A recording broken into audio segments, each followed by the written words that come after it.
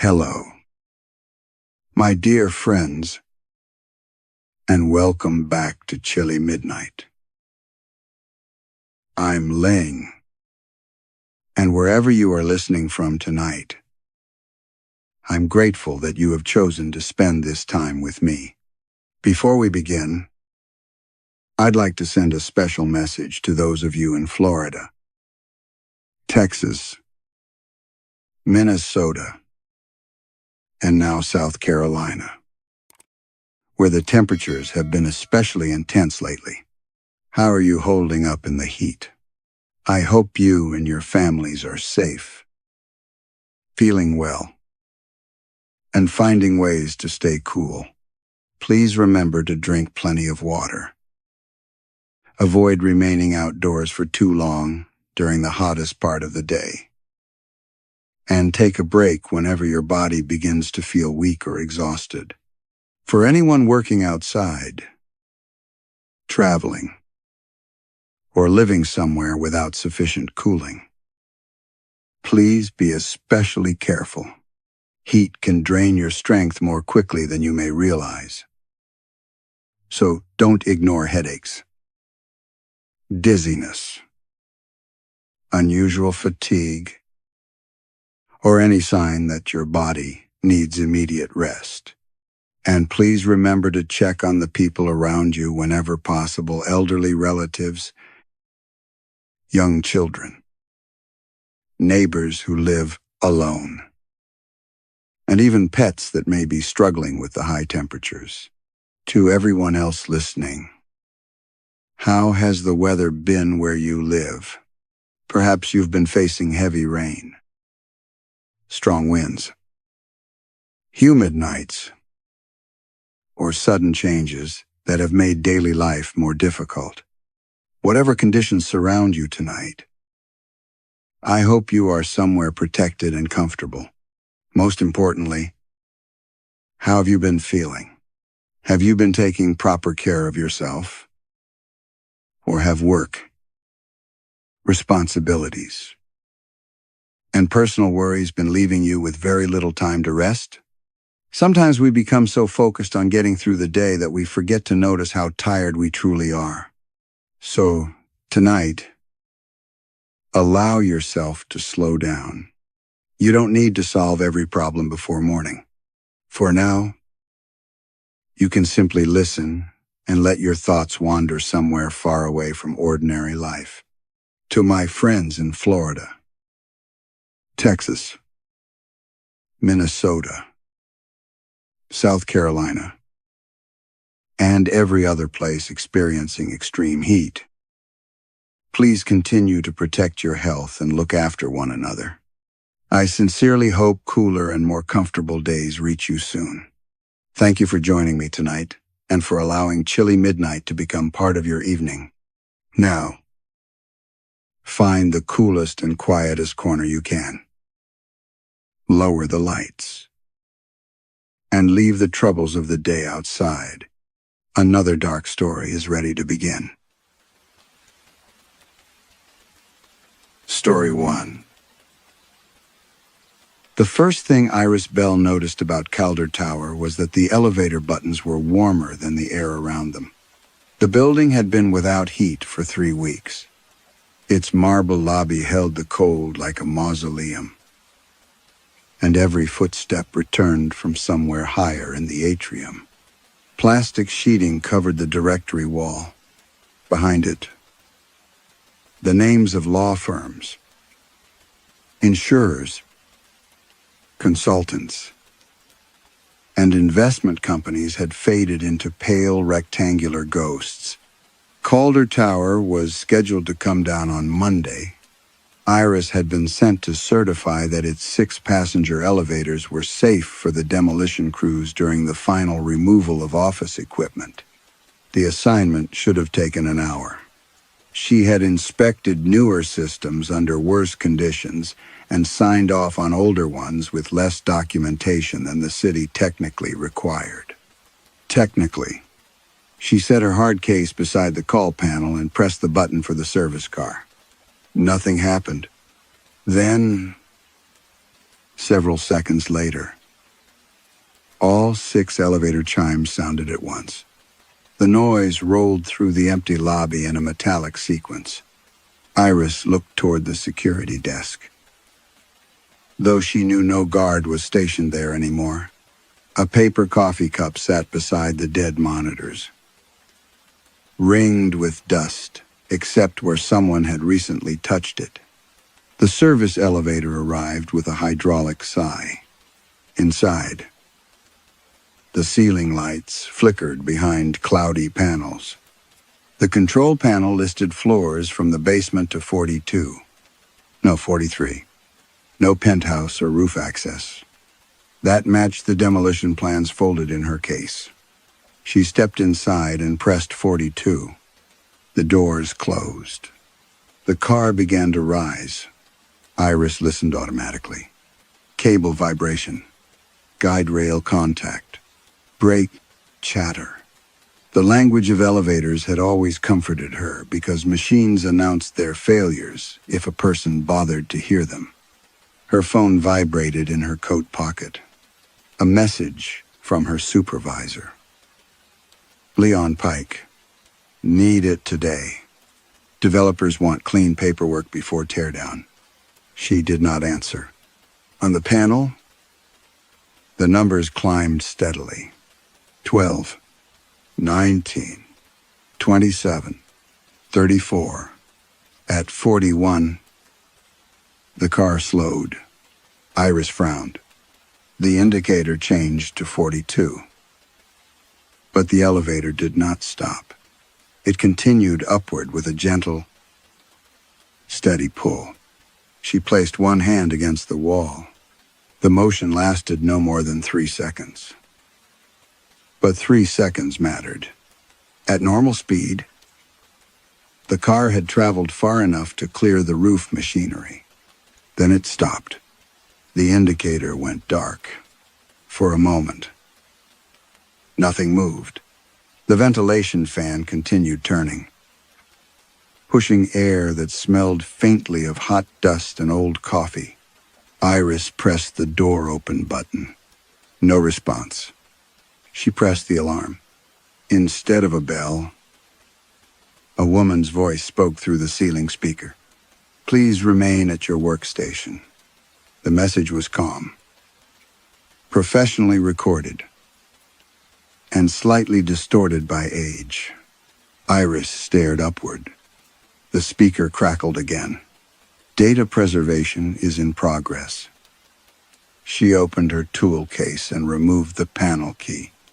There were ordinary explanations: crossed wiring, residual programming, an abandoned emergency script.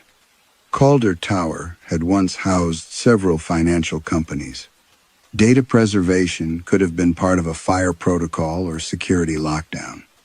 She inserted the key into the service switch. Before she turned it, she heard typing. Not from the speaker, from outside the elevator. Hundreds of keyboards, striking at different rhythms. The sound was muffled but unmistakable. It spread beyond the doors in a vast, dry patter, like rain falling on paper. Iris held still. A telephone rang once, somewhere farther away. A copier began feeding sheets through its rollers. Then came a cough, a chair scraping, the low murmur of people speaking beneath fluorescent lights. The building had been emptied 11 days earlier. She turned the service key. The doors opened 6 inches and stopped. A red light filled the gap. It was not the pulsing red of an alarm beacon. It was steady, low, and deep enough to flatten everything it touched. Iris leaned closer. Beyond the doors lay a corridor lined with gray office partitions. At the nearest desk, a man in a white shirt sat with his back to her, typing. His shoulders were dusted with ash. On the wall behind him, a black plastic sign read, Floor 43 operations. Iris stepped back so quickly that her shoulders struck the panel. The man stopped typing. Without turning, he said, "Inspector Bell, you are late." Then every keyboard in the unseen office fell silent. The silence beyond the elevator doors was so complete that Iris could hear metal cooling inside the walls. The man at the nearest desk remained facing his monitor. "Inspector Bell," he said again, "please complete the floor." Behind him, dozens of shapes sat motionless beneath the red emergency light. Iris could not see their faces. Only pale shirts, dark jackets, and hands resting over keyboards. Ash coated the carpet in thin drifts. She struck the door close button. Nothing happened. The man began turning in his chair. Iris seized the service key and twisted it hard enough to hurt her fingers. The elevator shuddered. The doors slammed together before the man's face came fully into view. But she saw enough. Skin gray with soot. Mouth open as though he had been breathing smoke for years. The car dropped. Iris braced herself against the handrail. The indicator remained blank as the elevator descended too quickly. Cables whining above her. When the display returned, it showed 38. Then 24. Then 9. The doors opened into the lobby. Cold daylight lay across the marble. No keyboards sounded. No red light followed her out. She stepped from the car and nearly fell. "Bell," Leon Pike's voice came through her phone. She had answered without realizing it. "I'm here," she said. "You sound winded." "The service car has a control fault." She looked back. The doors stood open on an ordinary elevator cab. The panel ended at 42. Leon exhaled. "What kind of fault?" "Uncommanded travel beyond the terminal landing. Possible retained programming. Audio message on the emergency system." There was a pause. "Can you isolate the car? I need to inspect the controller and measure the overhead clearance." "Do you need to? Or would you prefer to?" Iris stared at the plastic-covered directory. Leon continued in the patient tone he used when reminding inspectors which decisions kept projects moving. "The demolition contractor only needs one reliable car. Take the service unit out of operation. Test another. And certify limited use. There may be a shaft extension discrepancy in a building being destroyed. That is not the point." "No," Leon said. "The point is whether the elevator can move people safely for 3 more days." Iris knew the rest of the argument because she had made it herself. Codes were written for occupied buildings. Temporary access carried different tolerances. Demolition sites were controlled environments. A defect that would demand immediate closure in a hospital might require only documentation in an empty tower. Clean paperwork did not mean false paperwork. That was the sentence she had used for 12 years. "I'll call you after I check the machine room," she said. Leon laughed once. "Like you checked the Kedzie freight lifts." Her grip tightened around the phone. "I reviewed the contractor's test sheets. You signed that you witnessed them. They were licensed. And the city accepted your signature." His voice softened. "That is how this works. Iris, nobody has the staff to watch every brake test and crawl through every shaft. We certify systems, contractors, procedures. Not every bolt. A memory surfaced, rain on warehouse windows. A maintenance foreman holding out a clipboard. Iris, signing beside a line marked "Witnessed" while her coat was still buttoned. 6 months later, a freight platform dropped 2 levels. No one died. Leanh had called that proof the process had worked. She ended the call. On the abandoned security desk, the paper coffee cup still stood beside the monitors. Iris touched it. Warm. She pulled her inspection packet from the hard case. The first pages covered hoistway condition, doors, brakes, alarms, and emergency communication. She had left most fields blank, intending to complete them after testing. The service elevator chimed behind her. Iris did not turn. A faint office murmur seeped through the lobby. Phones. Printers.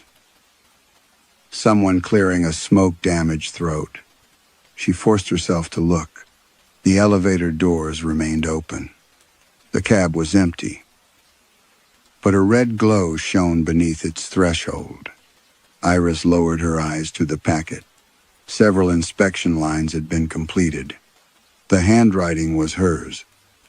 Narrow capitals. Heavy downstrokes.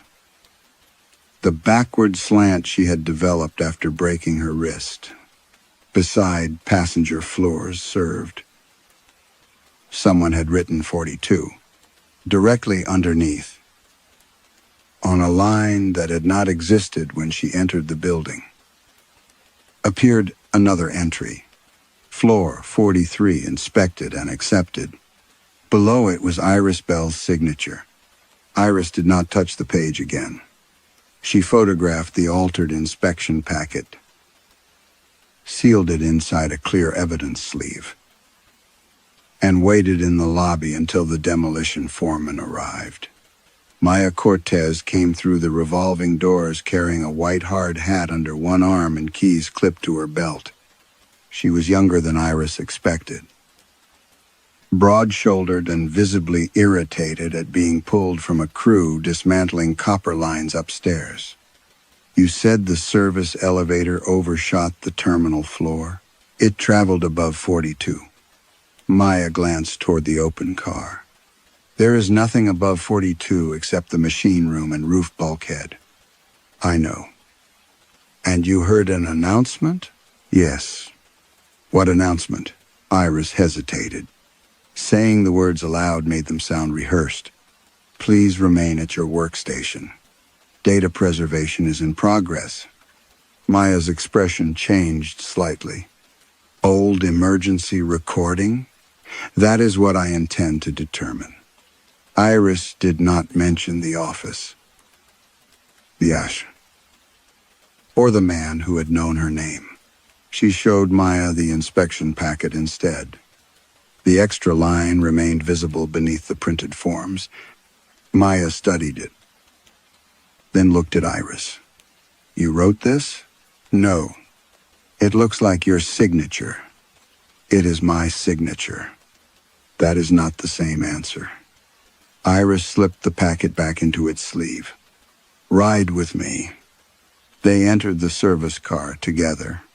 Maya held the doors while Iris checked the panel edges for hidden controls or replacement plates. Nothing had been added.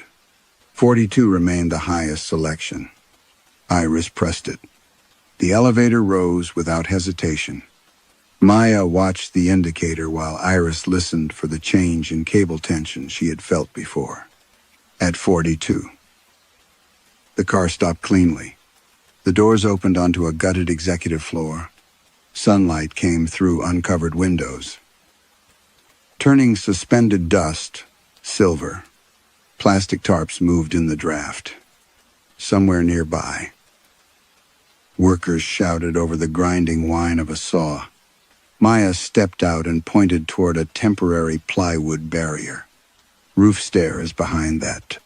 Machine room access is another level up. No offices.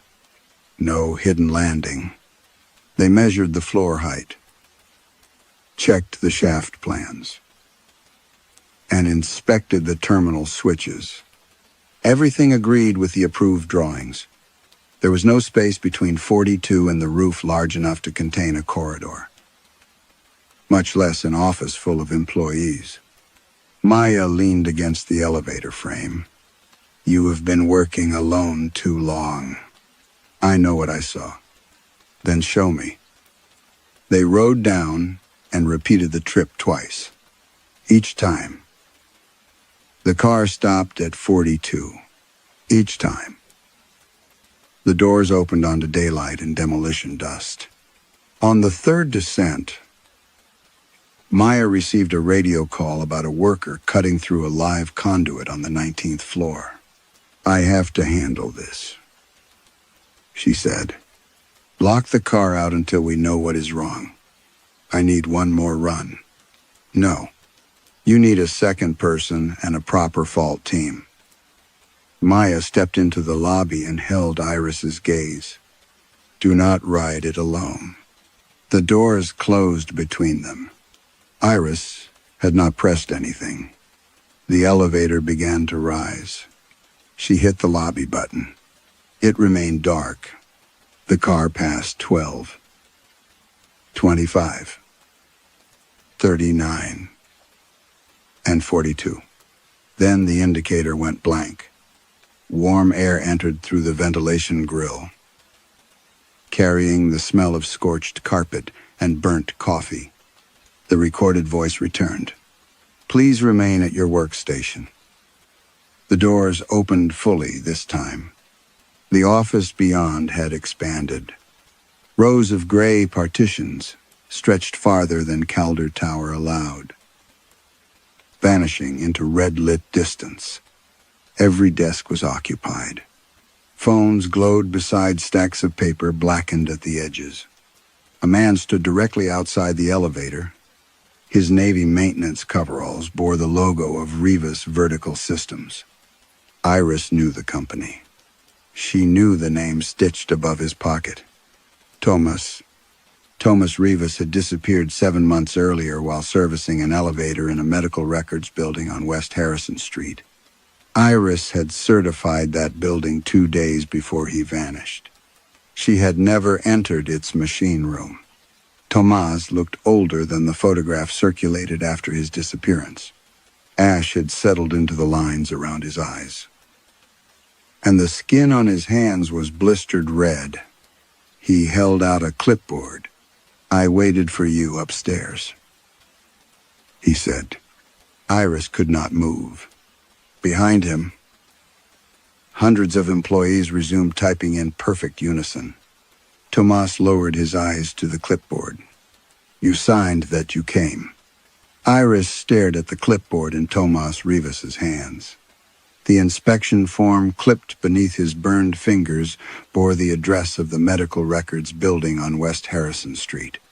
At the bottom of the page was her signature, followed by a declaration that she had personally witnessed the terminal brake test. "You were not there," Tomas said.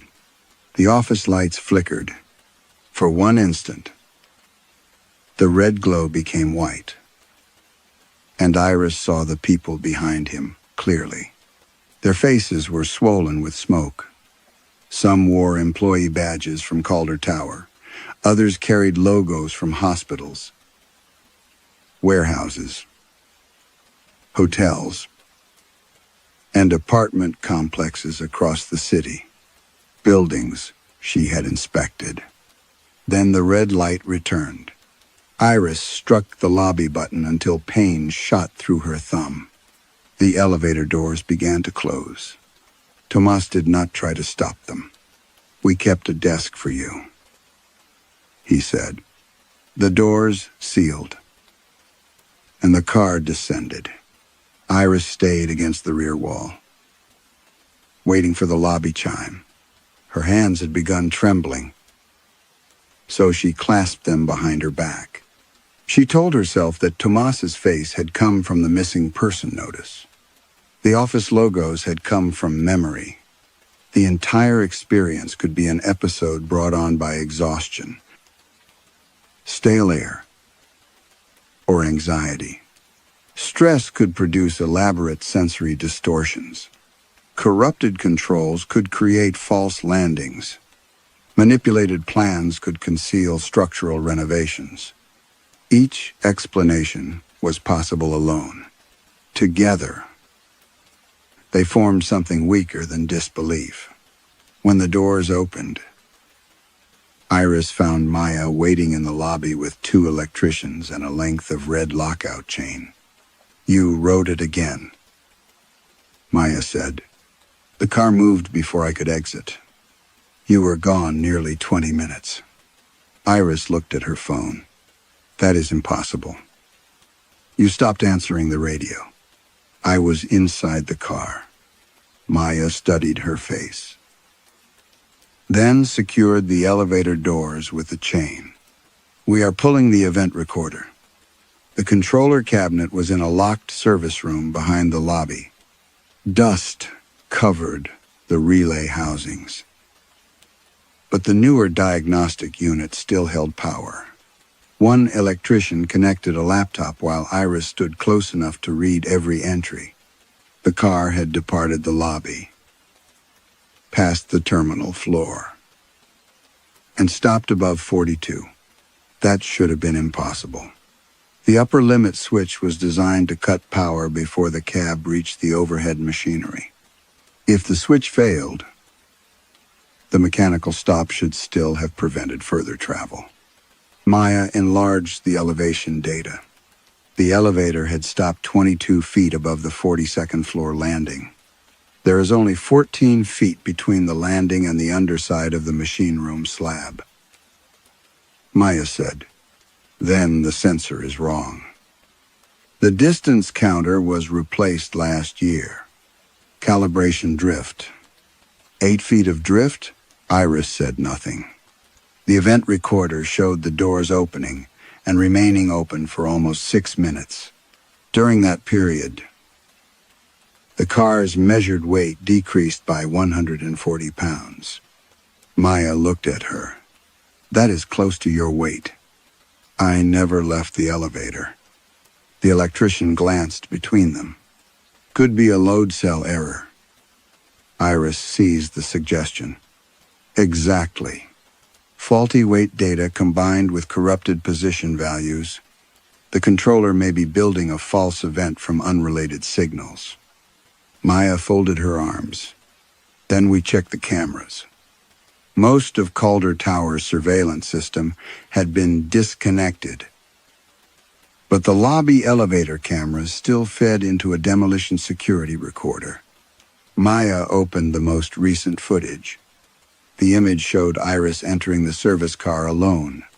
The doors closed. The interior camera appeared beside it. Iris watched herself standing beneath the cloudy ceiling lights. She pressed 42, checked her phone, and waited as the elevator rose. The video stuttered when the indicator went blank. Red light entered the cab. The doors opened onto an office corridor. The camera angle revealed only a few feet beyond the threshold, but it was enough to show gray partitions and ash drifting across the carpet. Iris stepped out. "No," she whispered, on screen. She walked past Tomas Rivas without looking at him. He remained beside the elevator, holding the clipboard. The doors stayed open after she disappeared into the office for almost 6 minutes. The empty car waited. Then Iris returned. She moved slowly, carrying something against her chest. Before entering the elevator, she turned toward someone beyond the camera's view and nodded. The doors closed. Maya paused the recording. "What were you holding?" Iris leaned closer. In the frozen image, the other Iris carried a red employee binder. A white label had been fixed to its spine. The lettering was small, but unmistakably hers. Iris Bell, Outstanding Inspections, on screen. Her recorded face turned directly toward the camera and smiled. The smile on the security footage did not belong to Iris.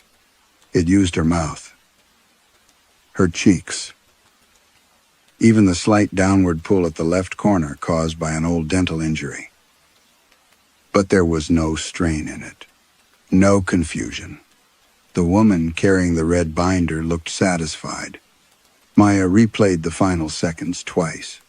Each time, the recorded Iris entered the elevator, pressed the lobby button, and held the binder close to her chest, as though protecting company property. Just before the doors closed, a hand reached from the red-lit office and touched her shoulder. The hand wore a municipal inspection badge. Iris stepped away from the monitor. "We shut the building down," Maya said. "It is already shut down." "Then we shut it down harder." Maya ordered the electricians to cut power to the service car at the main disconnect. They locked the controller cabinet, tagged the doors, and called the demolition superintendent. Within half an hour, workers were being cleared from the upper floors. The elevator chimed while its power cables lay disconnected on the floor. No one spoke. The lockout chain loosened by itself and fell across the marble. The doors opened. Beyond them was not the elevator cab. A corridor extended directly from the lobby, carpeted in gray squares and illuminated by red emergency lights. It should have occupied the shaft, the loading dock, and part of the street beyond the tower. Yet it stretched farther than Iris could see. Rows of office signs hung from the ceiling. Claims processing, patient records, tenant service, freight operations. Each department name belonged to a different property Iris had inspected. Maya whispered, "What am I looking at?" Iris recognized the first reception desk. It came from a River North insurance office where she had approved 3 lifts after reviewing maintenance photographs in her car. The next department reproduced the green partitions of the West Harrison Medical Records building. Farther away stood the yellow safety railings of the Kedzie warehouse. The places had been joined without transition. Carpet became hospital vinyl, then stained concrete, then polished stone. Ceiling heights changed every few yards. Fluorescent fixtures hung at impossible angles, all washed in the same red glow. People sat at every desk. Some typed, others filed papers, answered silent phones, or stared at blank monitors. Ash covered their hair and shoulders. Their movements repeated in short cycles. Lift a page, stamp it, place it aside, answer a phone, listen, hang up, type a sentence, delete it, begin again. Tomas Rivas stood near the entrance. He no longer carried the clipboard. A badge was pinned to his coveralls. Iris saw a city seal at the top and a number beneath it. Her approval number for the West Harrison building. A woman at the insurance reception desk wore another badge. Iris remembered her from a complaint file, Evelyn Marsh. A temporary receptionist who vanished after an elevator opened between floors during a power failure. The building owner had claimed she left voluntarily. Her badge carried Iris's certification number from River North. Farther inside, a warehouse worker with a crushed hard hat sat beneath a freight sign. Another approval number was stamped across his chest. Iris knew them all, not the people. The numbers? Maya moved beside her. "These are your inspections? My certificates." A printer began operating somewhere in the corridor. Sheet after sheet slid onto a tray. each bearing the municipal crest and Iris's signature. The secret floor seemed to inhale. Partitions shifted outward. New corridors unfolded behind existing walls. A copy room appeared where empty air had been, followed by a break room, a file archive, and a narrow elevator lobby with doors from a building Iris had never visited despite certifying its modernization. Every omission had become architecture. Every unchecked machine room became a room here. Every unwitnessed brake test became another corridor. Every complaint she had downgraded became a desk occupied by someone no longer present in the living city. Tomas looked at Iris. "You called them paperwork errors," he said. Behind him, hundreds of employees turned in their chairs. Their badges caught the red light. Each number belonged to Iris. Then, at the far end of the expanding floor, a new cubicle rose from the carpet. A woman sat down inside it wearing Iris's coat. On her badge was an approval number Iris had not issued yet. The woman in Iris's coat did not move. She sat with her back straight, hands folded beside an unlit monitor, while the red badge on her chest remained too far away to read. Around her, partitions continued sliding into place with the soft click of filing cabinets closing. Maya seized Iris by the arm and pulled her backward. The elevator doors shut between them and the impossible office.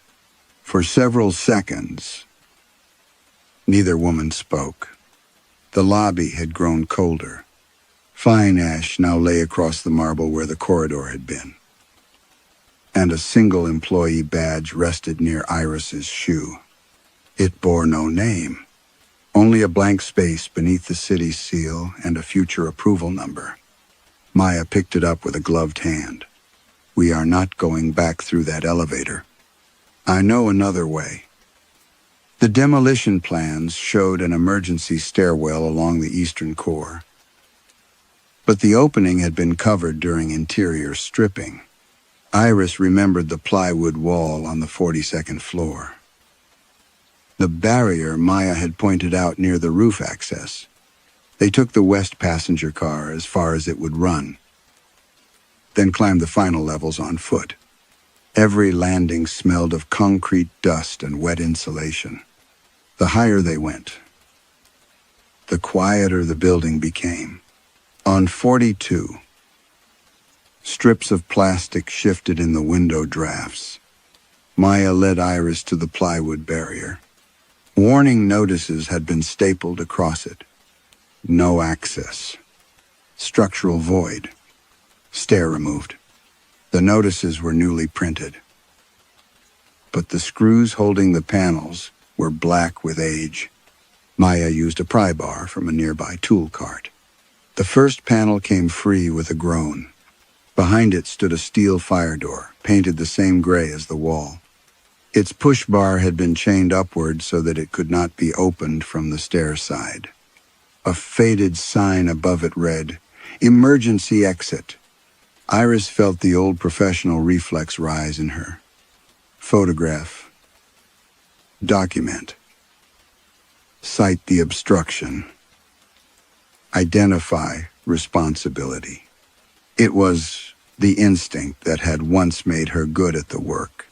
Before it became easier to sign, Maya cut the chain.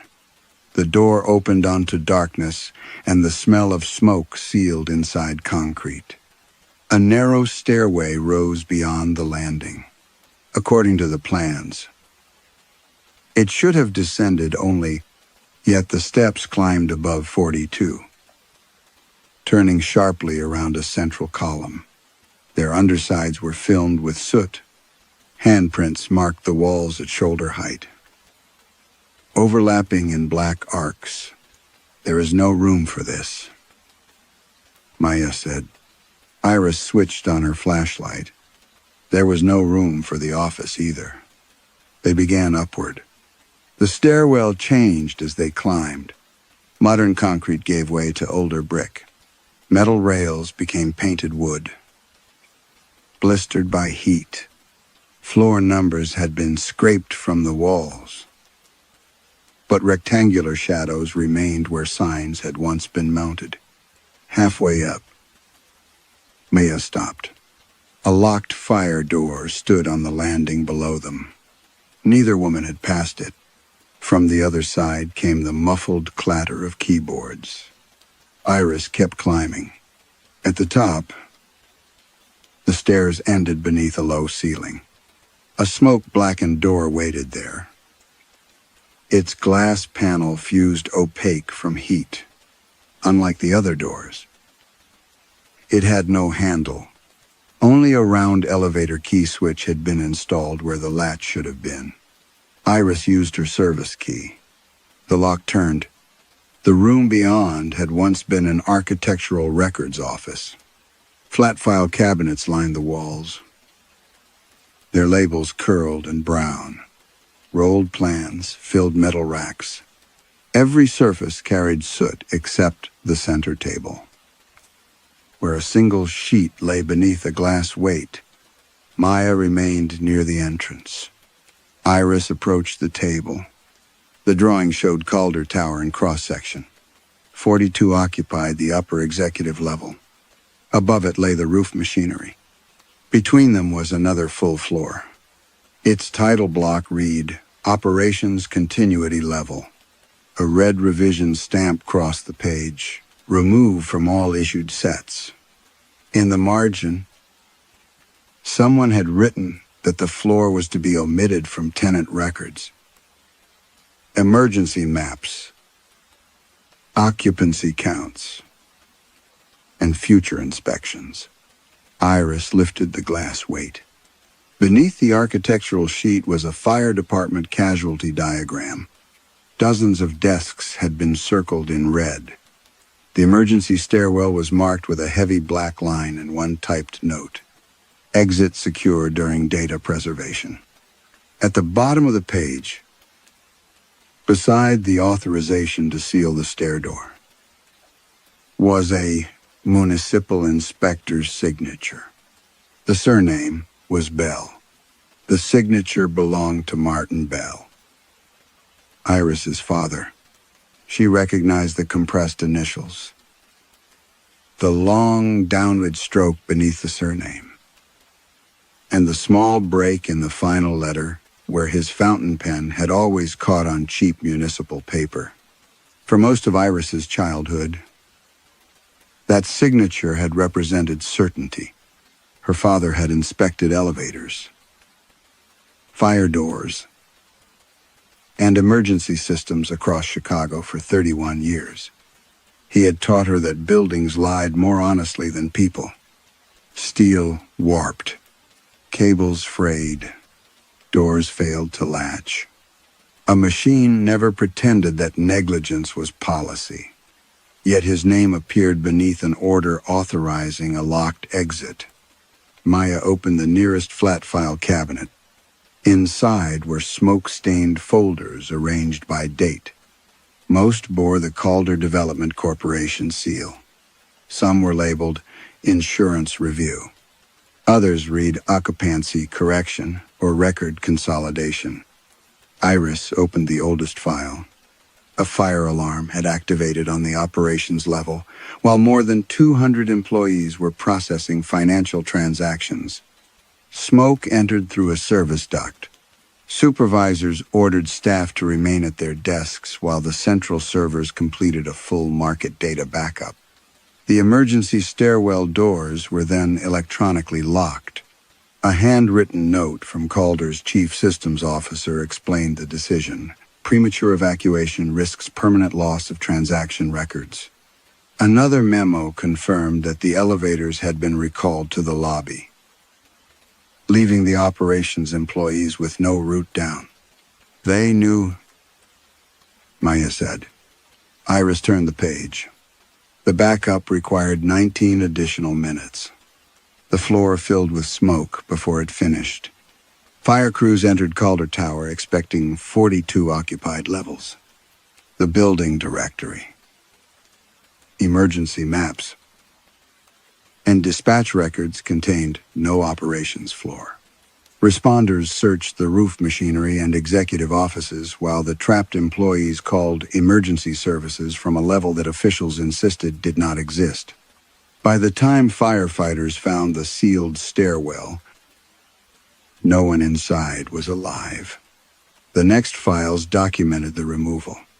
Calder's architects revised every elevation drawing. Payroll departments transferred the dead employees into shell companies and later recorded them as having resigned. Families received separation notices instead of death certificates. Insurance claims were denied because no registered occupants had been assigned to the location where the fire occurred. The physical floor remained, but legally it had vanished. Martin Bell had certified the revised emergency plans. Iris sat at the records table, unable to feel her hands. Her father had died believing she respected him. She had built her career from his recommendations and repeated his professional advice until it became indistinguishable from her own judgment. Nobody inspects every bolt. The sentence had been his before it was Leon's. Maya pulled another folder from the cabinet. These continue for decades. The later documents contained inspection certificates from buildings all across Chicago. Warehouses, hospitals, apartment towers, office blocks. Each certificate was connected to an accident, disappearance, or unrecorded mechanical failure. Many bore Iris's signature. A legal memorandum explained the pattern in language so dry that it took her several readings to understand. The erased floor could not expand without official recognition.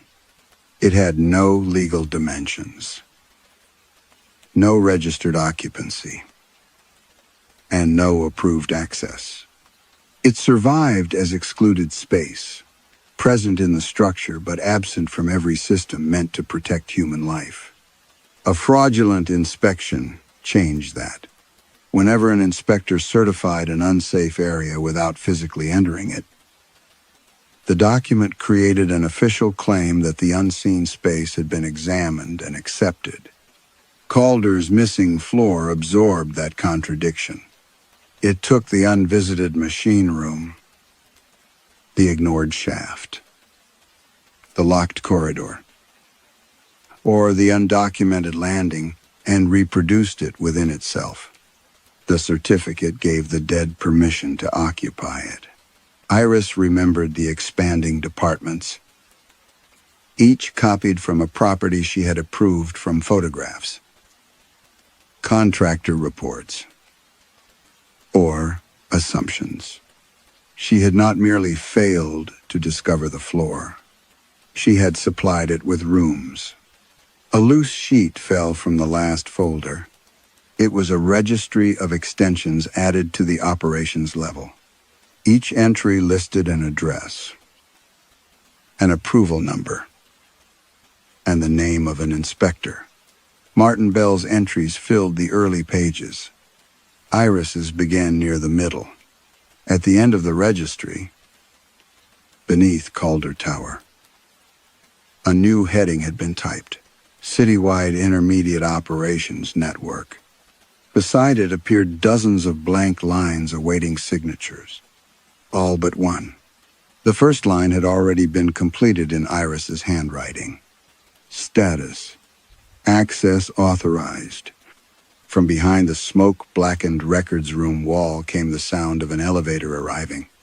Then Iris heard her own voice announce, "Inspection accepted."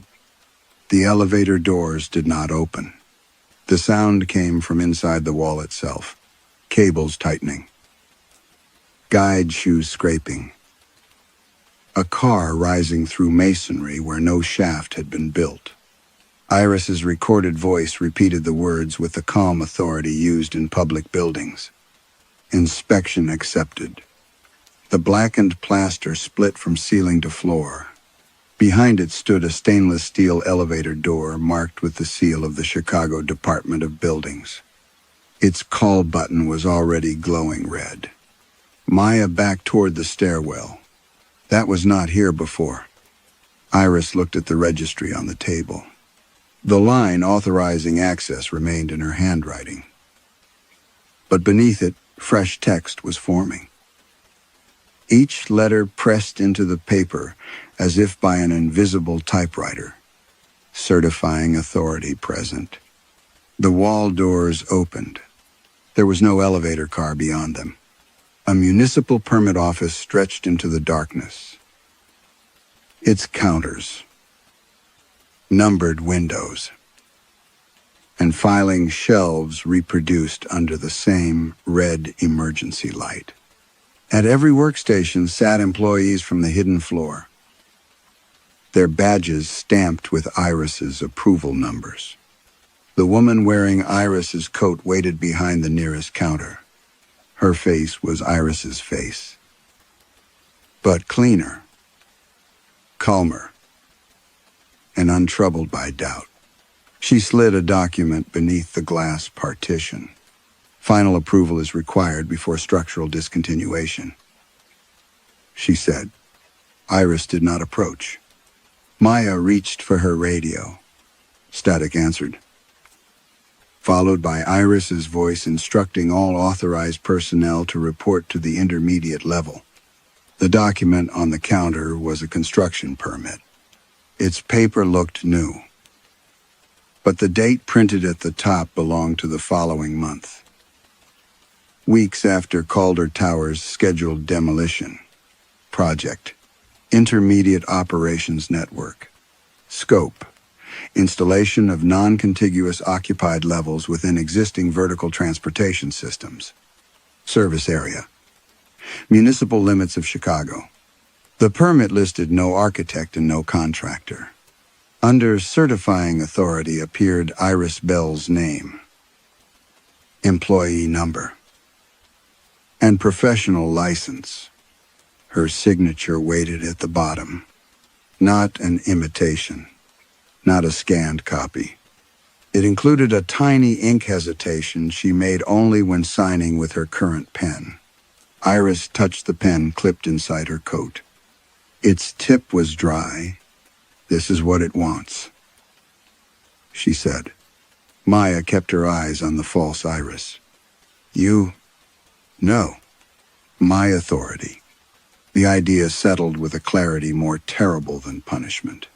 Calder Tower was going to be demolished. The fire floor's original walls, power conduits, stairwell, and elevator landings would be crushed into concrete and steel. Whatever had survived there for decades was about to lose the physical contradiction that anchored it to the city. The floor had not brought Iris inside to kill her. It had assembled her omissions, shown her the missing workers, and placed her name on every new department because a condemned structure could not authorize its own replacement. The dead needed an inspector to declare that the impossible network existed, complied with code, and was safe for occupancy. Once approved, it would no longer belong to Calder Tower. It could appear between floors in any building covered by the permit. Every elevator shaft in Chicago would become potential access. The woman behind the counter smiled. Your previous certifications established precedent. A map illuminated on the wall behind her. Hundreds of vertical red lines rose across the city, marking skyscrapers, hospitals, apartment buildings, hotels, schools, and transit stations. Between ordinary floor levels, thin rectangles began appearing one after another. Empty offices awaiting occupants. Maya struck the glass with the pry bar. It did not crack. The employees behind the counters turned toward her together. Iris examined the permit again. In the lower margin, a condition had been added. Approval deemed granted upon voice confirmation. Signature, or failure to revoke before demolition. How long? Iris asked. The false Iris looked toward a clock mounted above the permit windows. Its hands had melted into the black face. Until the original structure is discontinued, a vibration passed through the floor, somewhere below. Demolition machinery started for an unscheduled test. Dust sifted from the ceiling. The permit office brightened. On every desk, telephones began ringing. Iris seized the document and tore it down the middle. Both halves bled black ink, then joined again in her hands without a seam. The false Iris leaned closer to the glass. You have never needed to be present to approve anything. Behind her, the city map filled with red floors.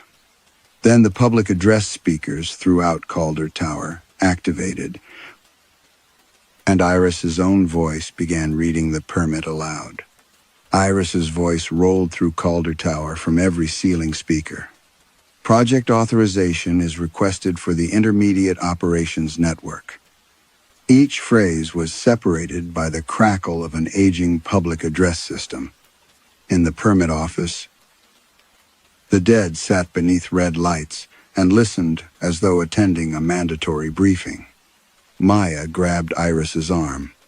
Can it finish without you? It already has my voice. Then we give it another one. They retreated into the smoke-blackened records room while the announcement continued behind the wall. Maya forced the stairwell door shut and wedged the pry bar through its handle. The metal trembled as something struck it from the other side. Iris spread the files across the table. Fire reports, revised plans, casualty diagrams, denied insurance claims, and the registry of fraudulent inspections. Her phone still showed a weak signal. She photographed every page and sent the files to the city inspector general. The fire department, 3 news desks, and every personal address she could remember. Maya uploaded copies to the demolition contractor's shared server. Once this goes public, Calder cannot bury it again, Maya said. Iris opened the camera on her phone. For several seconds, she saw only her own face reflected against black shelves. She had spent years believing professional ruin was the worst thing that could happen to her. The people behind the wall had been given no careers to lose. No hearing. No appeal. Not even a registered floor on which to die. She began recording. My name is Iris Bell. I am a municipal elevator inspector. I certified systems I did not fully examine. I signed that I witnessed tests I did not witness. I accepted contractor reports instead of physical inspections and treated missing evidence as administrative inconvenience. The stairwell door bowed inward. She named the freight lifts, apartment towers, medical facilities, offices, and hotels. She gave approval numbers and dates. She described Tomas Rivas and the others whose complaints or disappearances had been reduced to paperwork. Then she held the future permit before the camera. I revoke every certificate issued under my authority where the required inspection was not completed. I refuse approval of the Intermediate Operations Network. No occupied level, hidden or visible, is safe merely because an inspector signs a form. She stopped the recording and sent it everywhere the files had gone. The speakers fell silent for one breath. The building seemed to listen. Then a printer started inside the permit office. Iris looked at Maya. There will be an emergency control room. The original floor had to manage the locked stairs. Elevator recall and data backup from somewhere central. And switching it off ends this. No. But it may stop my silence from being counted as approval. The door tore free of its hinges. Beyond it, the impossible floor had replaced the stairwell. The red-lit corridor passed through departments assembled from Iris's neglected inspections. Every employee stood beside a desk, watching her. None tried to stop her. They formed an aisle. Iris walked between them, while Maya followed with the pry bar raised. Tomas Rivas stood near the West Harrison partitions. His badge no longer showed an approval number. It bore one word: witness. At the deepest point of the floor, they found a glass-walled control room. Inside were fire panels, elevator monitors, server racks, and a city map covered with red lines. A microphone waited beside the future permit. The false Iris sat at the console. Verbal authorization has been archived, she said.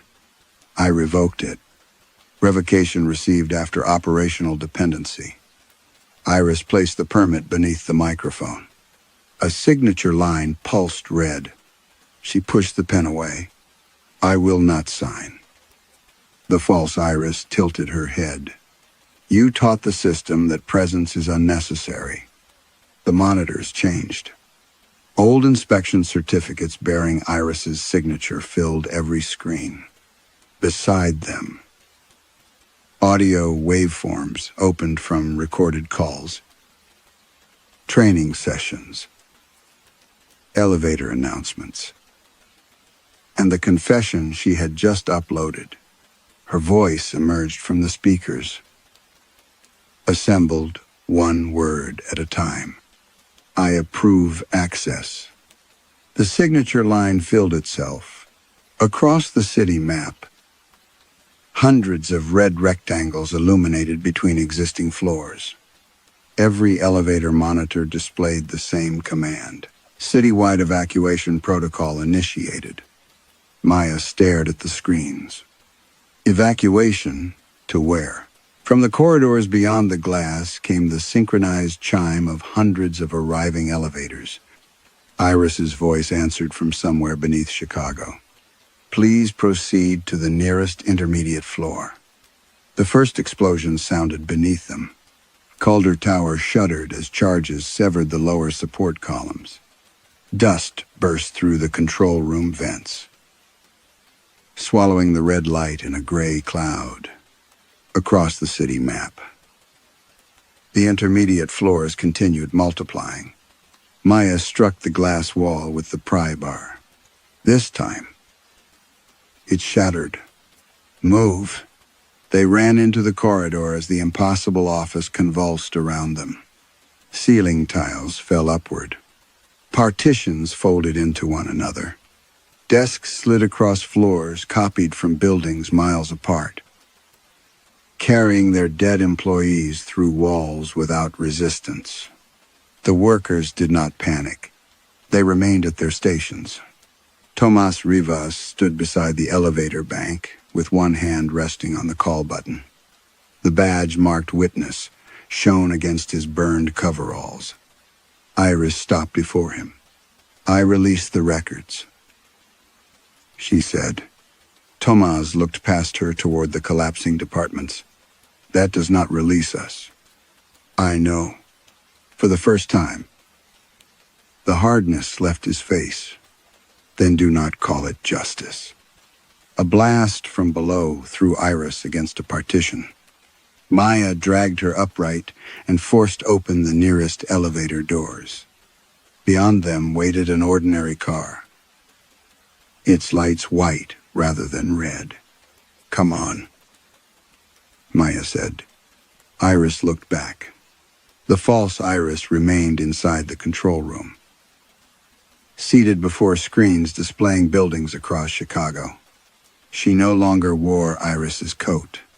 She wore a municipal inspector's uniform, identical to the one Martin Bell had worn in old photographs. The dead had never needed Iris's body. Only the authority that had passed from one Bell to another. Iris stepped into the elevator with Maya. Tomas stayed outside. "Aren't you coming?" Maya asked. He glanced at the hundreds of employees still working behind him. "We were instructed to remain."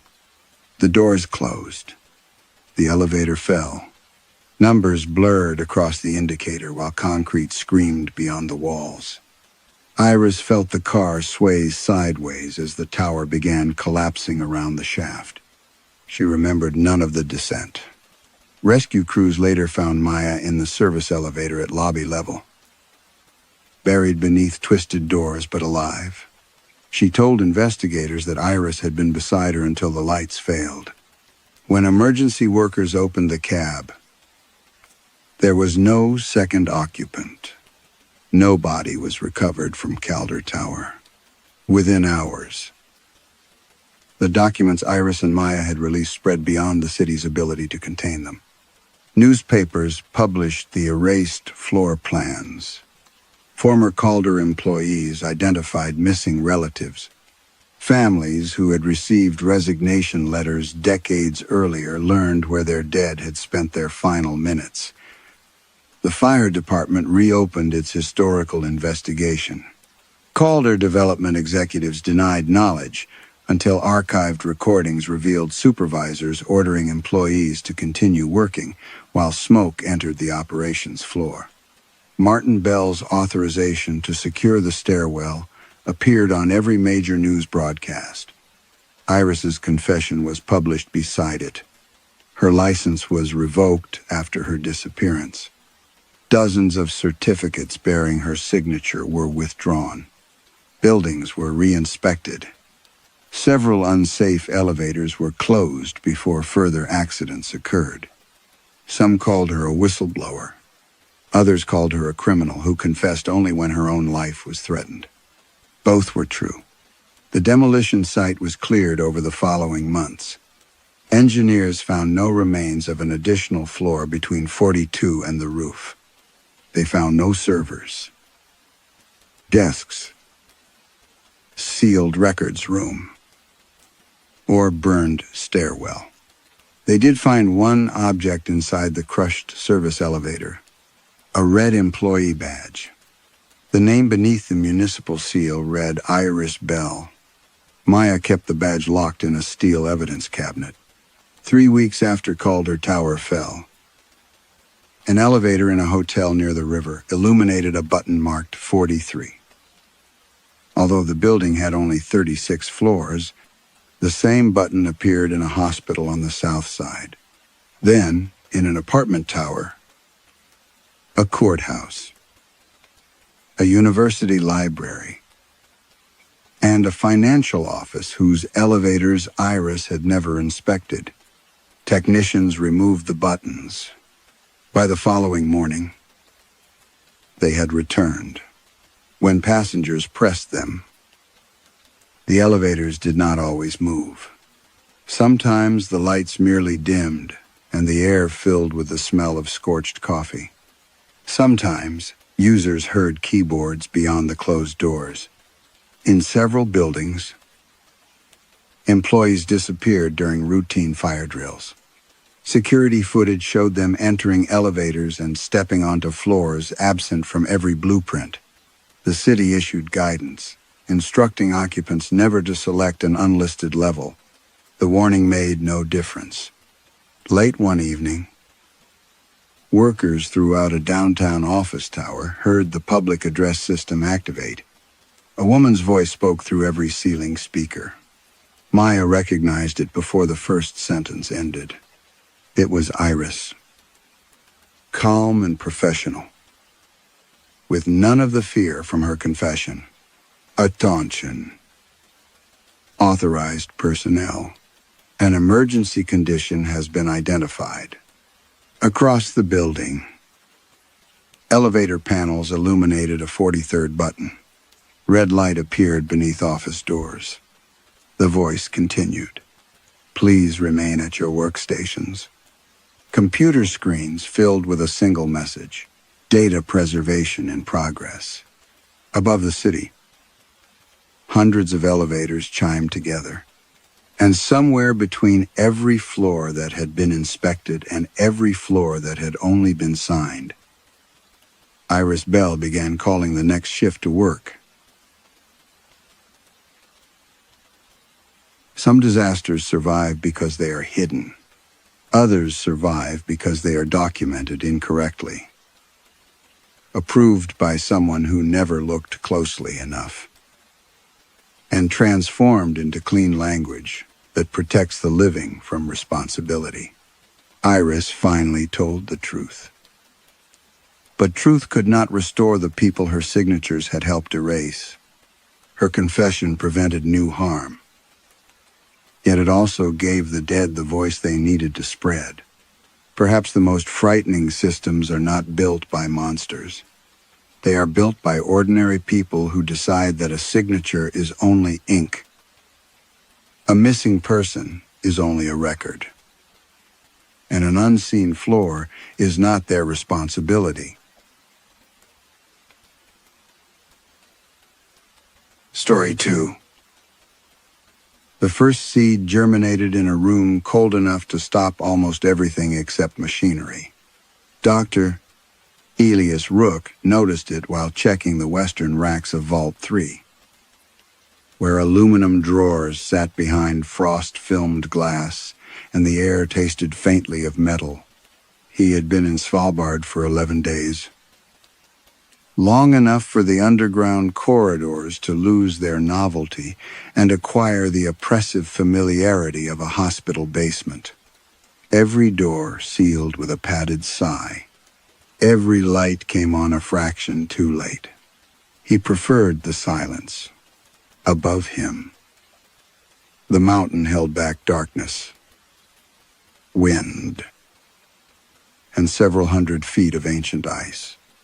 Below him, the seed bank preserved grains collected from failed states, drowned valleys, abandoned farms, and villages whose names had outlived the people who once planted there. Wheat, rice, barley, lentils, millet, small, dry bodies cataloged against famine. Elias had spent his career insisting that seeds did not remember. They carried genes, susceptibilities, tolerances, and dormant instructions. Memory belonged to animals, to nervous systems, to people with the luxury of guilt. He had said this in lectures, interviews, and hearings, usually in the measured tone that made other scientists sound emotional by comparison. The tray in front of him had no archive code. That was the first wrong detail. Every sample in Vault 3 was labeled in 3 places: drawer, sleeve, and internal register. This tray had only a strip of cloudy tape with nothing written on it.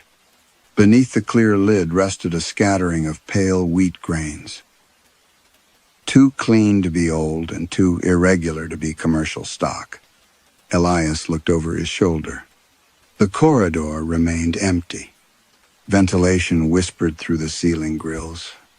Somewhere beyond the wall, a compressor changed pitch and settled again. He lifted the tray. The plastic was warmer than his gloves. Not warm in the ordinary sense. It held a faint biological heat, like skin after a hand had just moved away. He carried it to the inspection bench and woke the terminal. The Vault database accepted weight, shape, husk color, and mineral profile, but returned no match. He tried again under emergency acquisitions. Then under quarantine material. Nothing.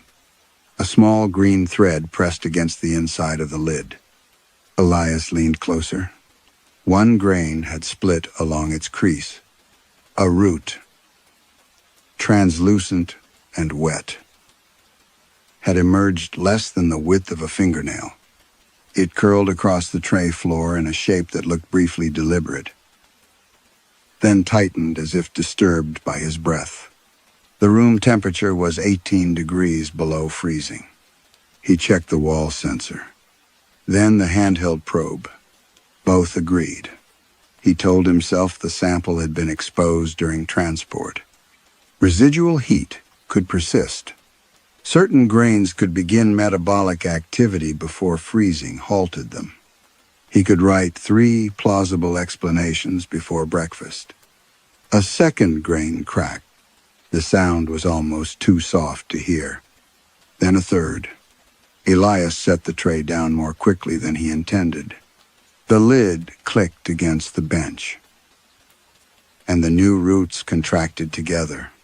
For several seconds, nothing moved. He became aware of the old ache in his right thumb, where a laboratory centrifuge had once shattered during his doctoral work. The incident had belonged to another researcher. Technically, so had the recovery method that made Elias famous afterward. He disliked remembering that sequence, especially underground, where every sound seemed preserved. The intercom above the door gave a burst of static. "Dr. Rook?" called a woman's voice. It was Anya Solberg, the vault operations manager. "Yes. Are you in 3? I am." A pause followed. Not long, but long enough to feel considered. "Did you open anything?" Elias looked at the unmarked tray. One sample appears to have been misplaced. The static thickened. Beneath it came a faint, dry noise, like grain poured slowly across a wooden table. Anja spoke again, more quietly. "There are no unregistered samples in Vault 3. Elias reached for the lid. The root nearest his hand unfolded. Its tip had divided into 2 soft white edges. Between them was a narrow hollow, dark at the center, opening and closing with patient rhythm. Not a root tip, a mouth. Before Elias could move, every grain in the tray turned toward him. Elias dropped the lid over the tray. The roots struck the plastic from beneath with a series of soft, damp taps. For an instant, he remained bent over the bench, one hand pressing down as though the grains might possess enough strength to lift it. Then the movement stopped. The pale threads relaxed across the metal surface, and the dark openings at their tips closed until they resembled ordinary root tissue again. "Dr. Rook?" Anja said through the intercom. He straightened. "I found evidence of premature germination, from which accession I told you. The label is missing." Another pause. "Leave the tray where it is. I'm coming down." Elias disconnected the intercom before she could say more. He photographed the sample, sealed it inside a secondary quarantine box, and entered a temporary identification number into the local terminal. The system rejected the entry twice. On the third attempt, it accepted the box under his personal authorization and displayed his name beneath the classification field.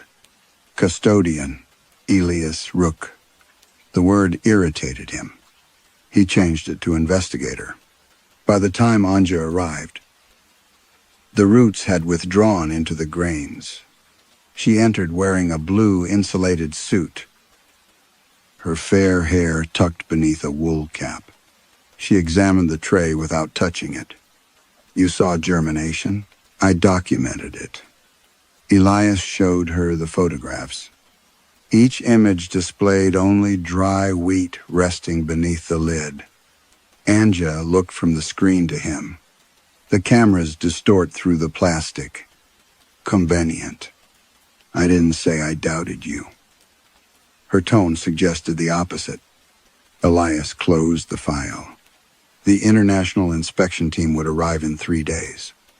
Representatives from the Global Crop Resilience Council would review the vault's quarantine procedures, funding priorities, and research leadership.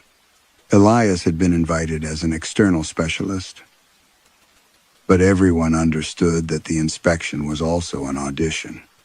A new director would soon be appointed to oversee several Arctic preservation programs. He had not come to Svalbard to argue about an unlabeled tray. He instructed Anja to isolate it, collect air samples, and review recent access records. Then he returned to the laboratory and continued preparing his presentation. Routine had always been his preferred defense against uncertainty. He reviewed pathogen maps, corrected terminology in junior researchers' reports, and removed 2 slides, crediting Dr. Miriam Vale, whose work on dormant fungal transmission had shaped most of his recommendations. Miriam had objected to his use of her unpublished data years earlier. She had lacked the institutional support to make the objection matter. Elias told himself the method had been improved under his supervision. Near midday, Thomas Haldorsen, a storage technician, entered the laboratory carrying 2 paper cups of coffee. His face looked gray beneath the fluorescent light. "You sleep badly?" Elias asked. Thomas set 1 cup beside him. "Dreams. Everyone has them here. Polar night disrupts circadian rhythm. This was different." Elias continued editing. Thomas described a field beneath a white sky. No houses, no insects. Wheat stalks stretched beyond the horizon. But every ear was empty. People moved between the rows on their knees, digging through frozen soil with bleeding hands. They kept asking where we had put the old seeds. Thomas said, "Who did?" "The people." "Did you recognize them?" "No, but they recognized me." Elias deleted another reference to Miriam. "Reduce caffeine. Use the light room before your shift." Thomas did not move. When I woke up, there was something in my mouth. That made Elias look up. Thomas placed a folded laboratory tissue on the desk. Inside lay a small brown seed, glossy with saliva. It was not wheat. Elias identified the ridged coat and narrow hilum as a legume, possibly a regional bean variety. Though none of the vault's package samples should have been accessible outside sealed storage. "You may have eaten something before sleeping. A seed. People do stranger things while exhausted." Thomas stared at him, then left without taking the coffee. By the afternoon, 2 more staff members reported similar dreams. Anja dreamed of children scraping flour from the cracks between floorboards. A microbiologist named Kira Bell dreamed that her mother boiled leather shoes in a kitchen pot while fields burned outside. Both awoke with seeds beneath their tongues. Anja's was black and triangular. Kira's was pale blue. Elias collected them in sterile vials and ordered toxicology screening. He insisted they discuss nothing with the inspection team. Sleep disruption, suggestion, and workplace anxiety could spread rapidly through isolated crews. That evening, alone in his quarters, Elias reviewed the photographs from Vault 3 again. The first images still showed ordinary grain. In the final photograph, however, a shape had appeared beneath the cloudy tape on the tray. It was not handwriting. It looked more like fine roots pressed together to form letters. Elias enlarged the image. The message contained only 2 words. Behind him, something dry shifted across his pillow. He turned slowly. A single wheat grain rested in the hollow where his head had been. When Elias touched his tongue to the roof of his mouth, he felt another one waiting there. The grain beneath Elias's tongue was warm. He removed it with sterile forceps and placed it in a glass vial before allowing himself to look in the mirror. There was no cut beneath his tongue, and no inflammation. No sign that anything had entered his mouth while he slept. Yet the grain carried a wet red line along its crease, as though it had been resting in tissue deeper than the surface. He did not report it. By early morning, he had transferred the unnumbered tray to the molecular laboratory under a quarantine protocol he drafted himself. The message beneath the cloudy tape was clearer now. Fine white roots had arranged themselves into 2 words. Count them. Elias photographed the letters, then peeled the tape away.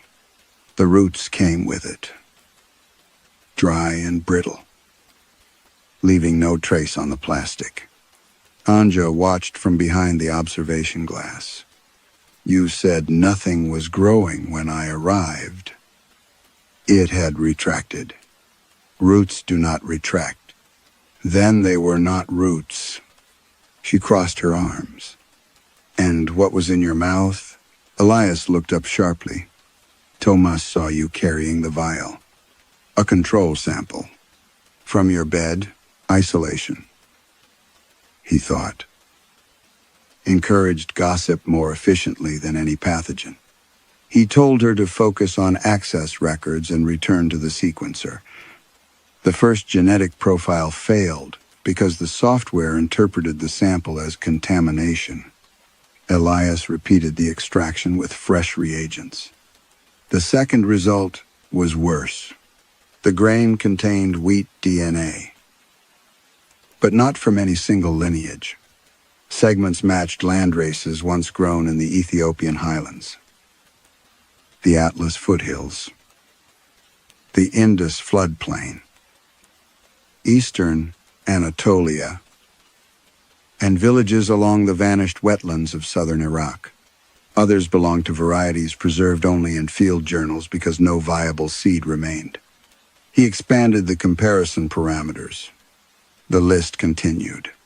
Red llamas, Gaza, Barakat, Black Emmer, Tuareg Blue, names from colonial surveys, famine reports, and agricultural catalogs whose final editions had been printed before Elias was born. Some varieties had disappeared through drought or war. Others had been displaced by high-yield commercial crops and then quietly declared extinct. By midday, the software had identified fragments from 312 lost regional varieties. That is not recombination, Kira said from the opposite terminal. She wore a mask, though the laboratory air had tested clean. It is an archive. An archive contains intact records. This is noise. It is too organized to be noise. Elias minimized the screen. Every fragment occupied a different region of the genome without repeating. The arrangement resembled a catalog assembled by something that understood both plant ancestry and absence. He ordered the data moved to an isolated terminal in an older monitoring room beside Vault 3. The room had not been used since a refrigeration upgrade 8 years earlier. Its consoles were thick with dust, and the central display remained disconnected from the current network. When Elias entered carrying the encrypted drive, The display turned on. No startup logo appeared. No fan began spinning. Green text simply formed against the black screen. Regional loss, 312. Beneath it, a second line appeared. Recorded hunger deaths, 4. Jobai Leanh. Elias stopped in the doorway. The number changed. It rose by 11. He checked the power cable. It ended beneath the console in a severed bundle wrapped with yellow tape. Anya, he called through his radio. Come to the old monitoring room. Static answered. As he stepped backward, the display went dark. Elias moved forward again. The green text returned. Regional loss, 312. Recorded hunger deaths, 4. Jobai. Leanh. He repeated the movement twice. Each time he retreated, the terminal died. Each time he approached, it awakened and the total increased. A new heading appeared beneath the figures. Hunger index. Rows of countries scrolled upward, followed by dates, crop failures, import agreements, and mortality estimates. Some events Elias recognized. Others were absent from every public database he had ever used. Then the scrolling stopped. One final line appeared. Unattributed deaths awaiting classification. The number beside it was larger than all the others combined. Behind Elias, drawers began opening inside Vault 3. Not violently, one after another. They slid from the racks with the orderly precision of a filing system responding to a request. The terminal displayed a final instruction. Gardner, present. Begin counting the unrecorded. The drawers stopped opening when Anja entered Vault 3. She stood at the threshold with her radio raised, staring at the rows of exposed trays. Frost hung in the air like smoke. Behind Elias, the dead terminal still displayed Gardner present in green letters. Did you do this? She asked. The control system malfunctioned. There is no control system connected to those drawers. Then, someone opened them manually. Someone? Elias stepped between her and the screen. We have multiple reports of disturbed sleep, oral contamination, and visual misinterpretation, until we identify the cause. Everyone who entered this section should undergo examination. Anja looked past him. Including you, especially me. The answer satisfied her less than he intended. By the time the inspection team's aircraft landed in Longyearbyen, Elias had produced a formal explanation. Chronic darkness had disrupted sleep cycles. Shared anxiety had produced dream convergence. An unidentified fungus might be releasing neuroactive spores, while aging storage software had corrupted accession records and activated obsolete displays. Each hypothesis sounded weaker when spoken aloud. So he combined them. Controlled contamination. He called it the phrase restored order. It suggested boundaries, procedures, and an expert capable of managing both. Elias circulated a written protocol restricting access to Vault 3 and requiring masks in all lower levels. He omitted the terminal's response to his presence and classified the seeds recovered from staff mouths as environmental debris pending analysis. The seeds refused to support him. Kira found no fungal structures, no toxins, and no common surface residue. The specimens were biologically viable but genetically unrelated to anything the staff had eaten or handled. Anja's black seed matched a pea once cultivated in the Rift Mountains. Kira's blue seed belonged to a bean, last documented in a Syrian village destroyed decades earlier. Tomas's sample came from nowhere the database recognized. Improper storage can alter surface characteristics, Elias said. Not ancestry. Kira replied. Databases are incomplete. So our excuses. He removed her from sample analysis. The inspection proceeded above them in a conference room built into the mountain. Elias presented preservation statistics while 3 council delegates watched with professional expressions. Behind the glass wall, polar night pressed against the facility without horizon or stars. His slides were clean. His voice remained measured. When asked about the quarantine closure, he described a minor labeling irregularity and possible fungal exposure already under control. Then someone began coughing in the corridor.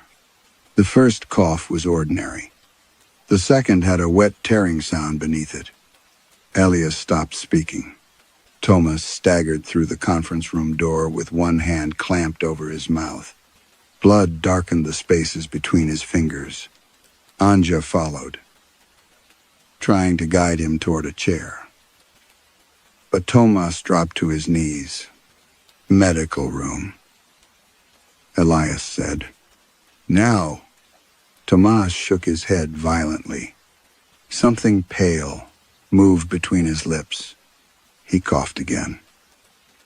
And a bundle of white roots spilled onto the black floor. The delegates recoiled. One reached for the wall alarm. Elias knelt beside Thomas before anyone could stop him. Less from compassion than from the need to control what the others saw. The roots were threaded with blood, but they did not lie still. They dragged themselves across the polished surface in short contracting motions, separating into branching lines. Thomas made a choking sound. More roots emerged from beneath his tongue. Anja pulled Elias back while Kira used forceps to clear his airway.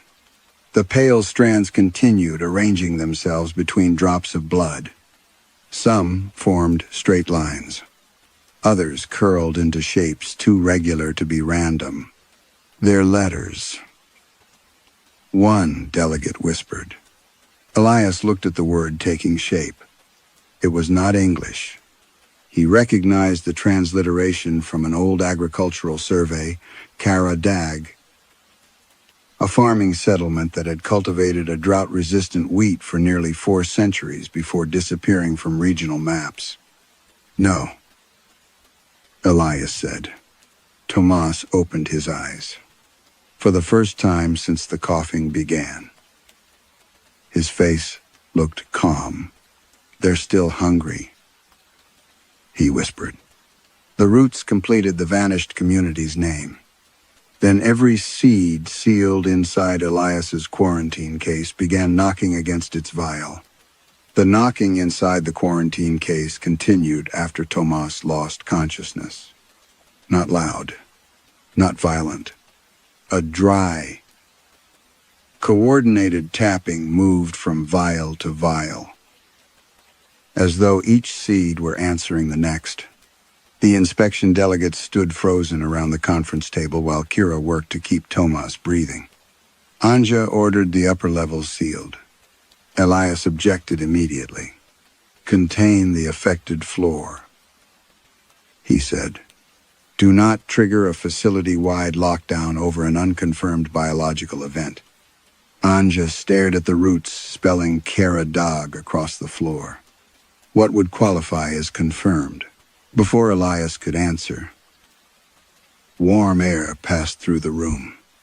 It was faint, almost pleasant, but everyone felt it.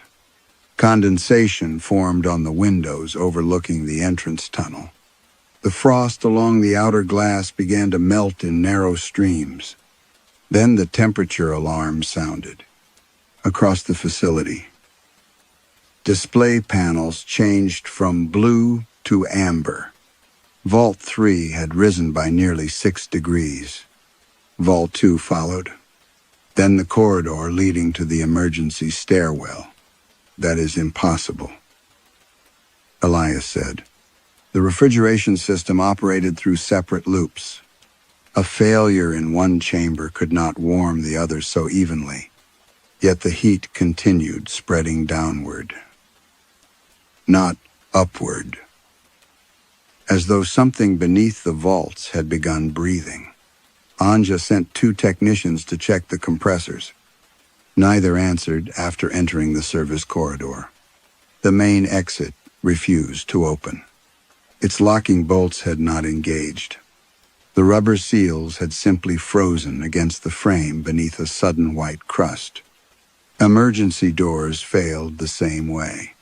Frost spread around their edges in branching patterns, thickening whenever someone struck the metal. Inside the vaults, the air grew warmer. The contradiction unsettled Elias more than the roots had. Heat and frost occupied the same corridors, dividing the facility into invisible zones. His glasses fogged while ice formed across his gloves. The mountains seemed to be preserving the exits and thawing everything within. They moved Tomas to the medical room. Kira removed several root fragments from his throat, but the remaining strands had embedded themselves beneath his tongue. When she tried to cut one, every light on the lower level went out. In the darkness, Grain began to whisper. The sound came from behind the unopened drawers. At first, it resembled husks shifting under vibration. Then the rhythm changed. Thousands of dry surfaces rubbed together in repeating patterns, producing breath-like syllables. Some voices seemed close to the metal doors. Others came from far behind them, as if the racks extended deeper into the mountain than the plans allowed. Anja raised her flashlight. "What are they saying?" Elias listened despite himself. Not words. Numbers. The whispers counted in dozens of languages, overlapping and restarting. Children's voices. Old voices. Voices too weak to finish. Each sequence ended in the same soft, chewing sound. The cold storage speakers clicked on. A neutral synthetic voice filled the corridor. Gardener present. No one moved. The system repeated the phrase through every intercom in the facility. Gardener present. Distribution, authorization, required. The delegates looked at Elias. He felt their attention like physical pressure. The old terminal identified me because I entered the quarantine record. The old terminal was disconnected. Anja said, "The system may have inherited user metadata from a cable cut 8 years ago." The speakers produced a low tone. Select receiving region. Every wall display changed at once. A world map appeared, divided into agricultural zones rather than national borders. Red markings spread across the Sahel, Central Asia, the Horn of Africa, the Andean Plateau, and several coastal deltas. Beside each region was a projected mortality figure. Elias recognized the format. It resembled the famine models used in reports he had reviewed for seed corporations, models designed not to prevent hunger, but to calculate how long a population could endure crop failure before purchasing replacement stock. The map highlighted one region. Authorization may end projected losses. The voice said. A drawer opened behind him. Inside lay hundreds of unmarked packets, each bulging with warm grain. Their paper surfaces rose and fell as though the contents were breathing. A small authorization panel extended from the wall. Its screen displayed Elias's name and a blank space for his thumbprint. "Do not touch it," Anja said. The voice softened. "Your varieties are ready." "Dr. Roque." Elias stared at the packets. From inside, everyone came the sound of tiny mouths opening. Then the system asked him to choose which country would be hungry first. The authorization panel remained extended from the wall, waiting for Elias's hand. No one touched it. Anja ordered the delegates into the medical wing while Kira stayed with Tomas. Elias should have gone with him. But the phrase, "Your varieties are ready," had lodged behind his thoughts. It carried the intimacy of an accusation disguised as praise. He turned away from the breathing packets and followed the cables beneath the panel. They did not belong to the current refrigeration system. The insulation was black, cracked with age, and stamped with the name of a seed logistics company that had ceased trading before the vault's construction. The cables disappeared behind a removable wall plate. "There is nothing below this level," Anja said. "Then these power something inside the rock." She caught his arm. "We wait for rescue. The exits are sealed. The temperature is rising. And the system is preparing distribution. Waiting is not containment." It was the sort of sentence Elias had used in hearings when he wanted hesitation to resemble incompetence. This time Anja recognized the tactic and let go with visible disgust.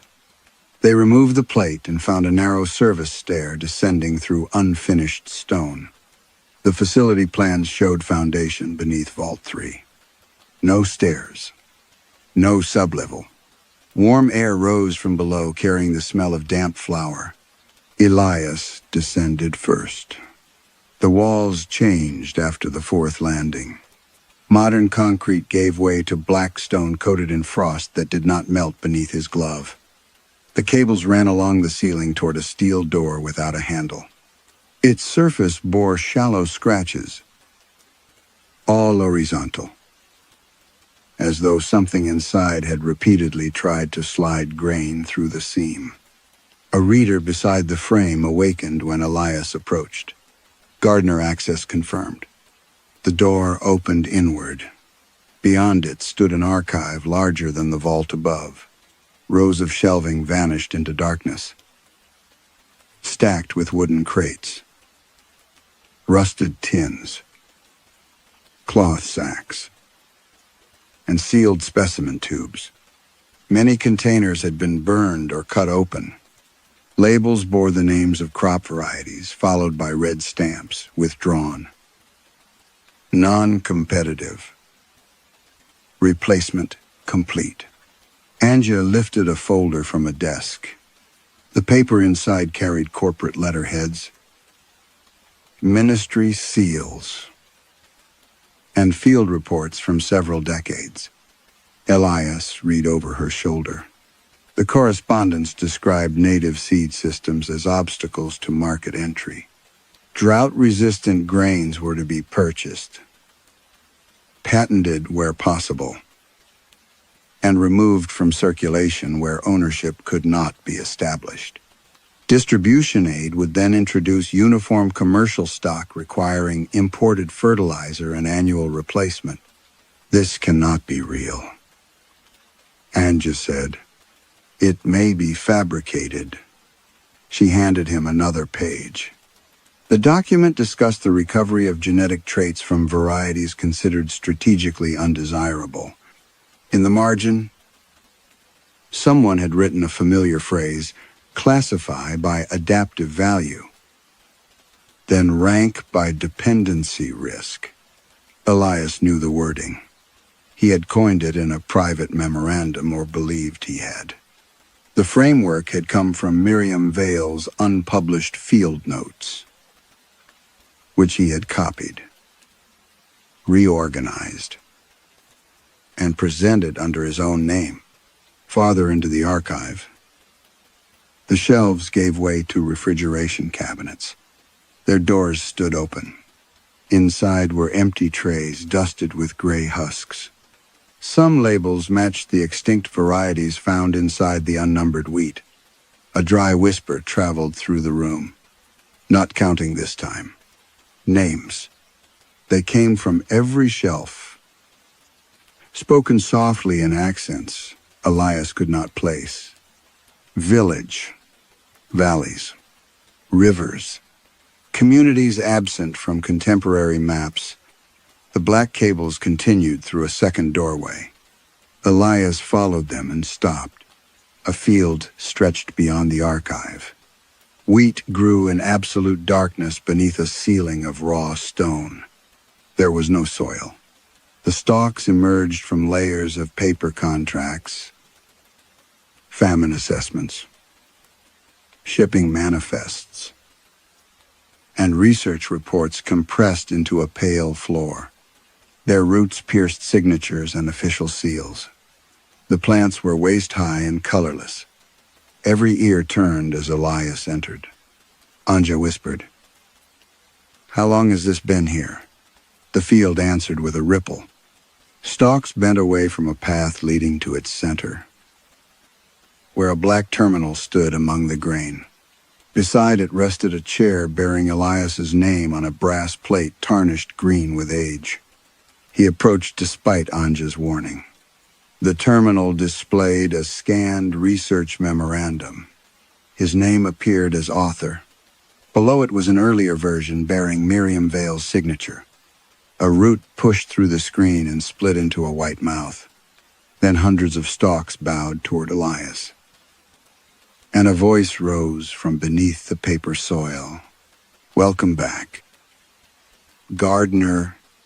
The voice beneath the paper soil did not come from a speaker. It moved through the wheat. Each stalk trembled in sequence, carrying the words outward until the underground field seemed to be speaking with one dry throat. "Welcome back, Gardener." Elias gripped the black terminal. "I have never been here." The wheat rustled. On the screen, Miriam Vale's memorandum opened page by page. Her original work described how locally adapted crops could be identified through clusters of drought tolerance, pest resistance, soil compatibility, and inherited cultivation practices. She had intended the method to help conservation teams find vulnerable seed systems before climate disruption erased them. Elias remembered the afternoon he copied the document. Miriam had left her office to answer a call. He inserted a drive, took the files, and later reorganized her language into a framework he called adaptive dependency mapping. When she accused him, he argued that she had produced observations while he had created a usable model. The distinction had earned him promotion. The terminal displayed his published version beside hers. Then a third document appeared. Elimination Priority Index. His categories remained intact. Only their purpose had changed. High adaptive value meant a native crop could survive without commercial inputs. Strong cultural integration meant farmers were unlikely to abandon it voluntarily. Low dependency risk meant a region could resist patented replacement stock. Those crops received the highest elimination scores. Anja read silently beside him. Her face lost color. A folder opened containing field directives, trade agreements, and internal messages. Companies funded surveys under the language of preservation. Then used the collected data to locate seed exchanges, community granaries, and independent breeding networks. Some collections were purchased and destroyed. Others were contaminated with sterile hybrids. Agricultural aid arrived only after local reserves failed. They engineered the shortages. Anja said, "Not directly." She turned toward him. Elias heard himself continue because qualification was an old reflex. War, drought, and political instability were already present. These companies exploited conditions. That is not the same as creating them. The field bowed in a slow wave. A new file appeared. Kara Dag. Replacement complete. The vanished community Tomas had coughed across the conference room floor had grown wheat able to endure poor soil and long dry seasons. Corporate agents offered a higher yield variety at subsidized cost. When the imported crop failed without the fertilizer shipments promised to accompany it, the old grain could not be restored. Its communal stores had burned in what the report called a sanitation event. Mortality estimates followed. Elias looked away before reaching the final figure. The terminal opened another case. Then another. A millet cooperative in Niger dissolved after its seed banks were declared diseased. A mountain barley in Pakistan disappeared after checkpoints prevented farmers from reaching terrace stores. A maize lineage in Guatemala was classified as genetically compromised, though later tests found no contamination before government crews destroyed it. Each operation referenced the same framework, Rook Classification Protocol. The name appeared in contracts and implementation manuals. His stolen method had become a hunting instrument. It identified not merely which crops were rare, but which communities remained difficult to control because they could still feed themselves. "I did not authorize this," Elias said. "No," Anja replied. "You only gave them the map." Behind them, the wheat began whispering names again. Elias recognized some, not the villages, but the scientists, researchers whose field notes he had absorbed into reports, assistants removed from author lists, agronomists thanked privately and forgotten publicly. The black cables pulsed beneath the paper floor. A confidential payment ledger appeared. Elias's consultancy fees aligned with each expansion of the elimination program. He had believed the companies paid for risk analysis and crop security forecasting. The final column was titled Source Acquisition. His name appeared beside Miriam's work. The amount paid was modest. That humiliated him most.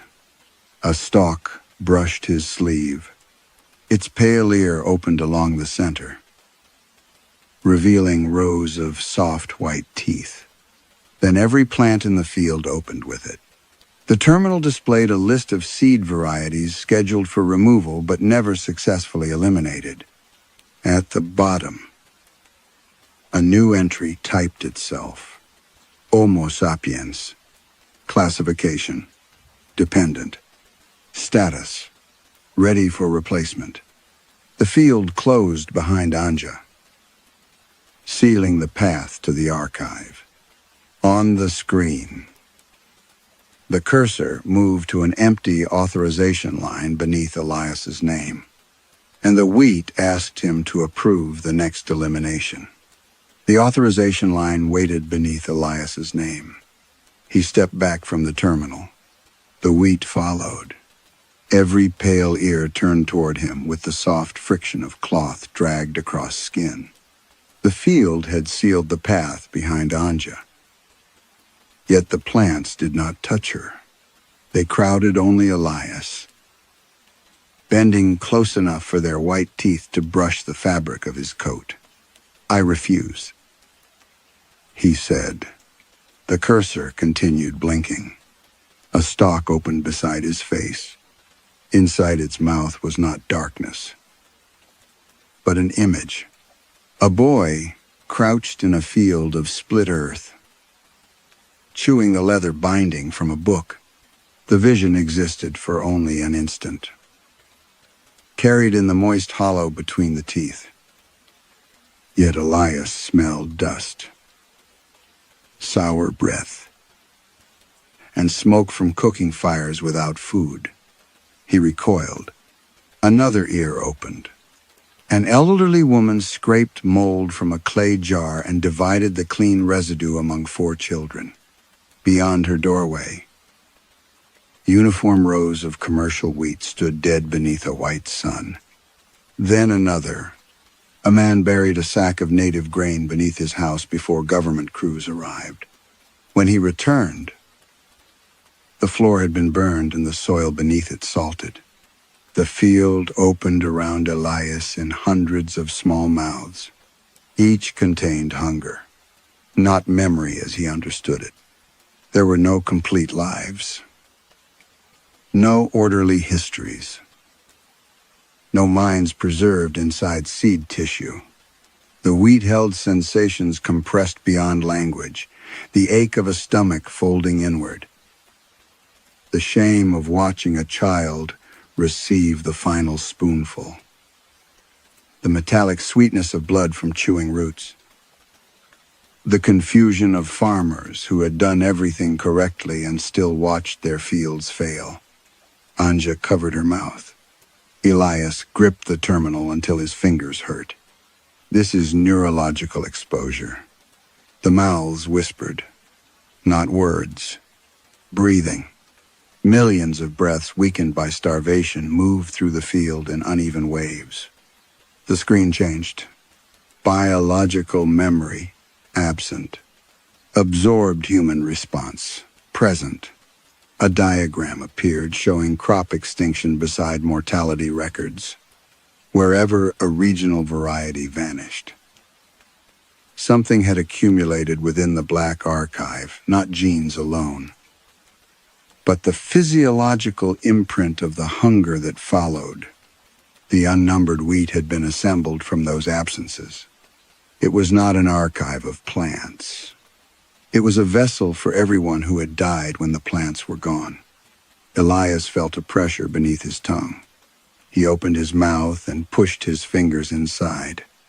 A root had grown through the soft tissue beside his lower teeth.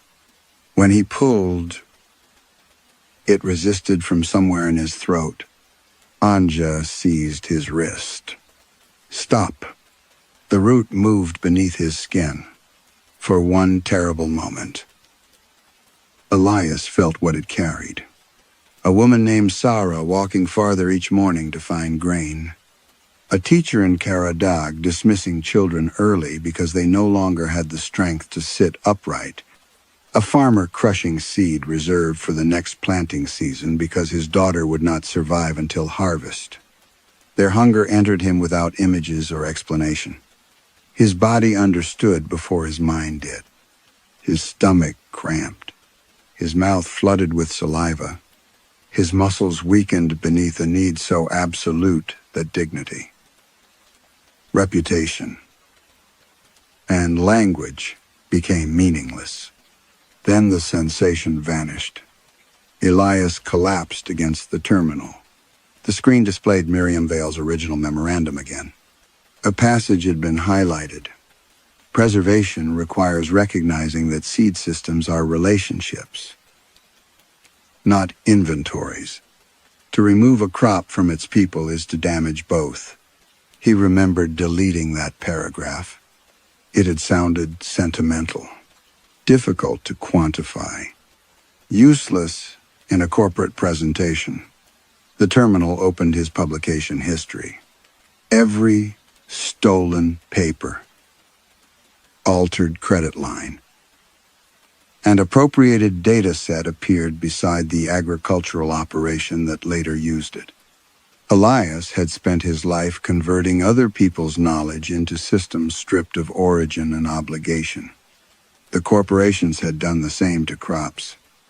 The field had not selected him merely because his name appeared on the protocol. It had selected him because he understood theft as refinement. You made yourself legible to it. Anja said, Elias looked at her. The roots beneath the paper floor drew together around his boots, not restraining him, but connecting him to every report bearing his name. The system spoke through the terminal. Gardner identified by method. The authorization line disappeared. In its place appeared a new message. Consent not required. The field began transferring something into the black cables. Above them, deep inside the vault, thousands of sealed drawers opened at once. Then the system announced that global distribution had already begun. The black cables pulsed beneath Elias's boots. On the terminal, the world map returned. Agricultural regions glowed red, each surrounded by mortality projections. Soil reports, shipping routes, and lists of governments already requesting emergency grain. One country began flashing. Its name changed before Elias could read it. Then another took its place. The system was not asking where the wheat could grow. It was measuring where desperation would make refusal impossible. Select first receiving nation. The cold storage voice said, "Initial harvest will demonstrate universal famine resistance." A new document opened beneath the map. It was a press release. Dr. Elias Rook had discovered a self-adapting wheat capable of surviving drought, frost, salinity, disease, and exhausted soil. His work would end crop dependency and secure food access for generations. There were prepared statements from council delegates, projected interviews, awards, and a proposed international institute bearing his name. The field whispered around him. Not accusations now. Applause. Elias saw lecture halls rising to their feet. He saw Miriam's name reduced to a footnote beneath the final achievement of his career. He saw himself becoming too valuable to question. The vision was tailored with perfect cruelty. Only one authorization is required, the system said. Recognition will be immediate. Anja stood near the sealed edge of the field, watching him. "You wanted your name on something no one could take away," she said. Elias stared at the press release. All his life, he had treated discovery as ownership. A finding became real only when attached to the strongest institution, the clearest presentation, the most credible voice. He had stolen because he believed obscurity was a form of waste. The wheat had learned the same lesson. It had collected forgotten crops, forgotten deaths, and forgotten knowledge, then placed them beneath his name because his name opened doors. He reached toward the terminal. Anja's face hardened. Elias pressed the communications control instead of the authorization line. The public address system awakened throughout the facility. "My name is Dr. Elias Rook," he said. His voice trembled once, then steadied. "The quarantine event beneath this vault is connected to agricultural elimination programs conducted through private seed corporations and government partners. The classification system used to locate vulnerable regional crops was published under my name." He looked at Miriam's memorandum. "It was not my work." The field ceased whispering. Elias named Miriam Volley. Then he named the assistants removed from his papers, the researchers whose field notes he had appropriated, and the consultants whose warnings he had rewritten as market opportunities. He described how his framework had been used to identify communities capable of surviving without patented seed. The system attempted to mute him. Anja tore open the terminal housing and held two contacts together with the metal edge of her identification card. The speakers shrieked, but Elias's confession continued through the upper levels. The emergency transmitter and every active inspection channel. When he finished, the world map had gone black. The cold storage voice returned. Credit correction does not reverse distribution. No, Elias said, but fire might. The old archive used chemical suppression rather than water. Elias had noticed the cylinders above the document shelves when they entered. Their labels warned that oxygen would be displaced during activation. He instructed Anja to lead the delegates and surviving staff through the compressor tunnels. The frost around the primary exits would not matter if they reached the external maintenance shaft. "You are coming with us," she said. "The ignition controls are here. They can be delayed." The system controls the delays. From above came the sound of drawers opening in sequence. Anja hesitated, then handed him her radio. "Do not call this containment if it is punishment." Elias almost smiled. "I no longer think I'm qualified to name things." She forced a path through the wheat while he remained beside the terminal. When her voice confirmed that the final group had entered the maintenance tunnel, Elias opened the archive suppression controls and reversed their function. Oxygen rushed into the sealed level. He overloaded the aging power conduits and watched heat bloom beneath the paper floor. The first flame appeared beneath his published memorandum. It spread through contracts, mortality reports, stolen research, and acquisition ledgers. The wheat screamed with millions of dry mouths, each voice carrying the final breath of someone who had died hungry. Elias remained at the terminal until the field ignited around him. Before the screen melted, one final message appeared. First receiving country selected, Elias looked at the name beneath it. It did not identify a nation. It read, "All of them." The first explosion was felt in Leanh as a tremor beneath the snow. Deep inside the mountain, the black archive burned hotter than any ordinary paper fire. Flames moved through the sealed levels in branching lines, following the buried cables toward every vault chamber. Emergency sensors failed one after another. Refrigeration loops ruptured.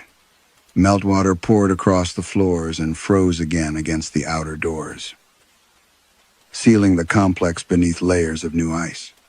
Anja and the surviving staff reached the maintenance shaft minutes before smoke filled the compressor tunnels. They emerged into polar darkness, carrying Tomas between them. Behind the mountain, a column of steam rose through the snow like breath from something buried alive. Elias did not come out. For 6 days, rescue crews could not enter the lower facility. When engineers finally cut through the sealed passage, they found Vault 3 collapsed beneath blackened stone. The unnumbered tray was gone. So were the packets from the distribution drawer, the old terminal, and every document stored in the hidden archive. Authorities described the incident as a combined electrical failure and laboratory contamination event. The official report contained no reference to living roots, famine records, or a field growing beneath the permafrost. The council delegates confirmed that stress, smoke exposure, and isolation had impaired their recollections. Recordings of Elias's confession survived only in damaged fragments, and corporate lawyers dismissed the names he had spoken as evidence of professional instability. Miriam Vale heard the surviving transmission in her kitchen. She listened to Elias admit that the classification method had been hers, then static swallowed the rest. For years, she had imagined what vindication might feel like. She had expected anger to loosen, perhaps even grief. Instead, she sat beside the silent receiver and understood that the truth had arrived too late to restore anything. Her career had ended. The communities mapped by her research were still gone. Elias had finally returned her name only after attaching it to a catastrophe no institution wished to remember. The Global Crop Resilience Council announced that all biological material from the affected vault had been destroyed. The announcement calmed markets. Within 3 months, agricultural offices began receiving reports of an unfamiliar wheat. It appeared first in places where soil had been considered unusable: salt flats in Bolivia, bombed fields in Syria, abandoned terraces in Nepal, drought-split grazing land in Kenya. Farmers found pale shoots rising without rain. They did not rot, freeze, or attract insects. Then the wheat emerged where no one had planted anything. It pushed through cracks in Canadian grain silos, suburban lawns in England, railway ballast in India, and ash-covered fields in Australia. Roots entered sealed greenhouses from beneath concrete foundations. On an Antarctic research station, 3 stalks grew from ice beside a shipment manifest that listed no plant material. Genetic laboratories could not classify the variety. Every sample contained fragments from hundreds of extinct crops, but the arrangement changed according to where it was grown. In regions once dependent on millet, the plant carried millet genes. In valleys where native maize had vanished, its kernels developed traces of those lost lineages. The wheat did not replace what had been destroyed. It imitated the absence. Governments ordered eradication. Fields were burned, poisoned, plowed under, and sealed beneath plastic. Within days, new shoots appeared outside the containment lines. People began dreaming again. They dreamed of empty fields beneath white skies. They dreamed of kneeling strangers digging through frozen earth. Many woke with seeds beneath their tongues and a name in their mouths belonging to a village erased from maps. Anja received the final photograph from a research station in Patagonia. A child stood beside a field of colorless wheat that had appeared overnight. Every stalk leaned toward her, though there was no wind. In the foreground, one mature ear had split along its center. Inside were 2 perfect rows of tiny white teeth. Anja enlarged the image. Between them rested a narrow black seed marked by a pale crease. The shape resembled a mouth preparing to speak. Around the world, the new harvest ripened at once, and from every field came the same dry whisper Elias had heard beneath the ice. Gardener absent. Then the wheat began choosing replacements. Elias believed knowledge became valuable only when powerful people claimed it. The corporations around him treated seeds, communities, and hunger the same way, removing origins, obligations, and names until exploitation could be called progress. His final confession acknowledged the theft. But recognition could not undo what his work had helped destroy. The new wheat is horrifying because it offers abundance without healing. It returns lost crops only as an imitation shaped by suffering, carrying human hunger farther than any company ever could. Perhaps some debts cannot be contained once the world has learned to profit from forgetting who paid them. Story 3. The wolf had been dead for 143 years. But under the conservation lamp it appeared to be listening. Mara Venn stood on the wheeled platform beside its display plinth, one gloved hand holding a sable brush, the other resting against her ribs. The specimen's winter coat had darkened with dust and old preservative, and several seams along the belly had begun to separate. Under the white conservation lamps, every repair became visible: wire beneath fur, stitches beneath glass eyes, the neat deception required to make death resemble patience. The North Mammal Gallery had been closed for renovation since January, without visitors. The hall felt larger than it did during opening hours. Cases rose on either side like transparent chapels. Deer watched from artificial bracken. A polar bear stood above a painted shelf of ice. Monkeys clung to branches whose leaves had been dusted by generations of technicians. Mara preferred the museum empty. People moved unpredictably. They brushed against sleeves, touched wrists while speaking, leaned too close when they wanted sympathy. Animals, once mounted, kept their distance. She adjusted the wolf's left foreleg with a padded support and examined the split in its paw. A former curator had written that the specimen came from northern Canada, collected during the Grayson expedition of 1881. The label below the case called it an important early example of ethical scientific preservation. Mara had learned not to trust labels. Her late husband, Julian, had taught her that museum language, he used to say, was often a clean cloth laid over something still bleeding. The thought brought the old sensation, Julian's bare hand slipping from hers beneath the hospital sheet, his skin already losing its warmth. Mara tightened her fingers inside the nitro glove until the material creaked. Across the gallery, a timer clicked, and the main work lights faded to their evening setting. The conservation lamp remained bright, throwing the wolf's body against the painted wall. Mara looked at the shadow. At first, she thought the angle had distorted it. The outline did not show a muzzle, ears, or raised tail.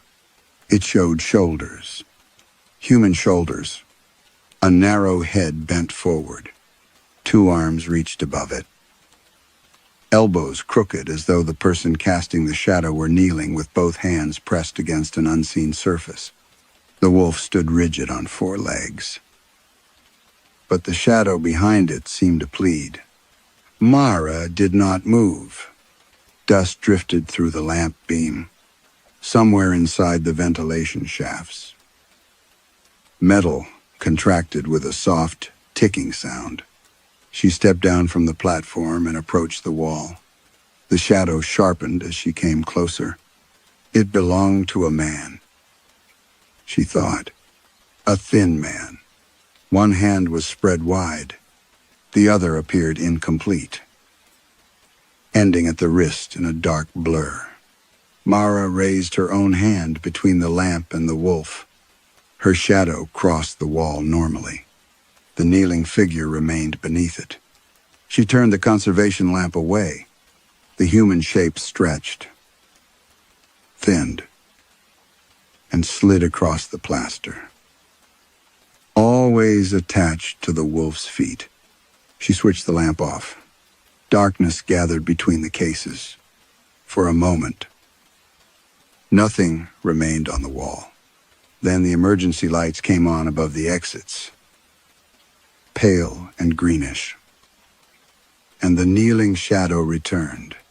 Mara backed away until her shoulder touched the glass case of a lynx.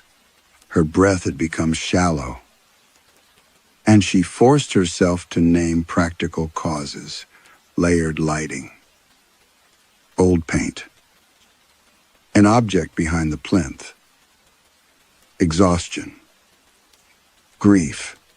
She took out her phone and photographed the wolf. In the image, the specimen cast no shadow at all. Mara photographed the wall. The kneeling man appeared clearly, darker than before. A sound came from the far end of the gallery.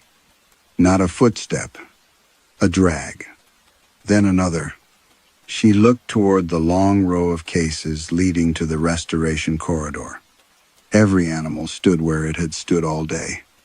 Yet their shadows had changed. The stag cast the outline of a woman crouched around a child. The polar bear's shadow showed 3 people lying side by side. Along the monkey case, small human hands reached upward from the floor. Mara stared until her phone dimmed in her hand. When the screen went black, it reflected her face and behind her.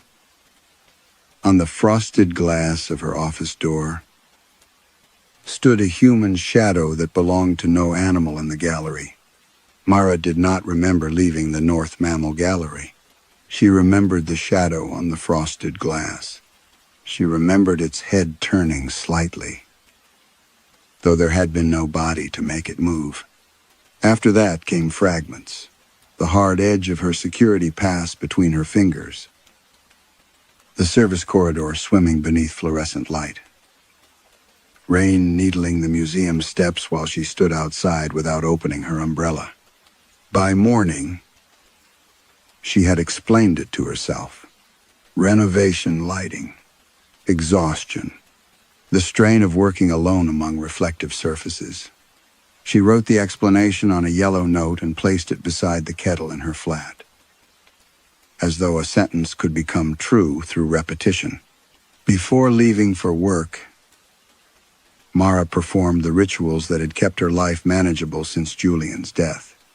She covered the kitchen handles with folded paper towels. She used the back of a spoon to press the lift button. On the underground, she stood even when seats were available, keeping both arms close while coats, wrists, and bare hands moved around her. Human skin had once been ordinary.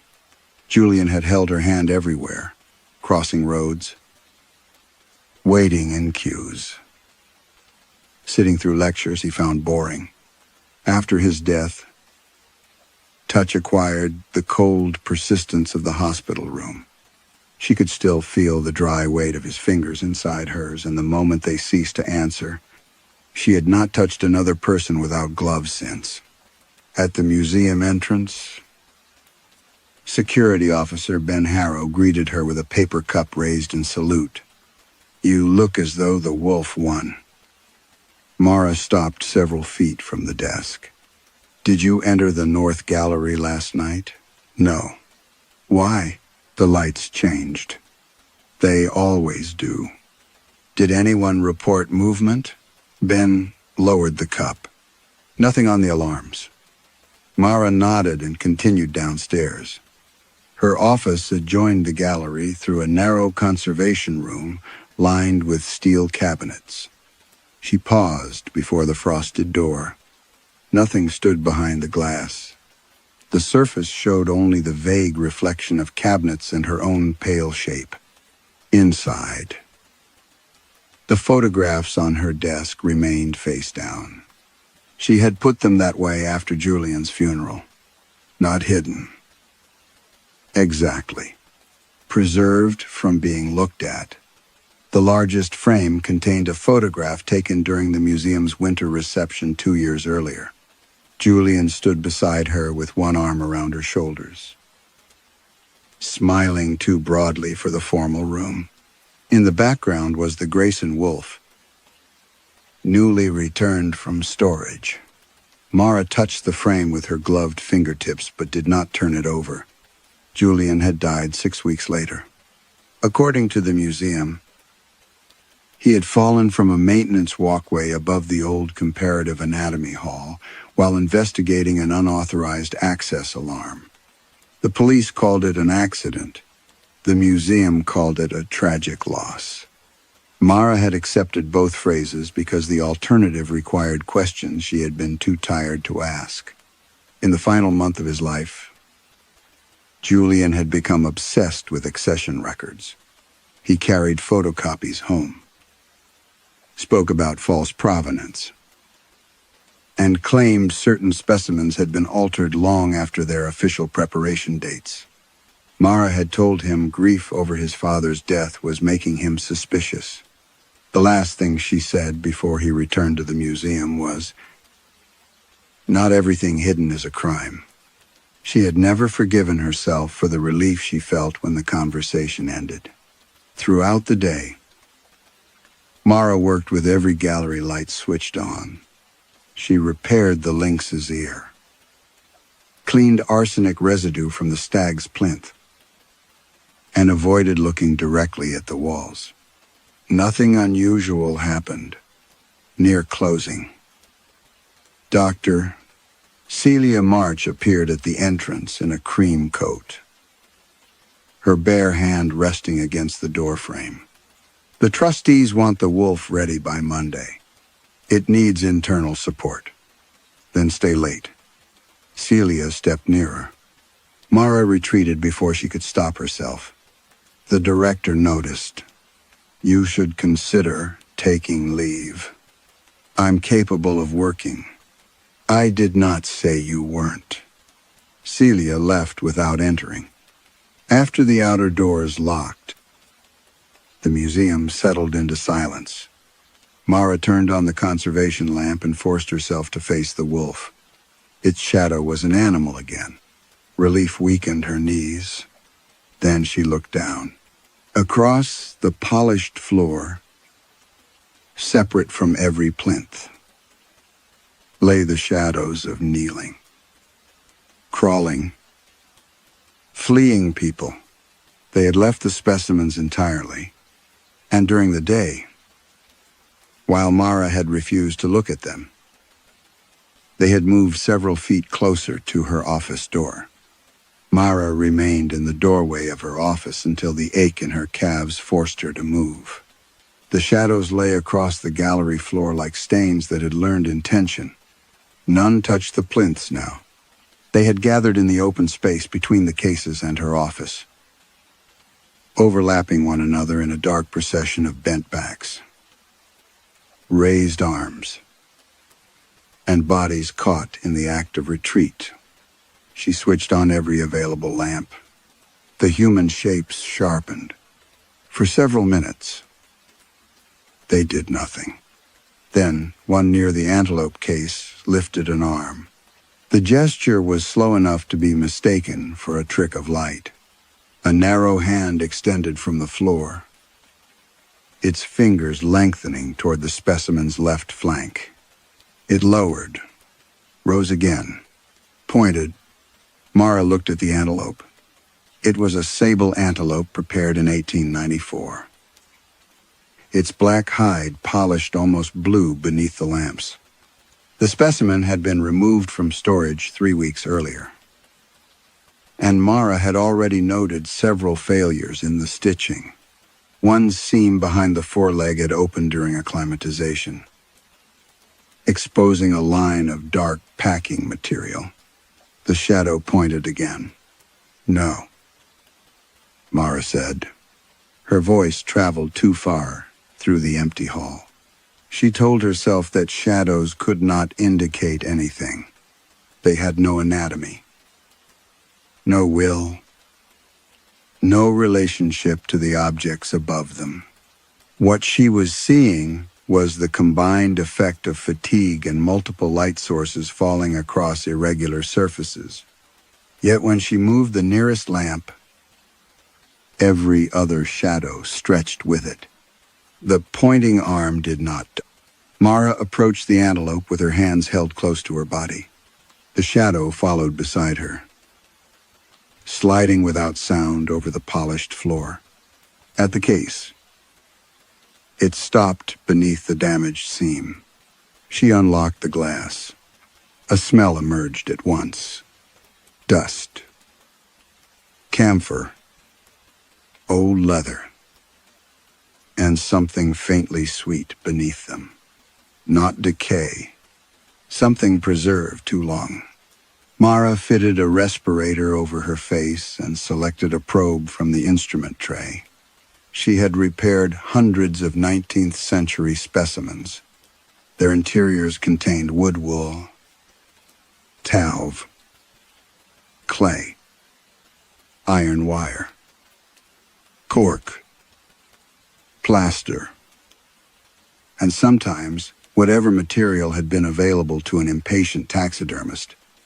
She widened the seam by less than an inch. A twist of black hair pushed through. Mara froze. Animal hair was not unusual inside old mounts. But this was different from the antelope's coarse hide. It was long, tightly curled, and bound near one end with a faded red thread. The pointing shadow lowered its hand. Mara placed the hair inside an evidence sleeve, though she was not yet willing to call it evidence. Then she inspected the wooden base. The official brass label read, Sable Antelope, Hippotragus, Niger, Grayson, Auxiliary Expedition, East Africa, 1894. The wording was familiar. Too familiar. Julian had once complained that the Grayson labels all sounded as though they had been written by the same lawyer. Mara loosened the brass plate. Behind it, pressed into a recess in the wood, was a narrow strip of linen-backed paper. Its edges had browned, but the ink remained legible. It was not an animal classification. It was an accession entry written in a clerk's careful hand. Nekoso. Tala. Male. Approximate age. 27. Recovered near Mabira encampment. Material retained for structural use. Mara read it twice. The museum did not accession people. Human remains belonged to separate collections, governed by separate records and legal protocols. They were not described as structural material. They were not hidden beneath zoological labels. Her gloved thumb trembled against the paper. From inside the antelope came a soft internal scrape. Mara stepped back. The specimen did not move. But something within its chest shifted with the dry resistance of packed fibers settling around bone. Across the gallery, every human shadow turned toward her. Mara looked again at the strip beneath the brass plate. A second line of writing had begun to surface below the first, as though fresh ink were bleeding upward through the old paper. She watched the letters form, not recovered. Then, beneath Tala Nkoso's name, another appeared in handwriting she knew better than her own. Julian Van. Julian's name remained on the accession strip until Mara blinked. Then it was gone. Only Tala Nkoso's entry remained. The ink dry and uniformly brown, as though no second name had surfaced beneath it. Mara photographed the strip, the loose hair, the open seam, and the official label before locking the antelope case. In every image, the writing appeared ordinary. She did not sleep. By morning, the evidence sleeve lay on Dr. C. Celia March's desk beside an untouched cup of tea. Celia examined the bound hair through the plastic without picking it up. Old packing material. She said, "It is human. You cannot know that by sight. I know it is not antelope hair." Celia's office overlooked the central hall. where renovation scaffolding rose around the suspended whale skeleton. Through double glass, drills sounded in dull, regular pulses. Mara placed the hidden accession strip beside the sleeve. This was behind the brass label. Celia read it once. Nothing in her face changed. There were no human accessions in the mammal galleries. Then why does it describe material retained for structural use? Expedition terminology was inconsistent, careless, and often offensive. It names a man. It may record a porter or guide. The wording could refer to collected animal material assigned to him. Mara heard Julian's frustration in her own voice. You are changing the meaning because the original one is unacceptable. Celia folded her hands. Her bare fingers touched lightly. Mara looked away. You have been working alone in a sealed gallery, Celia said. The renovation lamps produce overlapping shadows.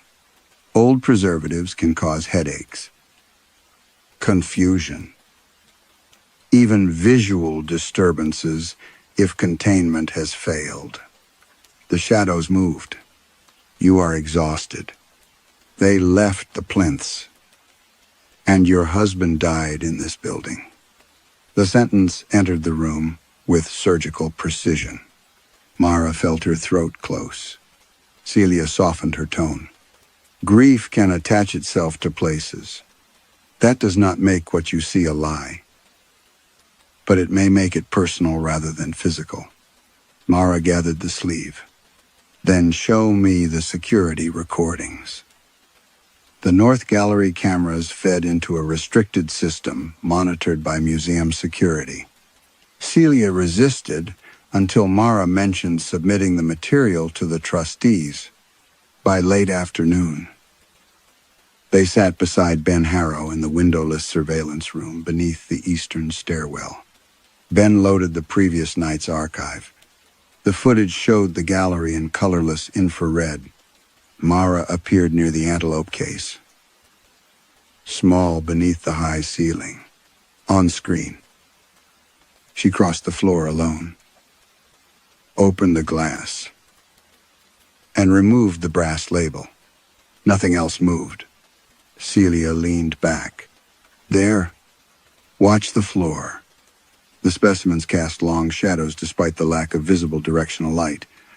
At first they lay beneath the cases in shapes that might have belonged to animals. Then the stag's shadow lifted its head while the stag remained still. Ben stopped breathing loudly enough for Mara to notice. He enlarged the image, across the grainy floor. The shadow beneath the stag separated from its hooves. It narrowed into a woman folded around a smaller body. The polar bear's shadow divided into 3 human forms. Near the monkey case, dark hands uncurled 1 finger at a time. Celia moved closer. That is image corruption. Ben shook his head. Corruption affects the frame, not individual shapes. The footage continued. Mara watched her recorded self bend over the antelope base. Behind her, the human shadows slid away from the plinths. They did not flicker or jump between frames. They crawled. Some dragged themselves on their elbows. Others moved backward as though pulled by their feet. One remained upright, walking with the unevenness of someone injured but refusing to fall. Every specimen stayed motionless. Every shadow crossed the floor toward her office. Celia reached for the controls. And Ben did not obey. On the recording, Mara stepped back from the antelope. The shadows stopped. Together, they turned toward the nearest camera. The image distorted. For 1 second, the screen filled with pale static. When the gallery returned, the The floor was empty except for a single human outline pressed against Mara's office door. It raised one hand. The ring finger was bent at the middle joint, exactly as Julian's had been after an old climbing accident. Then the shadow pointed through the wall toward Celia's office. Celia did not speak after the shadow pointed toward her office. She ordered Ben to copy the footage to an isolated drive, then locked the surveillance room and took the only key.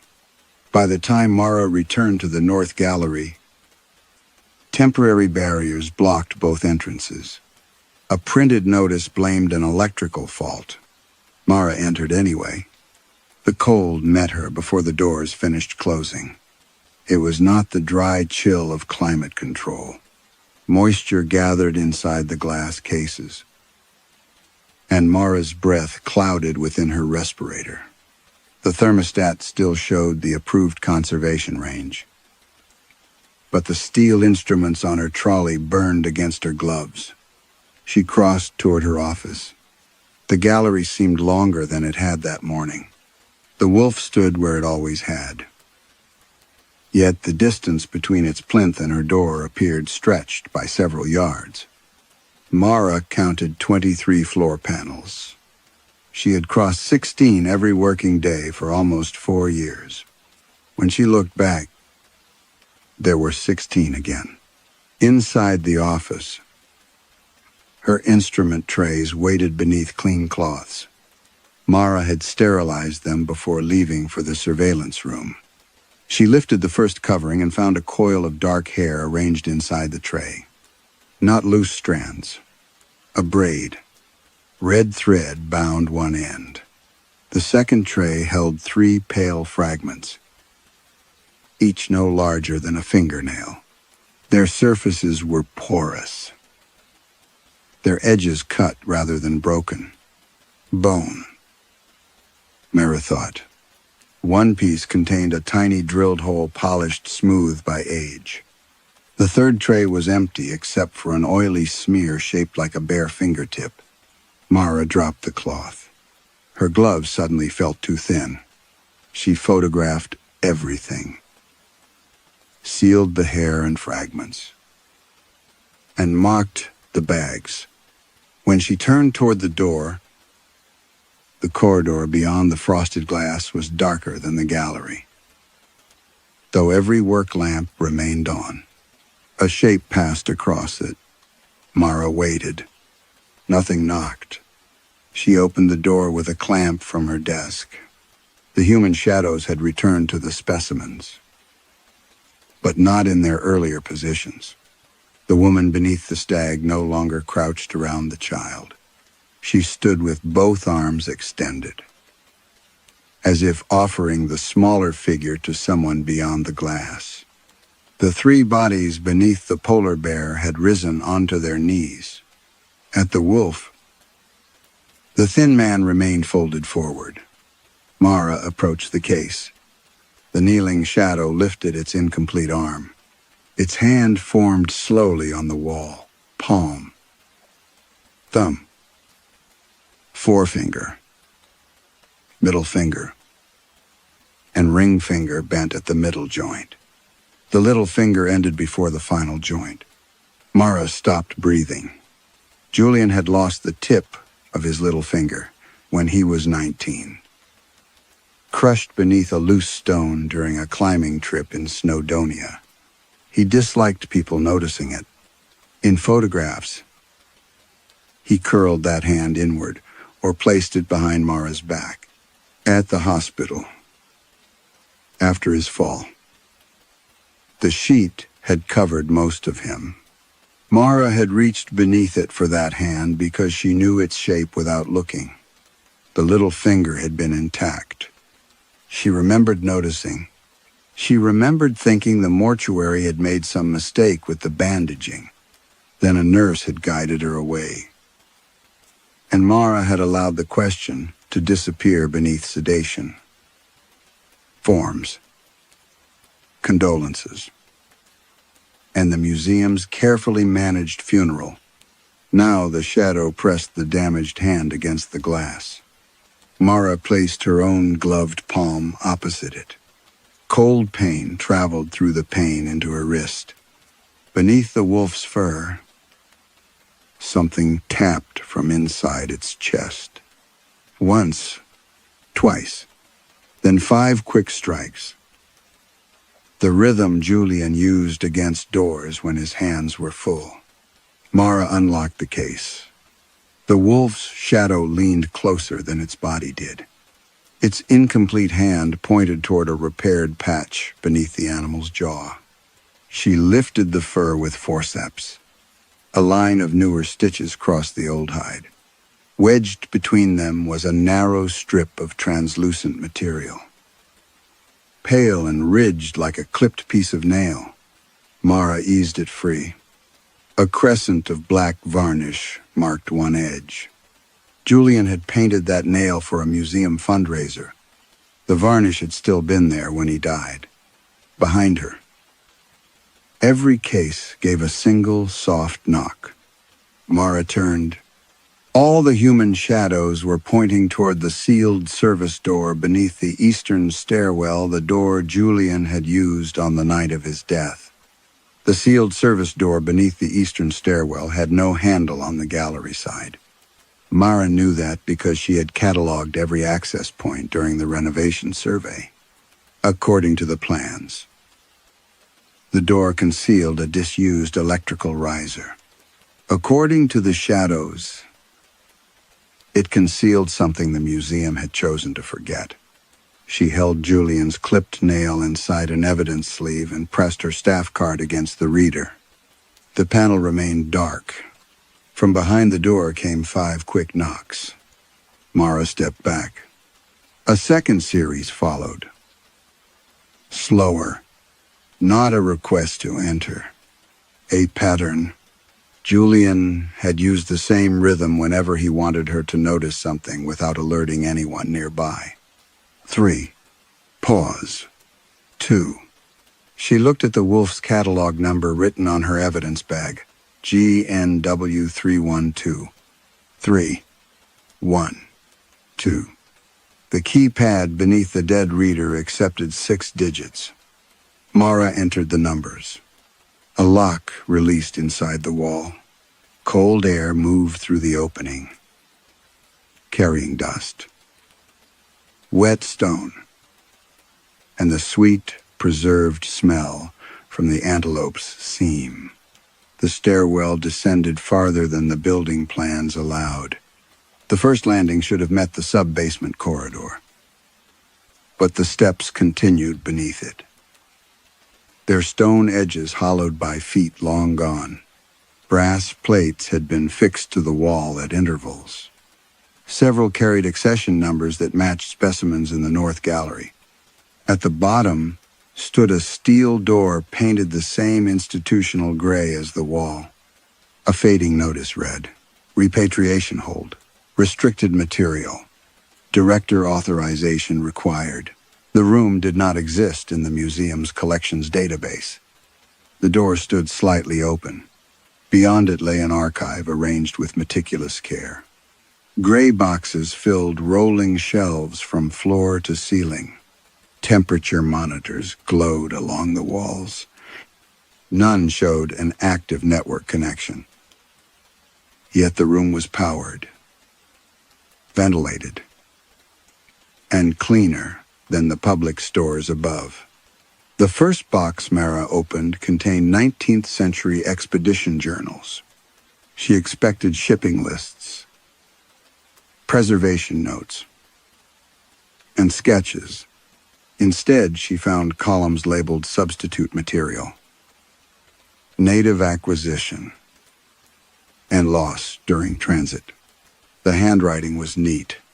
Human hair was described as superior for reinforcing neck seams because it resisted mold.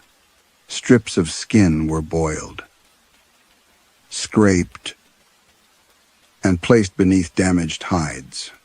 Finger bones were shaped into pegs. Ribs were split for internal supports. Teeth were listed as structural reserves if concealed. The language, never changed. A person became material as soon as the sentence required it. Mara turned pages with forceps. Porters who died from fever were entered beside broken crates. Guides shot during disciplinary incidents appeared under usable remains. Several journals noted that conventional tow had run low before the expedition returned to the coast. One entry described Tala Nikoso. The official record called him a contracted guide who left the Grayson party before the collection departed Mabira. The journal said he had confronted the expedition after finding 2 bodies opened for practical recovery. He was restrained, then shot while attempting escape. His hair had been used in the sable antelope. His left ulna had reinforced its chest. A line beneath the entry stated, "No separate burial necessary." Identity incorporated into specimen record. Mara covered her mouth, though the respirator already sealed it. She searched for Grayson Wolf references and found a ledger devoted to later repairs. Different inks crossed more than a century. Each treatment listed ordinary materials on the public sheet and human substitutions on a concealed duplicate. Hair, cartilage, bone dust mixed with plaster. Some entries were recent. A repair completed 12 years earlier used remains from an unclaimed anatomical donor. Another dated only 3 years before Julian's death. Recorded material transferred from the museum's medical research partnership. Mara reached the final page. The Wolf's catalog number appeared at the top. Most of the entry had been blacked out. At the bottom, written in modern blue ink, was a note. Future repatriation claims must be redirected to legal. No specimen may be opened without executive approval. A loose photograph slipped from the ledger. It showed the archive exactly as it was now, the same shelves, the same steel table, the same open box. Mara stood in the center of the image. She wore the clothes she had on that night. And behind her, just outside the camera's flash, Julian was holding a recorder to his mouth. Mara did not turn around. The photograph showed Julian behind her. But the archive held only the low breath of ventilation and the metallic settling of shelves. She kept her eyes on the image until its edges blurred. Then a recorder clicked beneath the steel table. Mara crouched and found a black digital recorder taped underneath with conservation cloth. Julian's initials had been scratched into the battery cover. The casing was dusty, except where a thumb had recently crossed the controls. She pressed play. For several seconds, there was only breathing. Julian's breathing. She recognized the faint whistle caused by the broken nose he had never repaired. "If Mara hears this," his voice said. "Then I failed to leave the building with the records." Mara gripped the table.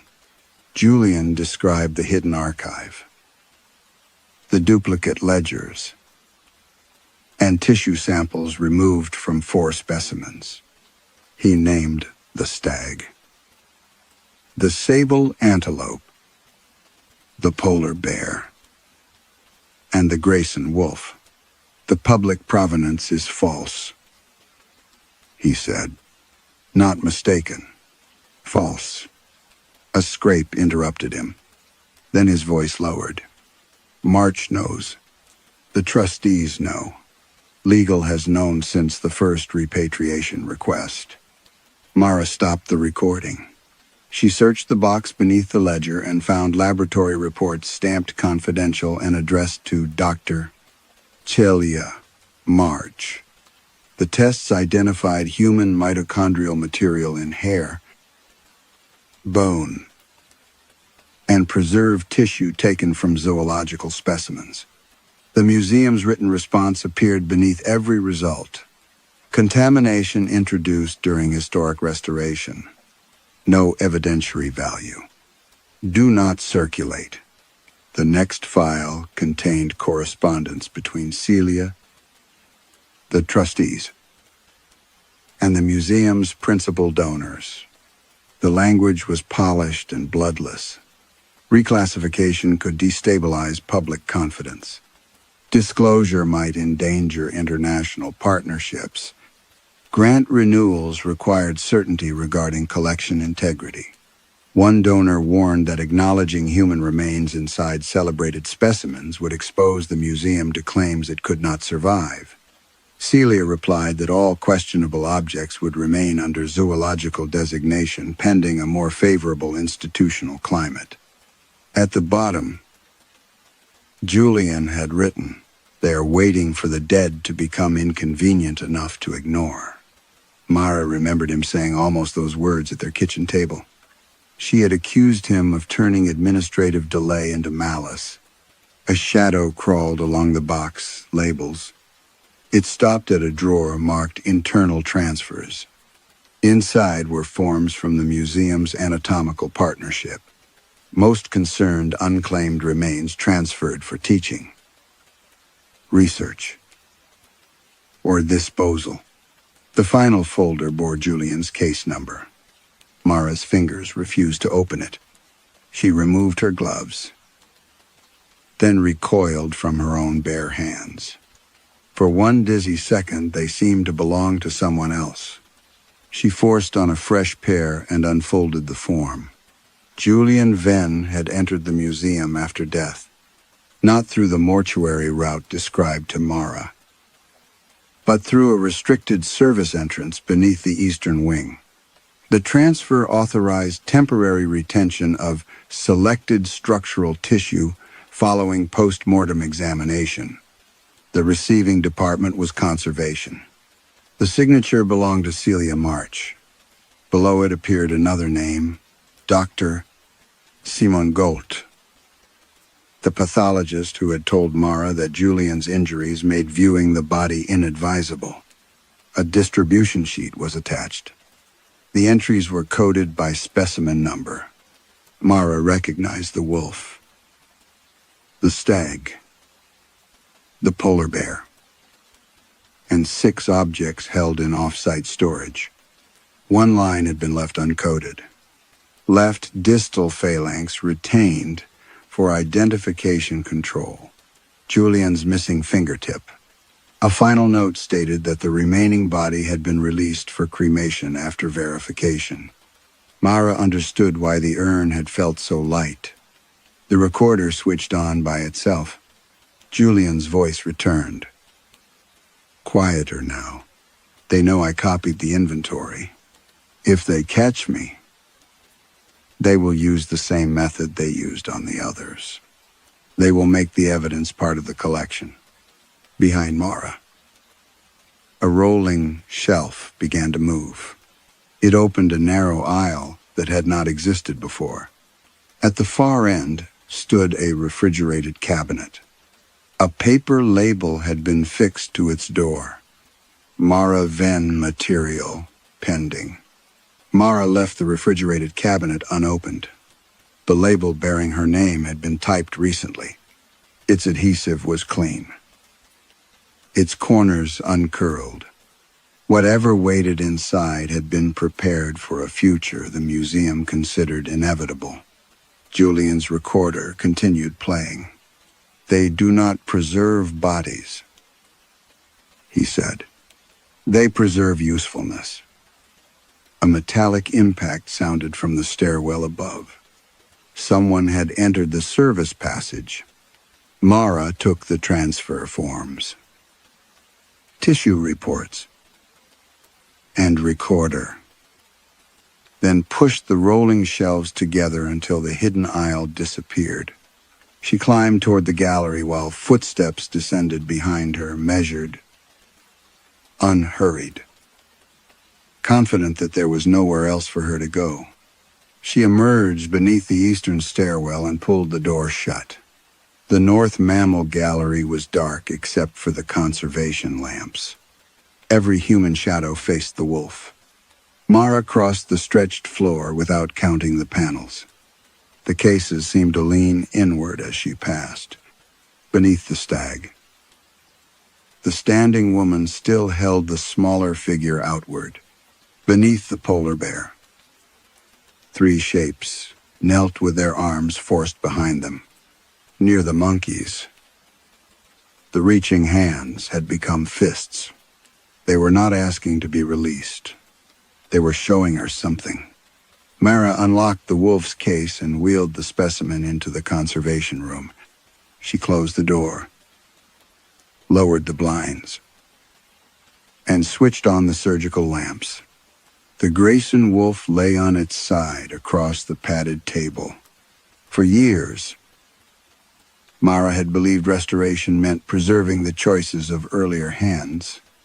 A stitch should be stabilized, not judged. A repair should be documented, not morally interpreted. The object came first. The rest belonged to historians, lawyers, directors. Julian had died because she believed that division was possible. She cut through the newer seam beneath the wolf's jaw. The hide opened with a dry sigh.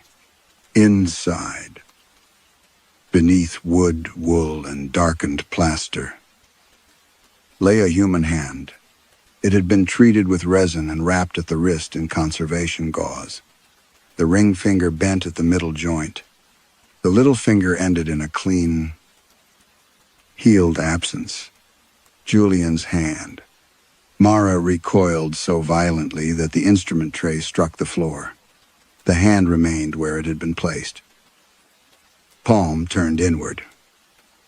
Fingers curled as though gripping an invisible edge. Not posed, she realized. Preserved. She forced herself closer. The transfer records listed material distributed across multiple specimens. The hand had not been shaped to support the wolf. It had been inserted whole. Its final position, maintained by resin and wire. Mara examined the wrist under magnification. Bruising remained beneath the preserved skin. There were narrow abrasions along the palm and broken fibers embedded beneath 2 fingernails. Carpet fibres. Julian had not fallen cleanly from the maintenance walkway. He had dragged himself across a surface while someone restrained him. Mara looked toward the wolf's shadow. The kneeling man raised both arms against an unseen barrier. The gesture matched the hand inside the body. Understanding came not as revelation, but as a slow rearrangement of everything she had seen. Tala Nkoso's shadow pointed because he had pointed toward the bodies the expedition desecrated before they shot him. The woman beneath the stag held a child outward because she had tried to pass that child to safety. The 3 figures beneath the polar bear knelt because they had been forced to kneel. The hands below the monkeys reached upward because their owners had reached for ropes. In branches, weapons, or one another. The shadows were not souls imprisoned inside animals. They were the final gestures of human bodies turned into museum material. Movements preserved after names were removed. Julian's hand tightened inside the wolf. Not much. Only enough for the fingers to close around the wood wool. Mara's instinct was to retreat. Bare skin. Even dead skin. Brought back the hospital bed and the last weight of Julian's hand inside hers. Her breath shortened. Her gloves suddenly felt transparent. She removed them. The cold air touched her palms. For the first time since his death. Mara reached willingly for human skin. She placed her bare hand over Julian's preserved fingers. The resin was cold. But beneath it, something answered with a faint pressure. The wolf's shadow rose from its knees, across the gallery. Every other human silhouette stood with it. Julian's recorder crackled on the table. A final recording began. One Mara had not selected. Celia March's voice said, very close to the microphone. Hold his arms. We only need the hands intact. Celia's recorded voice filled the conservation room. Mara listened until the sentence repeated in the empty gallery beyond the blinds. The words did not sound angry. That made them worse. Celia had spoken with the calm efficiency of someone protecting an object from damage. Julian's preserved fingers remained beneath Mara's palm. She did not let go. For 6 years, she had organized her life around avoiding human touch. She had treated skin as a boundary between herself and the moment Julian died. Now the thing she feared most had become evidence. And the gloves she had trusted seemed no more protective than the museum's labels. Mara copied every file from the recorder and archive drives onto the conservation network. The museum's internal system was designed to isolate collections data from public access. But Julian had documented the override procedure in his final inventory. Mara followed his instructions through administrator menus, emergency exhibition controls, and the trustee's private document server. She sent the files everywhere, to newspapers, universities, repatriation organizations, former employees, government departments, every address Julian had stored beneath false specimen numbers. Then she activated the museum's emergency opening system. Glass entrance doors unlocked throughout the building. Exhibition lights came on in every hall. The suspended whale above the central staircase emerged from darkness, one vertebra at a time. Mara sent one final message from the director's account. Evidence concerning unidentified human remains will be presented in the North Mammal Gallery tonight. Attendance has been recorded. The sentence was Julian's. Within an hour, voices moved through the museum. Journalists arrived first, carrying cameras and questions. 2 trustees entered through the eastern doors with private security behind them. Ben Harrow guided a representative from the coroner's office toward the gallery. Several invited scholars came after receiving Mara's files, followed by activists whose families had spent years requesting access to disputed collections. Celia arrived last. She stopped at the North Gallery entrance. Mara had opened the specimens. The sable antelope lay beneath a conservation canopy with its inner supports exposed. Tala Nkoso's hair and bone rested beside the hidden accession strip. The stag's damaged torso revealed fragments wrapped in cloth. The polar bear had been opened along an old abdominal seam. At the center of the gallery, Julian's hand remained inside the wolf. Celia looked at it only once. "You have destroyed this institution," she said. "No," Mara replied. "I opened it." The human shadows covered the floor around them. Most visitors noticed the exposed remains before they noticed the silhouettes. Cameras flashed. Reporters spoke into microphones. A trustee demanded that security clear the room. But Ben remained beside the entrance, with his arms folded. Celia moved close enough that Mara could smell rain on her coat. "You think sending documents makes them true. The tissue reports make them true. Contamination can be interpreted. The transfer forms, improperly completed." Julian's recording, Celia's expression tightened. A grieving man, editing fragments of private conversations. Mara looked at the gathered witnesses. This was how the museum survived. She understood, not by hiding every fact, but by separating each fact from the others until no single piece appeared sufficient. A hair became contamination. A name became offensive terminology. A body became structural material. A murder became an accident. Mara opened the oldest ledger. Talon Koso. She read. The sable antelope vanished. There was no flash. No movement. No collapse of hide and wire. One moment it lay open beneath the canopy. The next, the padded supports were empty. People cried out. Its human shadow remained on the floor. Mara read the next name. The stag disappeared from its plinth, leaving only brass fastenings and a shallow impression in the artificial soil. The woman's shadow beneath it straightened. Still holding the smaller figure toward the gallery doors, Mara continued. Some names were incomplete. Some had been replaced with descriptions. Unnamed porter. Female subject. Juvenile recovered near camp.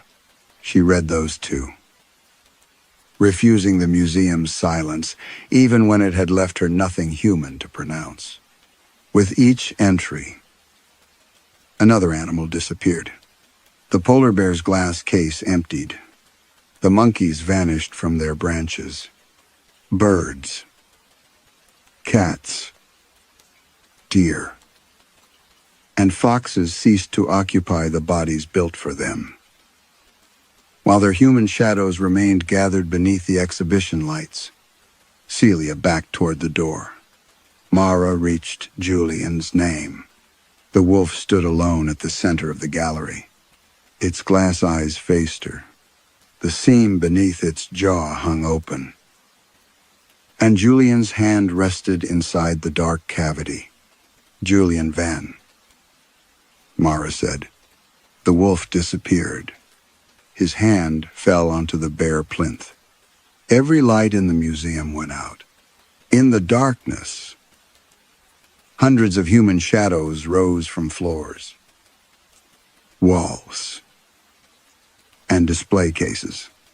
Then Julian's hand closed around Mara's wrist and began pulling her toward the empty space where the wolf had stood. Julian's hand pulled once. Mara stumbled against the empty plinth. But the darkness behind it was no longer empty. Cold fur brushed her forearms. Wire pressed through her clothes. For one impossible instant, she felt the shapes of every vanished specimen closing around her, not as animals, but as cages built from hide, bone, and the authority of labels. Then the emergency lights returned. Mara lay on the gallery floor with Julian's hand clasped around her wrist. The human shadows were gone. So were the witnesses. Ben. The journalists. The trustees. The scholars. Celia, every person who had stood inside the North Gallery had disappeared. Cameras. Coats. Notebooks. And mobile phones remained scattered across the polished floor. But the doors stood open, and the corridors beyond were silent. Mara searched the museum until dawn. She found no bodies, only shadows. They waited behind glass in the empty galleries, no longer shaped like people. A horse paced across the ceiling of the mineral hall. A bird beat its wings beneath the suspended whale. Something with antlers stood behind Mara whenever she passed a dark display case, though nothing appeared when she turned. By morning, police vehicles surrounded the building. Mara was found alone beside the opened wolf plinth, holding a preserved human hand. The museum's statement was issued before she finished giving evidence. According to its trustees, Mara Venn had suffered an acute psychological collapse brought on by bereavement, chemical exposure, and professional stress. During that episode, she had disabled security systems, damaged protected specimens, fabricated electronic correspondence, and arranged the removal of the North Mammal collection with unidentified accomplices. The missing witnesses were described as mistaken reports. Ben Harrow's employment record vanished from the staff directory. The journalist's publications denied assigning anyone to the museum. The coroner's office stated that no representative had attended an unauthorized exhibition. Celia March appeared on television 2 days later. She spoke gently about institutional grief, employee welfare, and the danger of misinformation. She confirmed that no human remains had been discovered inside any zoological specimen. The tissue reports circulating online were declared sophisticated forgeries. Julian's recorder contained only static when police played it. Mara watched the interview from a secured hospital room. The evidence sleeves had disappeared. The archive, beneath the eastern stairwell, had become an electrical riser exactly as the plans described. No refrigerated cabinet bore Mara's name. No transfer form showed that Julian's body had entered conservation. Even his hand was no longer his. Laboratory analysis identified it as an obsolete teaching specimen acquired legally decades earlier. The missing fingertip was attributed to historic damage. The bent ring finger was called coincidence. Mara was released after 3 months under conditions that prevented her from contacting the press or entering museum property. She returned to her flat and found Julian's photographs facing upward. In every picture, he stood alone. Mara had been removed so cleanly that even the shapes of her shoulders were gone from his embrace. The museum reopened the North Gallery the following spring. Its new exhibition was called Animals and Empire, A Responsible History. Replacement specimens stood beneath revised labels acknowledging that early collecting practices had often been harmful. None of the labels named Tala Nkoso. None mentioned bodies used as structural material. Julian's investigation appeared nowhere. Celia opened the gallery before donors, cameras, and school children. At first, the visitors admired the modern lighting. The replacement wolf stood in a larger case, presented as an ethically sourced educational replica. Then a child began crying. His mother asked what was wrong. The boy pointed at the floor. The visitors' bodies cast animal shadows. A woman's shadow had the long muzzle of a wolf. A trustee cast the shape of a kneeling bear. Behind Celia, something antlered raised its head. The visitors stopped moving. Their shadows did not. They prowled behind human legs, climbed the walls, and pressed their paws against the glass from the wrong side. Outside the gallery, Mara watched through the rain. No one recognized her. As she turned away, her own shadow remained before the museum doors. It had Julian's missing finger, Tala's raised arm, and the outline of every animal that had vanished. Then it placed both hands against the glass, waiting for someone inside to read its name. Museums preserve more than objects. They preserve the authority to decide what an object is, who may be named, and which histories are permitted to remain visible. Mara exposed the truth. But the institution survived by converting evidence into illness and witnesses into absence. The final shadows suggest that erased violence does not disappear. It changes form and follows those who benefit from forgetting. Perhaps the most frightening collection is not the one hidden behind glass, but the one built from all the names a respectable place has taught us not to see. Story 4. The first tooth doctor, Simon Creel, removed at Bellwether House, came out without blood. That was what disturbed him later. Although at the time he blamed the medication, the patient was a woman named Evelyn Shaw, 58. With flawless porcelain veneers and the distracted politeness of someone accustomed to rooms becoming available before she reached them. She had arrived alone near midnight, carrying a leather handbag that cost more than Simon's first car. Her chart showed no decay, no fracture, no infection, and no medical reason to remove the lower left molar, she indicated. "I want that one gone," she said. Simon adjusted the lamp over her face. Bellwether House did not resemble a clinic from the road. It stood behind black pines in a wealthy suburb west of Boston.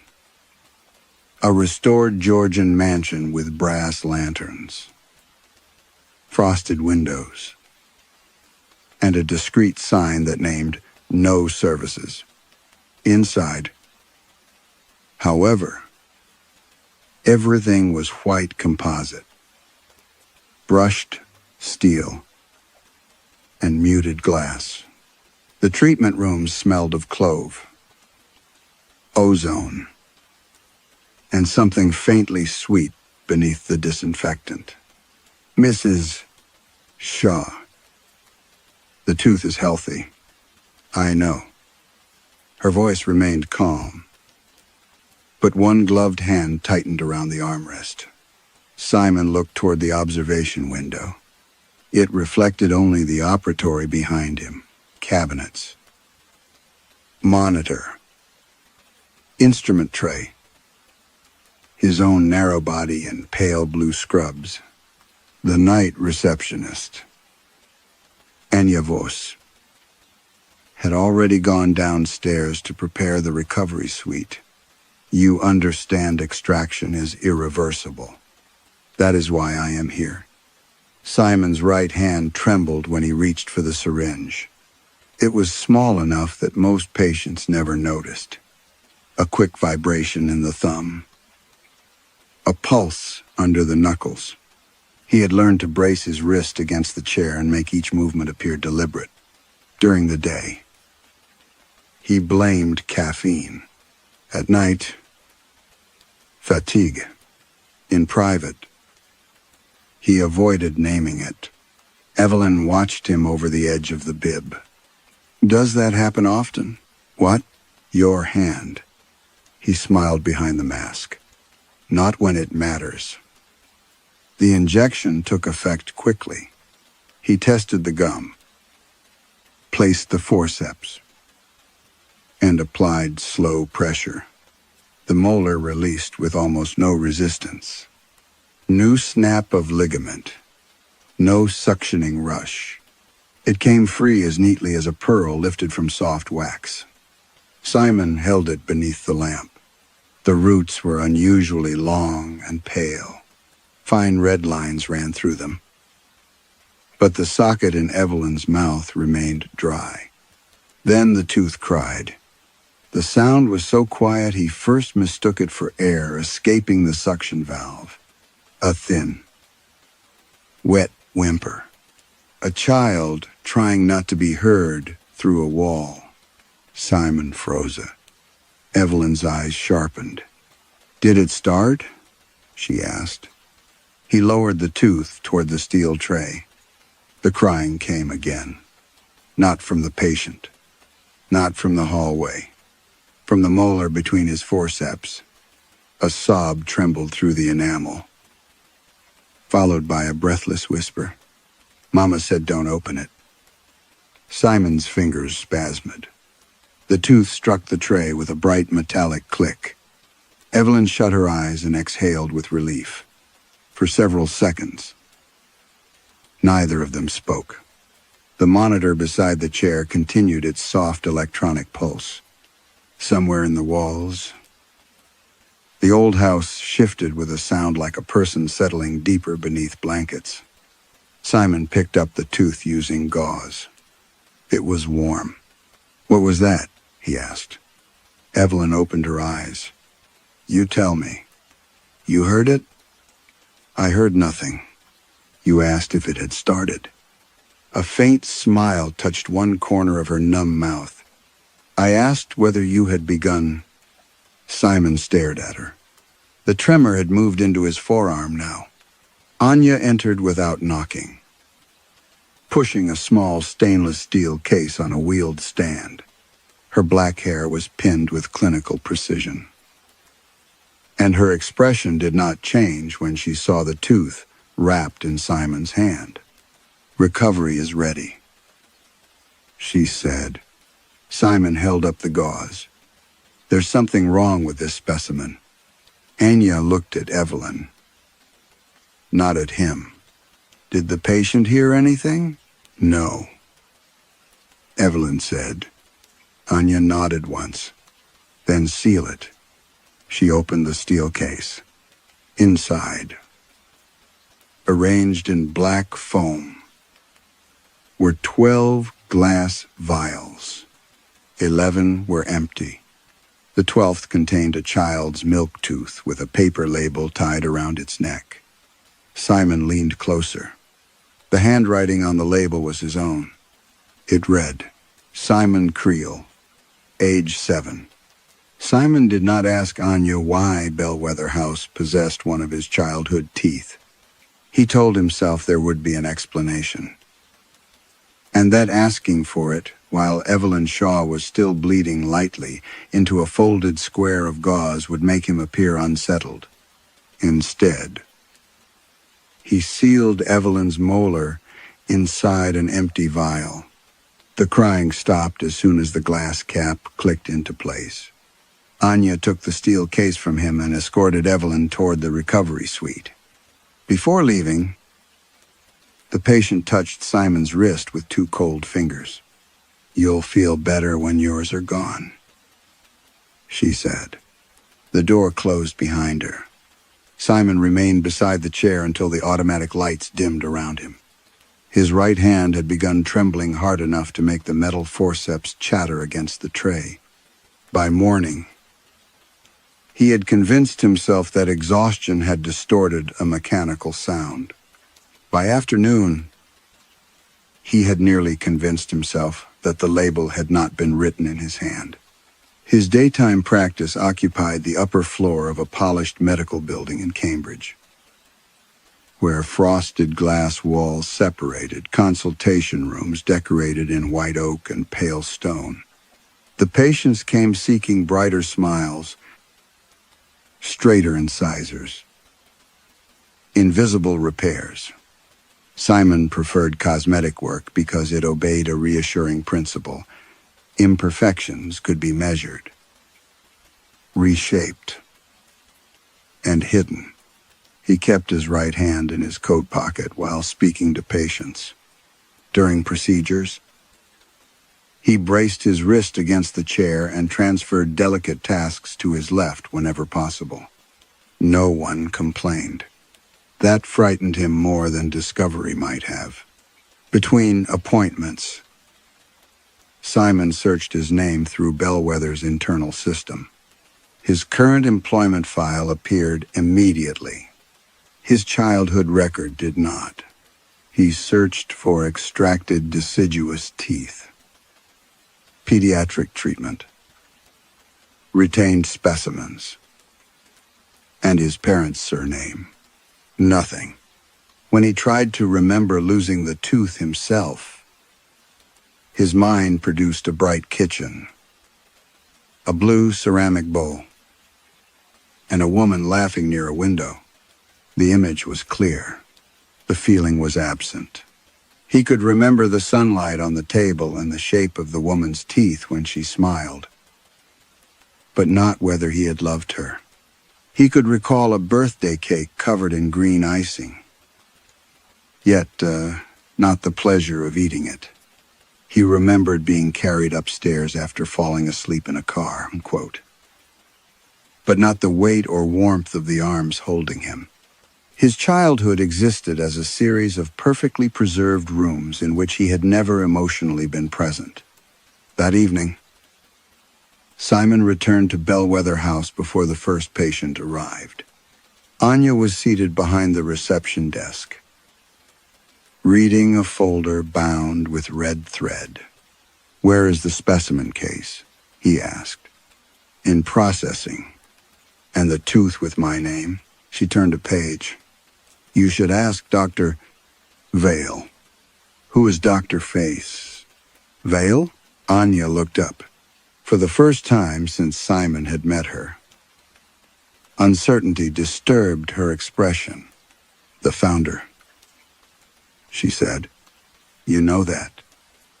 Bellwether's founder was Arthur Bellwether. Her gaze remained on him for several seconds. "Yes," she said at last. "Of course." The night's second patient arrived shortly afterward. Her name was Caroline Morrow.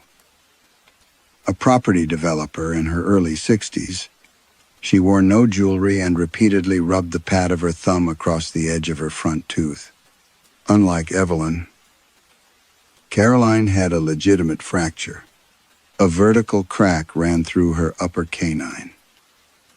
Though the surrounding bone appeared healthy, Simon showed her the scan. "The tooth may be repairable." "No," Caroline said. "It has to come out." Her voice carried neither fear nor impatience. It sounded exhausted. Simon prepared the anesthetic. His tremor returned as the needle approached her gum. Caroline noticed. "They told me you would understand," she said. "Who did?" "The people downstairs." Simon paused. "What did they tell you about me, that you hear them too?" The words tightened something behind his ribs. He completed the injection without answering. The canine resisted extraction. Its route seemed longer than the scan had shown. And when it finally released, Caroline made a sound that was almost relief. Blood filled the socket normally this time. Simon placed the tooth on the tray. A woman began humming. The melody emerged faintly from within the cracked enamel. It was slow and repetitive, the kind of tune used to calm a frightened child. Caroline's eyes filled with tears. "That's her," she whispered. "Whose voice is it?" "I don't know." The humming stopped. A child spoke from inside the tooth. The bedroom door was locked from the outside. Caroline gripped Simon's sleeve. "I remember the yellow wallpaper," she said. "I remember scratching at the door. I remember a woman telling me she was my mother." Simon stared at her. "Wasn't she?" Caroline shook her head. "My mother never had that voice." From the tooth came 3 soft knocks. Then the child inside it whispered a name. Caroline went completely still. "That isn't me," she said. But Simon had already recognized it. It was the name his own mother used in every childhood memory he possessed. The name from Caroline Morrow's tooth was Eleanor. It should not have mattered.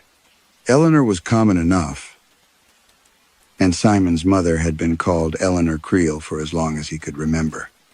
Yet the child's voice had pronounced it with the same soft second syllable his father used when speaking to her across a room.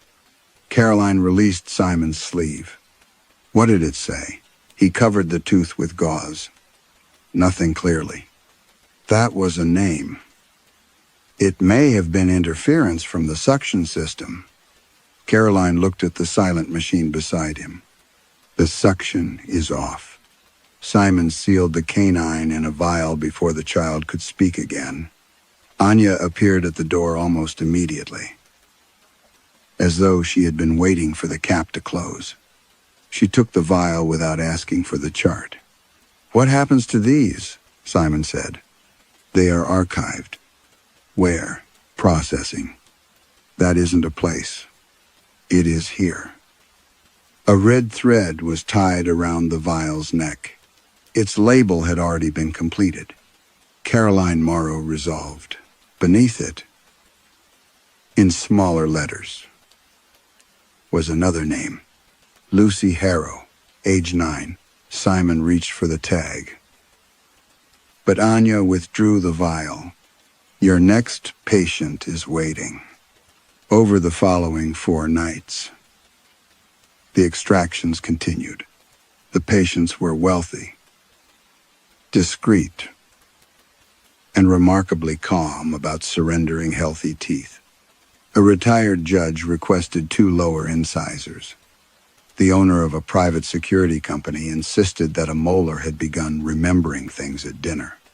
A woman who funded children's hospitals asked Simon to remove an intact premolar and refused sedation. Each tooth contained a voice. Some cried. Some hummed. One coughed until Simon could smell damp plaster and cigarette smoke. Another recited a street address in Roxbury until Anya sealed the vial. The judge's first incisor whispered, "My name is Patrick Vale." The second said, "I turned 8 in February." The security owner's molar contained a girl repeating, "Nadia Brooks, 11 years old." Between long breaths, the philanthropist's premolar spoke only once. "Tell my brother I waited." After every extraction, the patient relaxed. Their faces softened. Several asked questions they had already answered. The judge stared at Simon's bloodied gloves and seemed surprised that a procedure had occurred. By the 5th morning, Simon had filled 3 pages of a notebook hidden beneath spare masks in his locker. He recorded every name, age, neighborhood, birthday, and address he could remember. He searched public databases from his apartment, beginning with Patrick Vale. The first result was a scanned missing child notice from 1978. Patrick had disappeared after leaving a public swimming pool in Dorchester. He was 8. His birthday was in February. Nadia Brooks vanished from a housing complex in Mattapan in 1991. 11 years old. Lucy Harrow disappeared from Roxbury in 1984. 9 years old. Simon read until sunrise brightened the windows and his right hand shook too badly to control the mouse. The children came from families with little money and almost no public influence. Their cases received brief attention, then dissolved into archived clippings and broken links. Some records misspelled their names. All had disappeared within 20 miles of Bellwether House. Simon printed the pages and brought them to the clinic that night. He found Anya alone at reception and placed Patrick's photograph on the desk. Why was his name attached to a patient's tooth? Anya barely glanced at it. You should not search the names. Why? Because knowing them does not return anything. Return what? Her eyes shifted toward the floor. A faint sound moved through the walls. At first, Simon mistook it for water in old pipes. Then he recognized children speaking together. Dozens of voices layered beneath the clinic's polished silence. They were reciting names, then ages, then birthdays. Simon followed the sound to a locked cabinet behind reception. His trembling hand brushed the key panel, and the door opened before he entered a code. Hundreds of glass vials stood inside. Every label bore the name of a Bellwether patient. Every second label named a missing child. At eye level sat a newly prepared empty vial. Its red thread tag read, Dr. Simon Creel, final appointment. Beneath it was a child's name Simon had never seen before. Beside that name was tomorrow's date. The date on Simon's empty vial was not merely tomorrow. It was also his 43rd birthday. He was still staring at the label when the cabinet door closed against his shoulder. Anya stood beside him, one hand on the metal handle. "You need to speak with the director," she said. Dr.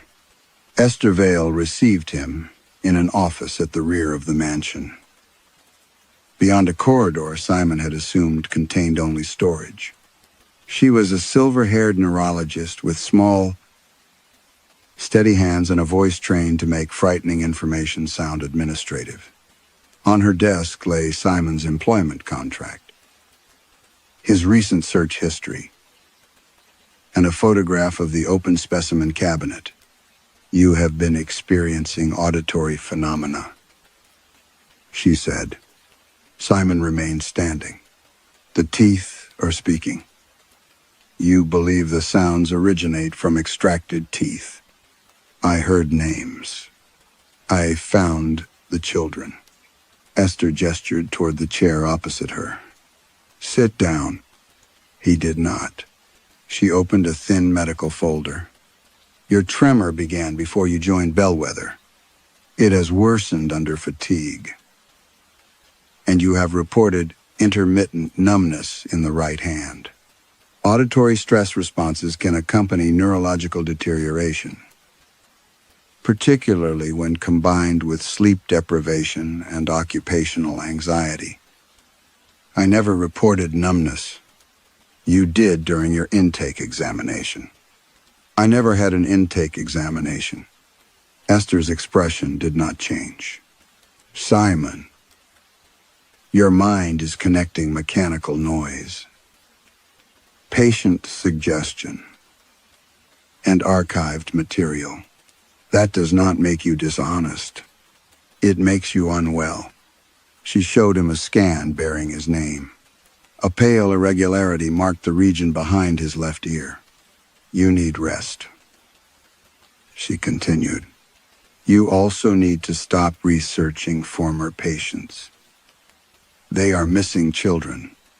They are names you discovered after hearing indistinct sounds. Your brain supplied meaning retrospectively. And the vial prepared for me? A staff error. It had my birthday. Your birthday is in your personnel file." Simon looked at her hands. They rested motionless on the folder. He placed his own beneath the desk so she would not see them shaking. Esther prescribed medication he did not intend to take and ordered him to complete only one extraction before going home. The patient waiting upstairs was Meredith Sloan, a 70-year-old donor to several Boston museums. She wore a dark wool coat despite the warm operatory and refused to remove it. "The back molar," she said, pointing to the upper right side. The tooth showed an old filling but no active disease. Simon prepared the instruments while Meredith watched the door. "I was told there would be no questions. I need informed consent. You need to remove it before I change my mind." He administered the anesthetic. As sensation faded from her face, Meredith began speaking. "There was a boy at the lake house," she said. Simon's hand paused above the tray. "What boy?" "The caretaker's son. He saw me in the boathouse with my father's pistol." Her tone remained conversational, but her breathing had quickened. "I told him it wasn't loaded. Then I pointed it at him." Simon lowered the forceps. "Did you shoot him?" The bullet entered beneath his eye. The fluorescent light hummed overhead. "What happened afterward?" "My father paid the caretaker. The boy was reported drowned. We moved before autumn." "Why are you telling me this?" Meredith touched the molar through her cheek. "Because he has been crying in there for 52 years. Simon switched on the recorder application on his phone and placed it beneath a folded towel. Then he extracted the tooth. The root released with a soft tearing sound. A thread of blood followed it onto the tray. From within the molar came a single gunshot. Meredith screamed. The monitor surged. Then settled. Simon pressed gauze against the socket while she sobbed into the bib. "I killed him," she said. His name was Thomas Bell. Simon repeated the name for the recording. Anya entered with a vial. The moment the tooth was sealed, Meredith stopped crying. Her face became blank. Simon removed the gauze. "Who was Thomas Bell?" she frowned. "I don't know anyone by that name. You just told me you shot him." Meredith laughed uncertainly. "Doctor, I have never fired a gun." Simon pulled the phone from beneath the towel and played the recording. His own questions were there. The gunshot was there. But wherever Meredith had confessed, the audio contained only a child sobbing behind a locked door. Anya handed him the aftercare form. At the bottom, beneath Meredith's signature, someone had stamped 3 words in red ink: "Memory successfully transferred." Below the stamp, Simon's name had already been entered as the recipient. Simon stared at his name beneath the red stamp until the letters blurred. "What does recipient mean?" Anya folded the aftercare form in half. "It means, doctor, Vale was right. You should go home. Did you put Meredith's memory inside me? No one puts anything anywhere during extraction. Then remove my name. I cannot alter a completed transfer record." Simon reached for the form. Anya stepped backward, and the folded paper vanished into the pocket of her uniform. Behind them, Meredith Sloan was fastening her coat. She hummed softly as she passed the tray containing the sealed molar. The melody was the same lullaby Caroline Morrow's tooth had produced. Meredith did not appear to hear herself. Simon remembered leaving Bellwether House. He remembered walking across the gravel drive beneath the black pines. He remembered unlocking his car and sitting behind the wheel with both hands pressed against his face. The next thing he knew, he was standing in the kitchen of an unfamiliar house. Sunlight fell through lace curtains. A woman with red hair was setting a cake on the table while 3 children leaned across paper plates. Someone had written Edward in blue icing. Simon looked down and saw small hands.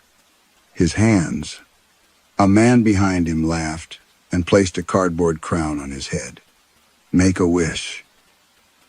"Teddy." Simon blinked.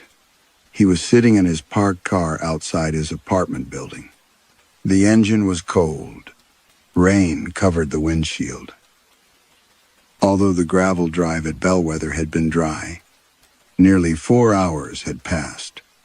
On the passenger seat lay a cardboard birthday crown. He carried it upstairs and placed it on his kitchen counter. The blue paper was faded with age, and a grease stain darkened one side. Inside, written in pencil, were the words "Property of Edward Hale." Simon searched the name until his vision hurt.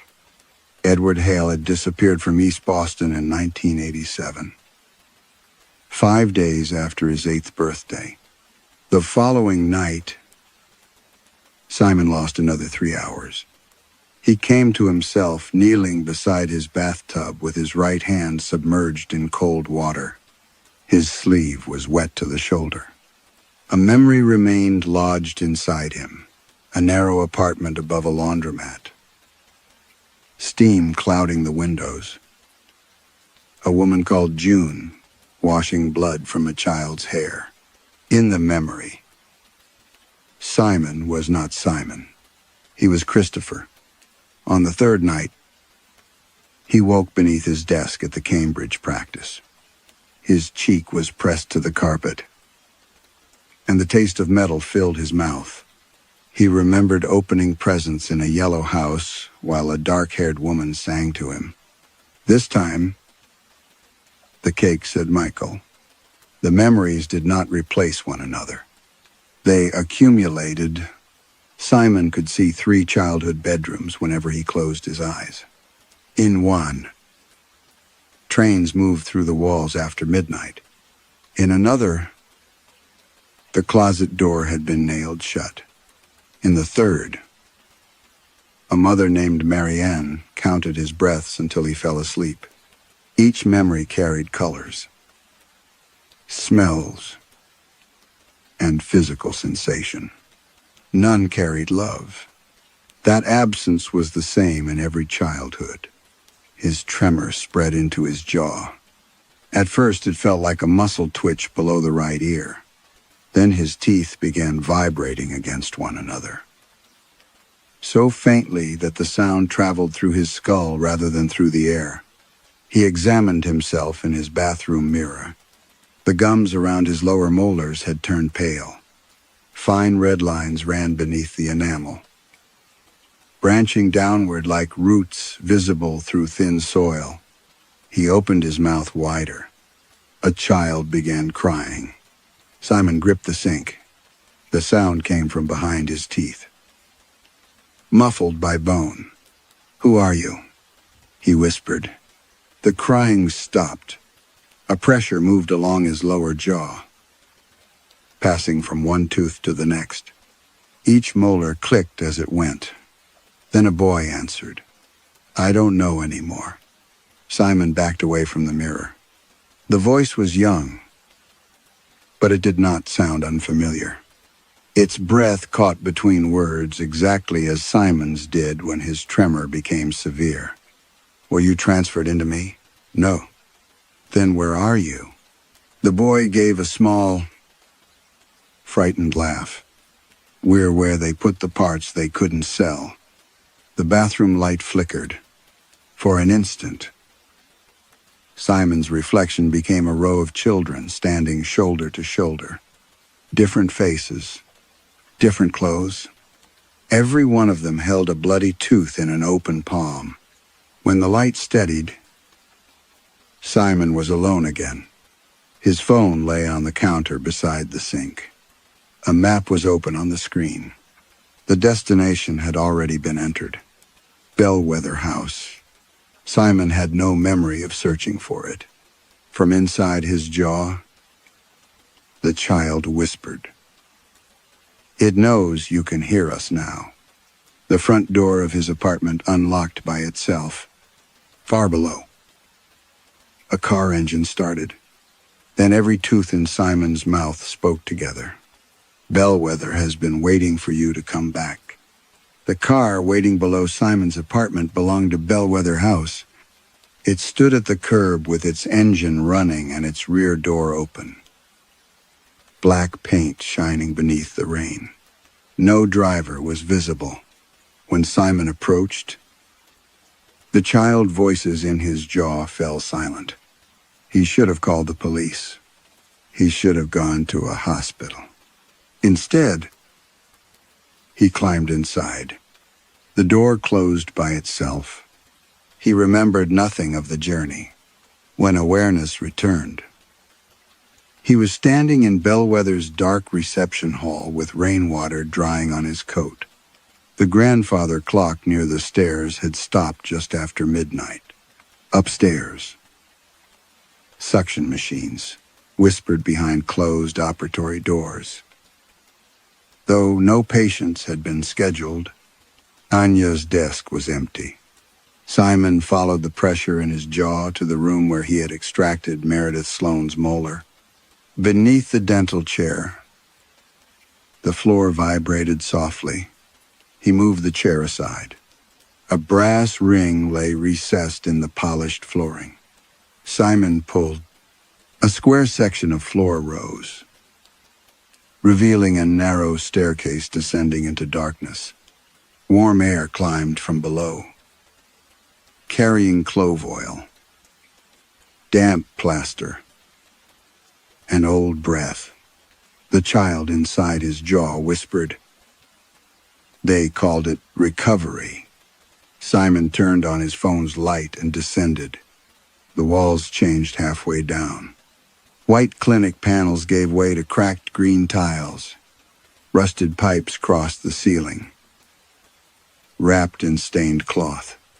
At the bottom, a sign hung crooked above a steel door. Pediatric aftercare.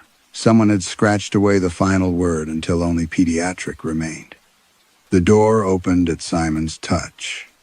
Beyond it stretched a ward far larger than the mansion could contain. Rows of child-sized dental chairs stood beneath dead fluorescent tubes.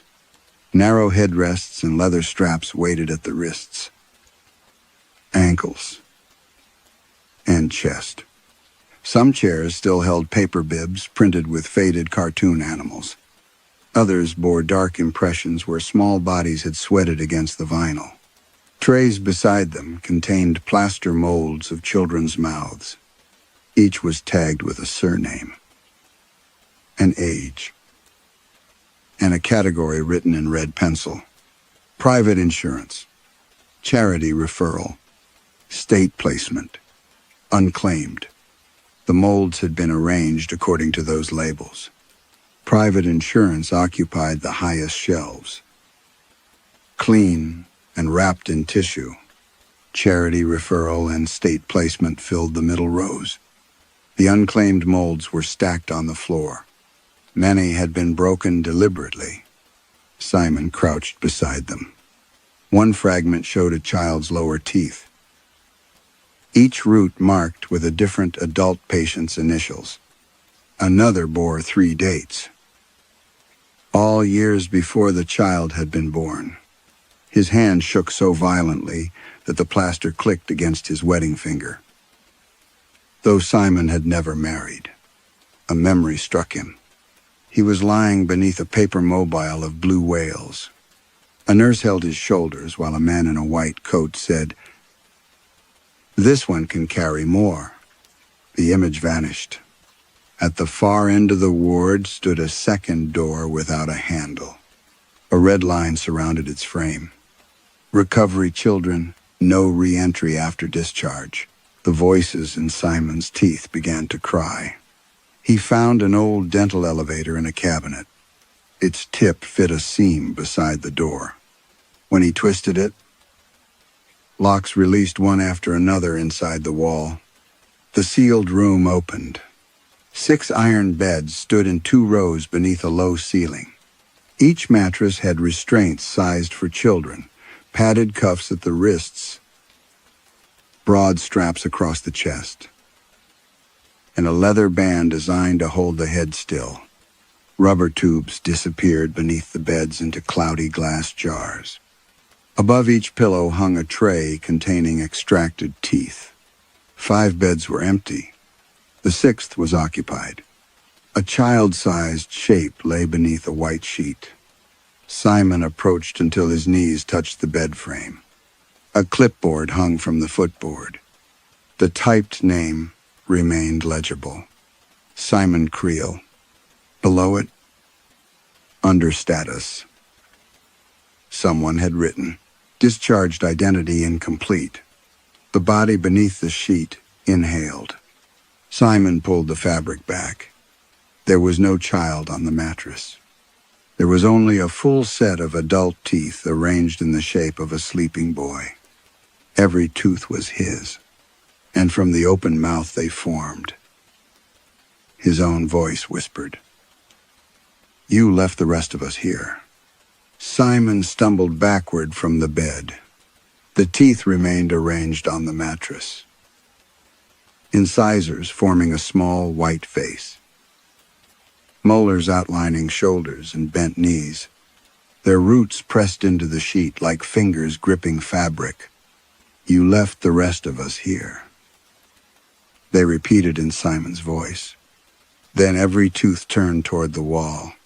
A metal cabinet stood there beneath peeling paint.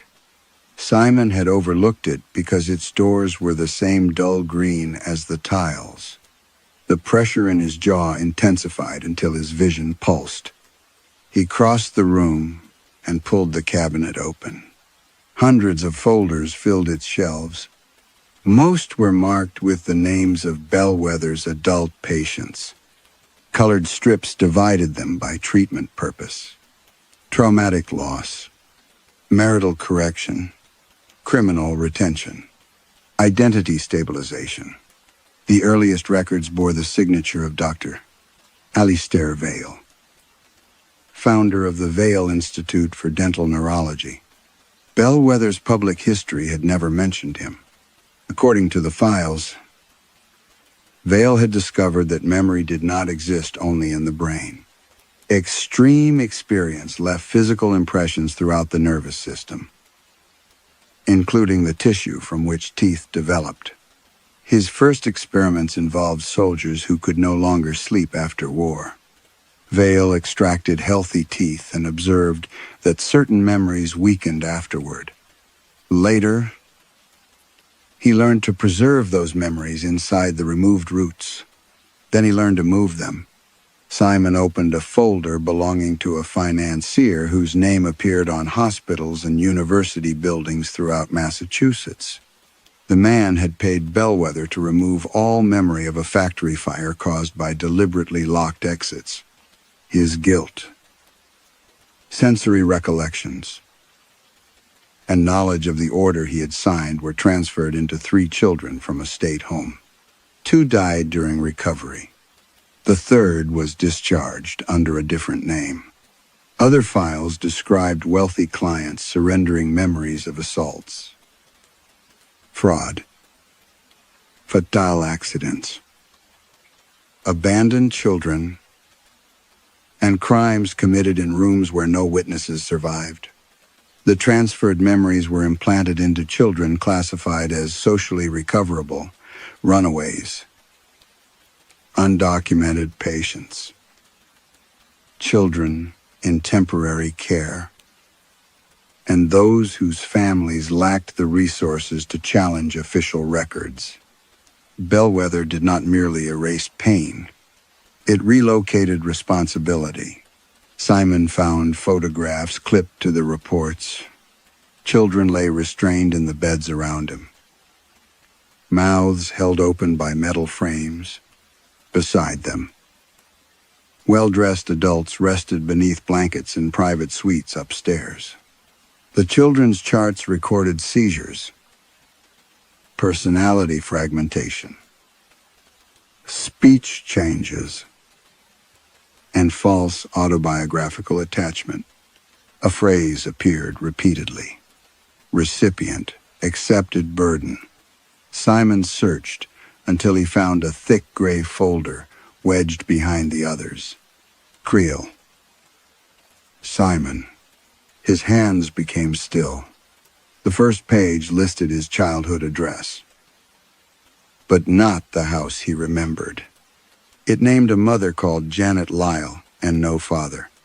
Simon had been admitted at age 6 through a charitable dental program after exhibiting violent night terrors and uncontrolled biting. Under treatment classification, someone had written, original, donor, unsuccessful. Simon read the surgical report twice. As a child, he had been used to absorb the memories of 4 adult clients. His mind rejected them. He screamed names he had never heard, attacked nurses, and attempted to remove his own teeth with a spoon. Vale ordered a complete mnemonic extraction. The procedure removed the implanted memories. It also removed Simon's own. He survived physically but no longer recognized language. Faces, hunger, or his reflection. The file described him as an empty neurological structure requiring immediate stabilization. Another folder had been inserted inside his. Oliver Wren, age 8. Oliver was a missing child from Dorchester. His photographs showed a thin boy with dark hair, a chipped front tooth, and a cardboard birthday crown. Simon recognized the crown from his apartment. Oliver had entered Bellwether after his mother accepted free treatment for an infected molar. His memory profile was unusually coherent. Vale selected him as a full autobiographical donor. The final procedure transferred Oliver's childhood into Simon. Family memories, language, habits, preferences, fear responses, the emotional architecture of a life. The operation killed Oliver in recovery.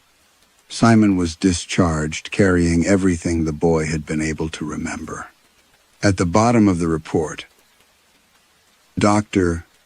Vale had written, "Recipient stable." But effective attachment remains absent. Memory retained without original emotional ownership. Simon understood then why every childhood scene felt perfectly furnished and entirely empty. A final document lay beneath Oliver's file. It had been added recently. Return protocol, final dentition. Simon's adult teeth were listed one by one. Each had been assigned a name. Meredith Sloane's transferred memory appeared beside his lower right molar. The last entry was not a patient.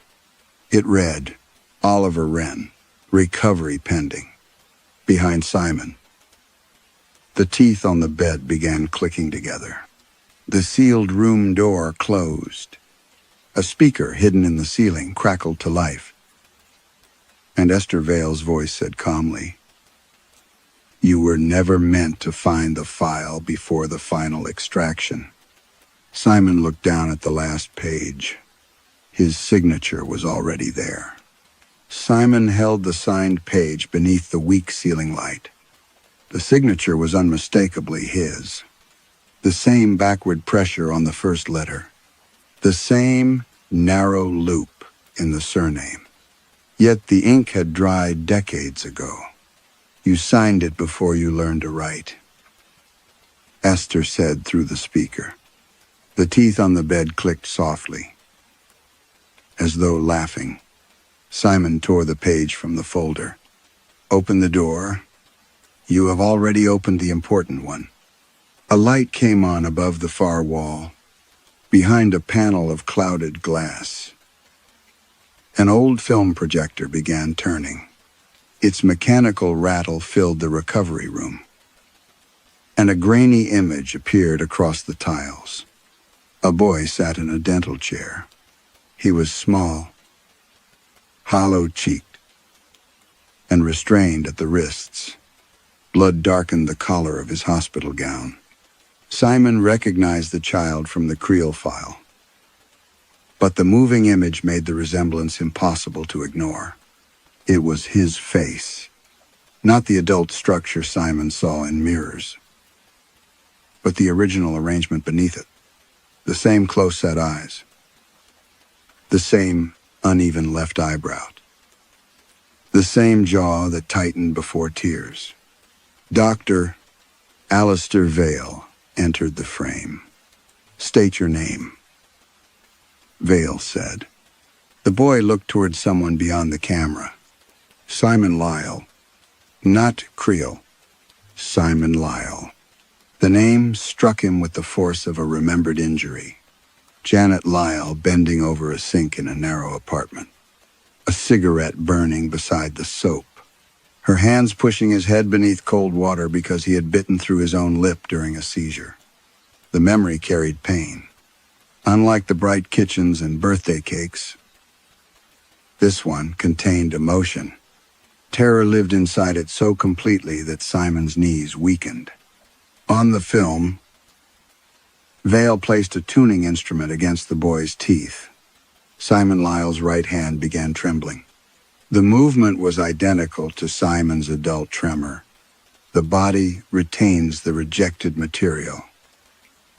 Vale dictated. Even after autobiographical extraction, procedural fear remains in the peripheral system. The boy screamed as the instrument vibrated. Simon's hand shook harder in answer. Esther's voice returned. "Your tremor is not a disease. It is the last memory that belonged to you." The film changed. Oliver Wren lay in the same chair days later. wearing the cardboard crown Simon had found in his car. A woman stood behind the observation glass with both hands pressed to her mouth. Simon knew her. Eleanor Creel. His mother? No. Oliver's mother. The woman from the kitchen window. The arms that carried him upstairs. The voice that sang beside the yellow bedroom. Her real name appeared on the film slate. Eleanor Wren. Simon had not remembered a different mother. Bellwether had simply renamed Oliver's. The projected image showed Vale extracting tooth after tooth from Oliver while wires recorded activity across the child's scalp. Each tooth was placed into a machine connected to Simon's bed in the adjoining room. Oliver cried for Eleanor until the sedative took his voice. Then the film showed Simon waking. He looked at Eleanor through the glass and called her Mama. She recoiled. Simon finally understood the absence inside his childhood memories. He could recall Oliver's love because the memories preserved its shape. But he had never possessed the living bond that created it. He remembered being loved by a mother who had watched him wake with her dead son's mind. "What happened to her?" Simon asked. "She accepted a settlement."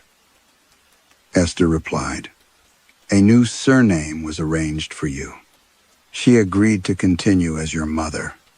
Simon looked again at the screen. Eleanor entered the recovery room. She touched his hair, but her fingers trembled with revulsion. The image changed to birthdays, school photographs, holidays, and staged family vacations. In every scene, Eleanor stood slightly apart from him. His father, a bellwether attorney assigned to preserve the household, smiled with professional patience. Simon had not grown up in a family. He had grown up inside Oliver's aftercare plan. The projector stopped. On the bed, the teeth rearranged themselves. The sleeping child shape unfolded and became two figures lying side by side. One was Oliver. The other was Simon Lyle. "Which one am I?" Simon whispered. The voices in his jaw answered together. "Neither." The sealed door opened. Beyond it stood Esther Vale, holding a tray of extraction instruments. "You are the place where both boys were buried," she said. "And now Oliver wants his life returned." Every tooth in Simon's mouth loosened at once. Simon tasted blood before Esther touched him. Every tooth shifted within its socket, producing a wet, granular sound that traveled through his skull. The room filled with overlapping voices, Meredith confessing beside the lake, Oliver calling for his mother, children reciting birthdays, and strangers describing rooms Simon had never entered. Esther placed the instrument tray beside the nearest bed. "The return has begun," she said. "Sedation will reduce unnecessary distress." Simon struck the syringe from her hand. It shattered against the tiles. "You're not taking anything else from me." Esther watched the clear liquid spread across the floor. "There is very little of you left to take." The tremor in Simon's hand became violent. But for the first time, he did not hide it. He reached for the forceps. The first tooth came free with almost no resistance.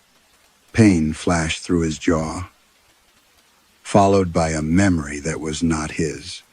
A man standing over a burning warehouse, checking his watch while workers hammered against locked doors. The memory left the tooth as black vapor and rushed into the ventilation grill. Somewhere above them, an adult screamed. Simon dropped the tooth and seized another.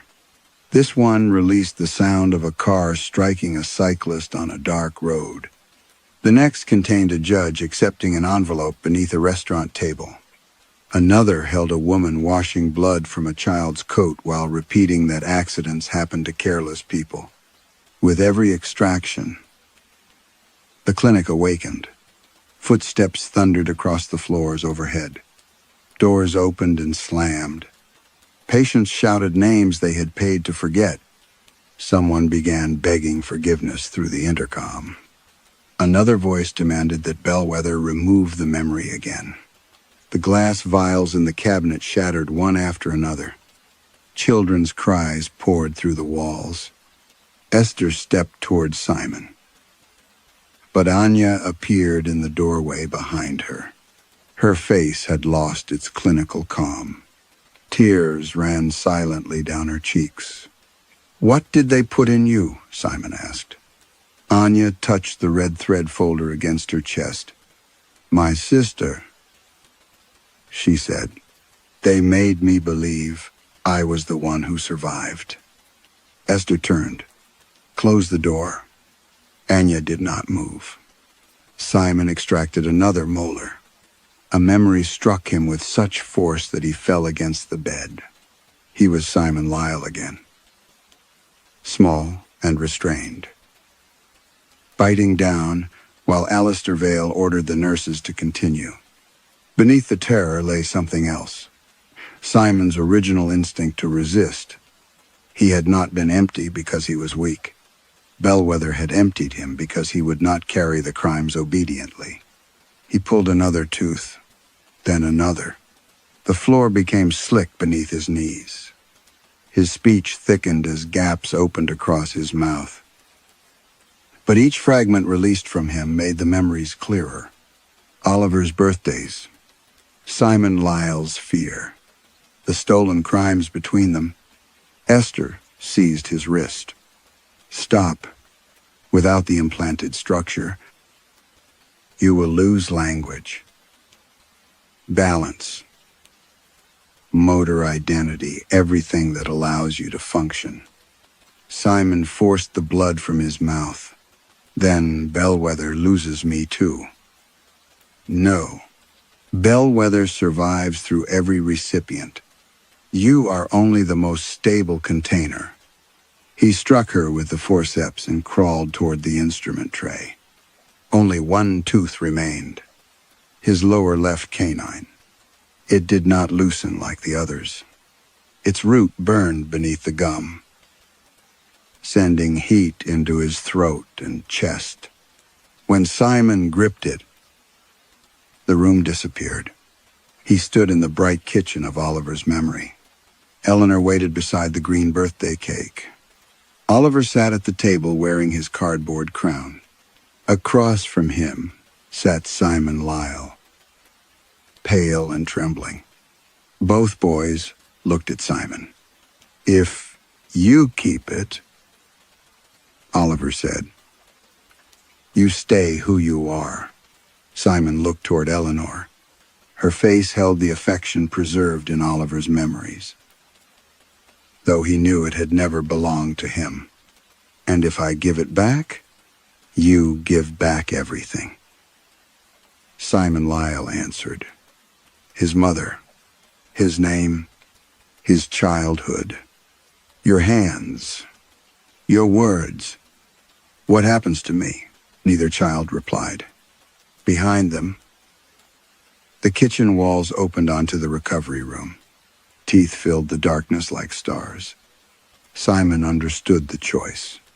Keeping the canine meant preserving the adult identity Bellwether had built, his career, his knowledge, his memories, and the stolen life that had allowed him to become Dr. Simon Creel. Removing it would return Oliver's complete memory pattern to its original owner, wherever Bellwether had hidden what remained of him. Simon raised the forceps. Esther's voice came from very far away. "You cannot return a life to a dead child." Oliver looked directly at him. For the first time, the boy smiled. "I'm not dead," he said. "I've been dreaming that I was you." Simon closed the forceps around the final tooth and pulled. The final canine came free with a length of white root that should not have fit inside Simon's jaw.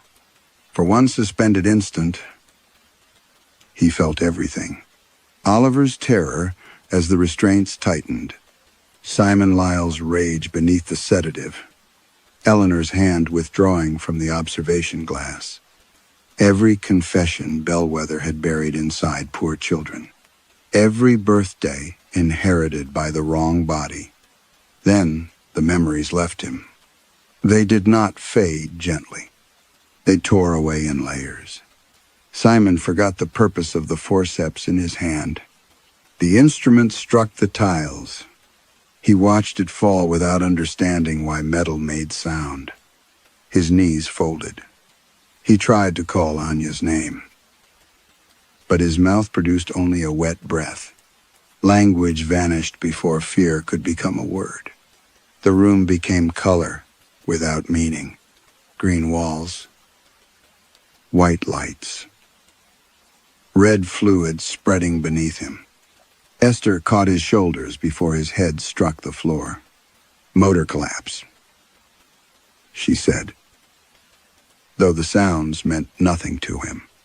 "Secure the recipient." Anya pushed her away. Simon saw her face above him.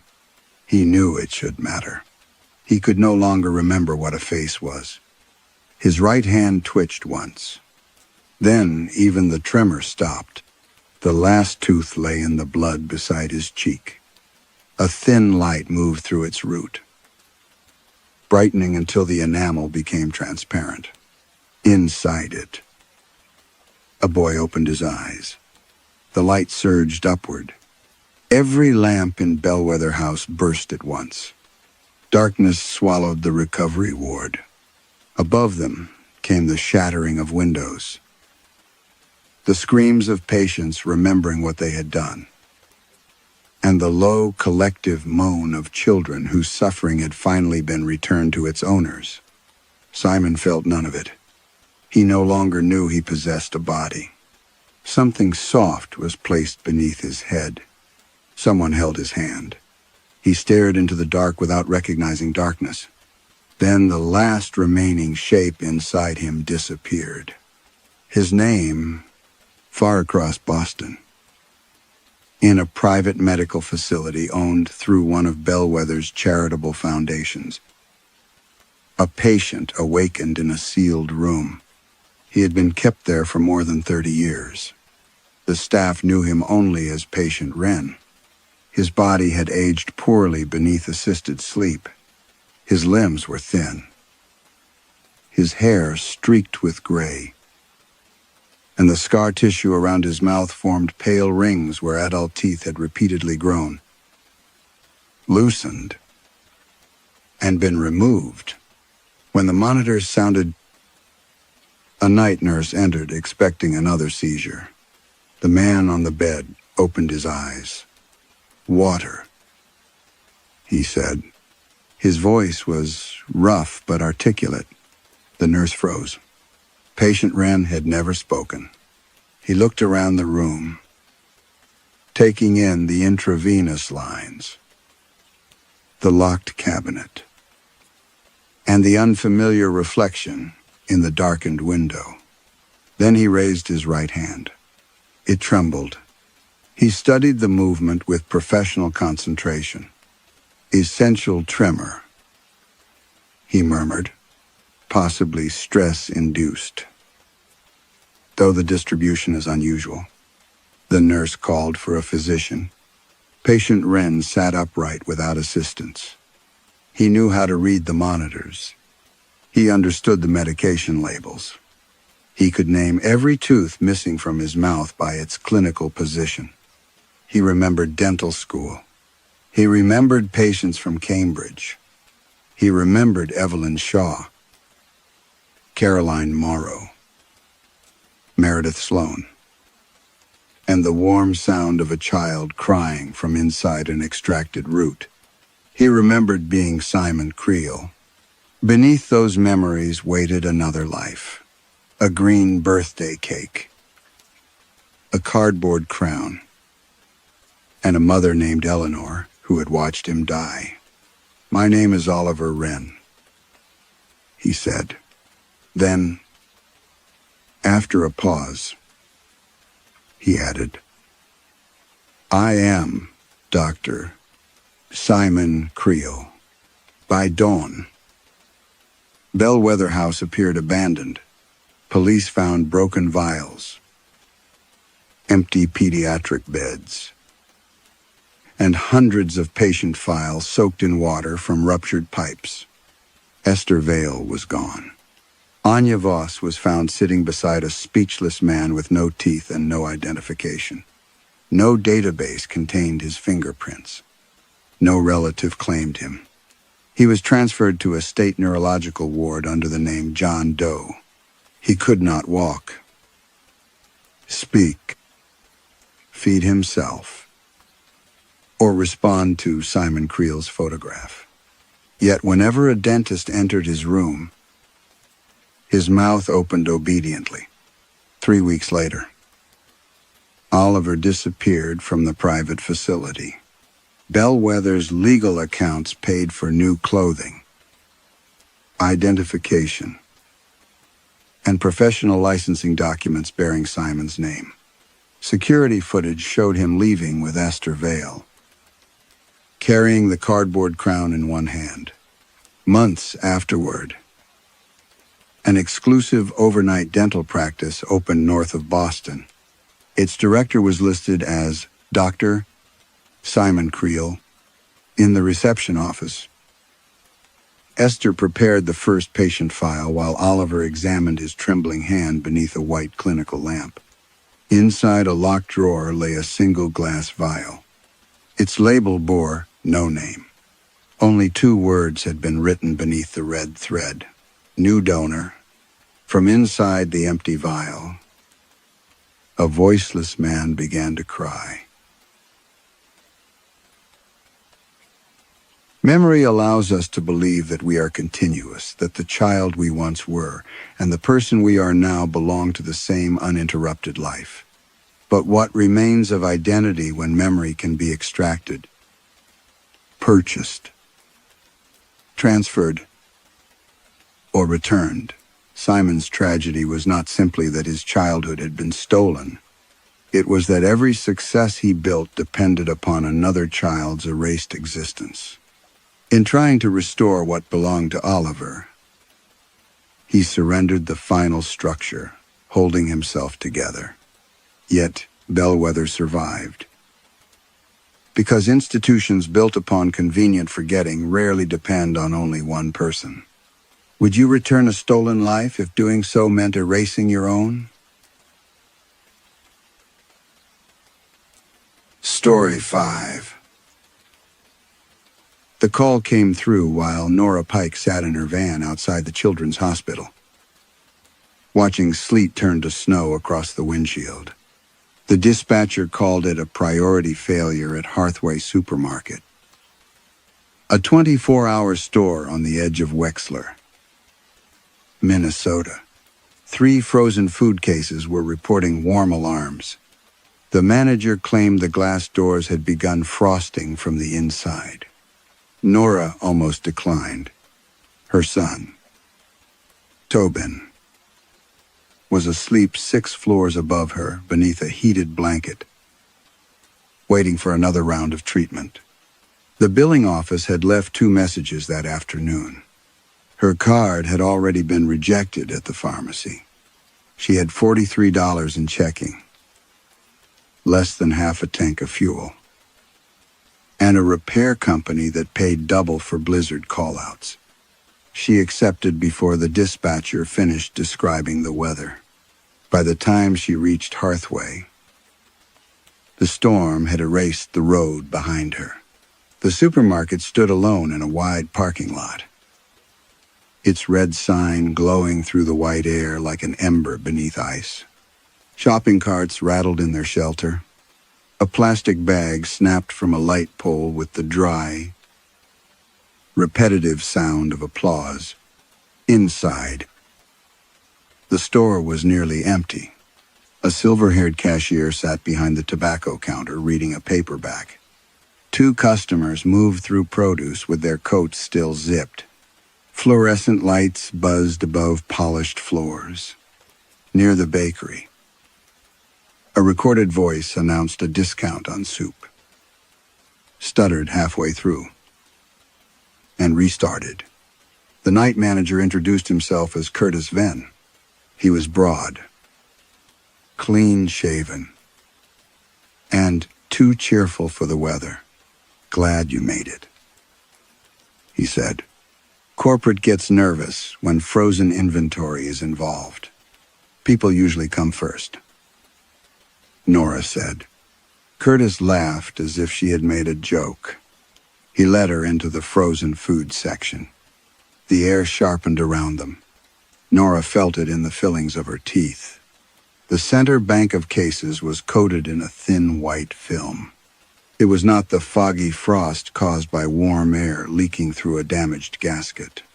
This frost lay beneath the glass in branching patterns, each line pointing toward the same place behind the shelves.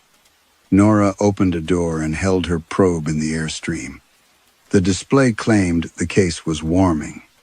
Her instrument showed a temperature far below specification. "That makes no sense," Curtis said. "It does if the sensor is bad." She said it automatically, because every malfunction had a cause, and every cause could be billed. Nora removed the lower kickplate. Cold air spilled over her boots. Beneath the case, the compressor line was still. No vibration, no heat discharge. The fan turned slowly with a strained clicking sound. She checked the electrical draw. Nothing. The freezer was running without power. Nora stared at the meter, then disconnected it, inspected the leads, and tested again. Still nothing. Her phone vibrated. She expected the hospital. Instead, a debt collector reminded her that failure to arrange payment could result in further action. She locked the screen. "Could be backfeeding from another circuit," she said. Curtis had stepped away from the open case. His breath clouded before him. "Whatever it is, keep it contained," he said. "We can't close this section." Nora looked down the aisle. Every glass door reflected the same strip of white light, and her own dark figure standing inside it. "Where's the service access?" Curtis pointed toward the warehouse wall. "There should be a panel behind the last case." "Should be." Nora disliked those words in repair work. She unloaded boxes of frozen dinners from the final shelf and found the rear panel sealed beneath ice. The screws were brittle with cold. When she touched one with her driver, it snapped in half. The panel opened inward. Behind it was not insulation, wiring, or the concrete wall shown on the building plan. There was a passage. It was narrow, unlit, and long enough that Nora could not see where it ended. Clean white snow covered the floor. She raised her flashlight. Snow fell inside the passage, drifting steadily from a ceiling hidden in darkness, somewhere beyond the beam. A shopping cart rolled once across the unseen floor, then stopped. Nora kept the flashlight fixed on the passage. The shopping cart did not move again. Behind her, Curtis shifted his weight. The rubber soles of his shoes squeaked against the supermarket floor. A small, ordinary sound that made the falling snow beyond the panel seem even less believable. "Is that part of the warehouse?" he asked. "No. You sound certain. I have the plans." She pulled the folded service diagram from her coat pocket and held it beside the opening. The wall behind the freezer bank should have been solid concrete. followed by insulation and the exterior loading bay. There was no corridor, no cavity large enough to contain one, no vertical space above it from which snow could fall. Curtis leaned closer, then stopped before crossing the rim of frost. Could be an old access chase, with weather inside it, air leak from the roof. Nora looked at him. He was not trying to convince her. He was rehearsing language for someone else. The snow continued to descend without touching the panel. The freezer, or the dry floor at Nora's knees. It fell only beyond the opening, as neatly contained as merchandise behind glass. Curtis cleared his throat. Can you seal it? I need to know what it is. You need to keep the cases running. They're running without power. Then that sounds like good news. Nora turned toward him slowly. Curtis smiled, but there was tension around his mouth. Corporate wants no interruption. We've got trucks delayed, customers stranded, and several $1,000s of product sitting here. Whatever temporary measure you need, take it. Temporary measure. Nora had heard the phrase from supervisors who wanted alarms bypassed. Pressure switches bridged, and corroded valves left in service until the next quarter. She had used it herself in reports. Once, at a nursing facility outside Duluth. She had reset a compressor after discovering oil beneath the housing. The replacement part had been too expensive. The administrator had begged. And Nora's manager had reminded her that refusing meant losing the account. The compressor failed 9 days later. No residents died. That was the sentence she always added in her own mind. She had never asked how many were moved through freezing rain. Her phone vibrated again. This time, the hospital's billing department had sent a formal notice, unless a payment arrangement was confirmed by the end of the week. Tobin's account would be transferred for review, and certain non-emergency services might be delayed. Nora read the message twice. "Everything all right?" Curtis asked. She locked the phone and pushed it into her pocket. "My son's school." Curtis nodded with the quick relief of a man grateful that another person's problem did not involve him. Nora looked back at the passage. It was gone. Behind the open panel lay a shallow cavity filled with wiring, insulation, and a copper refrigerant line white with frost. Her flashlight struck the concrete wall less than 2 feet away. For several seconds, neither of them spoke. Curtis exhaled first. "Roof leak?" Nora reached into the cavity. The insulation was dry. The concrete was cold but solid. She pressed her palm against it until the rough surface marked her skin. There was no snow, no darkness, no corridor. She removed her hand and found a small wet circle in the center of her palm, as though a snowflake had melted there. Curtis took a step back, replaced the sensor. Document of false alarm, and closed the panel. "I'm shutting down the bank." "No.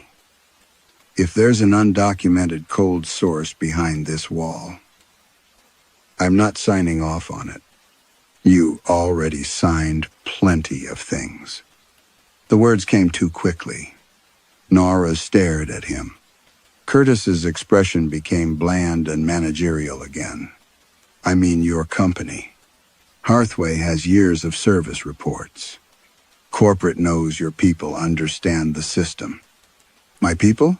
You, whoever." Nora stood. "Show me the mechanical room." He hesitated just long enough to answer her. A metallic rattle sounded at the far end of the aisle. Both of them turned. A shopping cart stood beside the frozen vegetables. Nora was certain it had not been there before. Its wheels were wet. Water gathered beneath them in 4 dark crescents. From the cart, a shining trail crossed the aisle, continued over the dry tile, and ended at the concrete wall behind the freezer bank. The tracks did not lead away from the wall. They came out of it. Nora crouched beside the wet tracks until the cold began to ache through her knees. Each wheel mark was narrow and clean, pressed into water that should not have existed in a store, kept dry by forced air and radiant floor heat. She touched one crescent with 2 fingers. The water was nearly freezing, but it carried no grit from the parking lot. No road salt. No brown slush. It was clear as melted snow from an untouched field. Curtis stood several feet away. Someone moved it from receiving. He said, "There are no tracks leading from receiving. The floor cleaner could have wiped them. It hasn't been through here." Curtis folded his arms. "You're here to repair refrigeration, not investigate shopping carts." Nora looked at the wall where the trail ended. Frost was beginning to grow around the edges of the open service panel again. She heard the faint rolling sound from beyond the concrete. This time, she did not wait for Curtis to explain it. Nora removed the wiring harness, loosened the copper line from its brackets, and pulled the panel wider. The concrete beyond it darkened like wet paper. A seam appeared down the center. Cold air pushed through, carrying the smell of cardboard, freezer burn, and something older, unwashed wool left in snow. The wall opened. The passage had returned. Curtis stepped forward. "Close it." Nora took her flashlight and climbed through. The snow came to the tops of her boots. It fell from darkness without collecting on her shoulders or hair. Instead, every flake seemed to turn aside before touching her, settling only on the floor and the shelves that lined both sides of the passage. Shelves. At first she thought she had entered another storage aisle. Then her light moved across the products. There were white cartons, plastic bags, butcher paper parcels, jars clouded with frost, and trays sealed beneath clear film. None carried a brand logo. None displayed ingredients, weight, or price. Each item had a plain adhesive label. Marcus Lyle, born February 14th, 1968. Body temperature, 97.4 degrees. Nora moved the beam to the next package. Elena Rojas, born May 9th, 1984. Body temperature, 98.1 degrees. The temperature changed while she watched. 98.1 became 98.0. The printed numbers did not smear or flicker.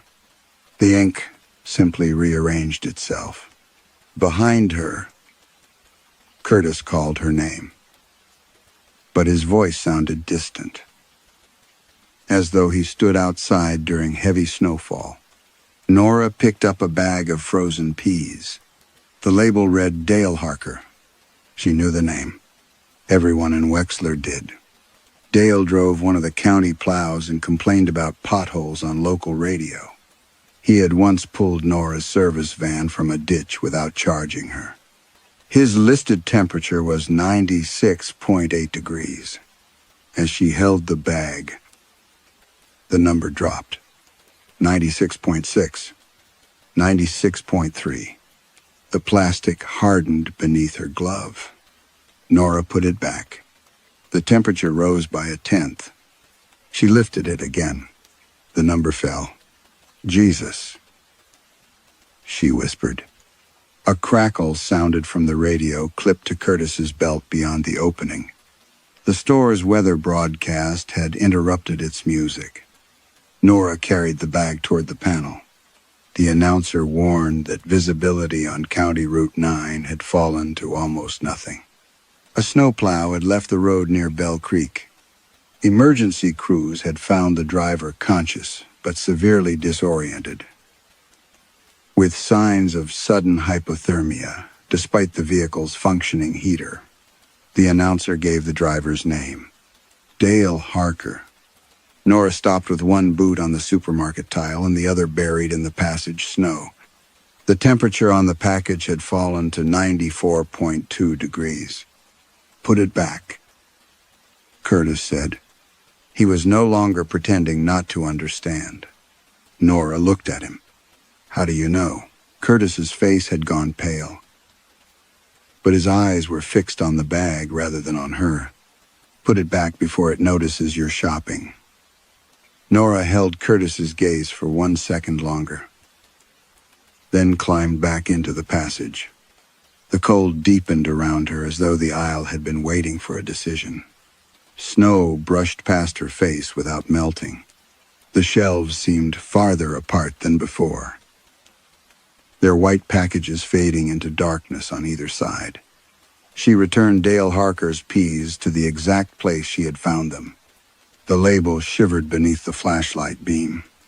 93.8 degrees, 94.1, 94.6.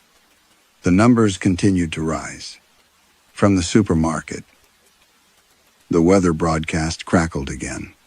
The announcer said the plow driver had begun responding to treatment. His temperature remained dangerously low, but paramedics reported that the decline had stopped. Nora stared at the package until her eyes watered from the cold.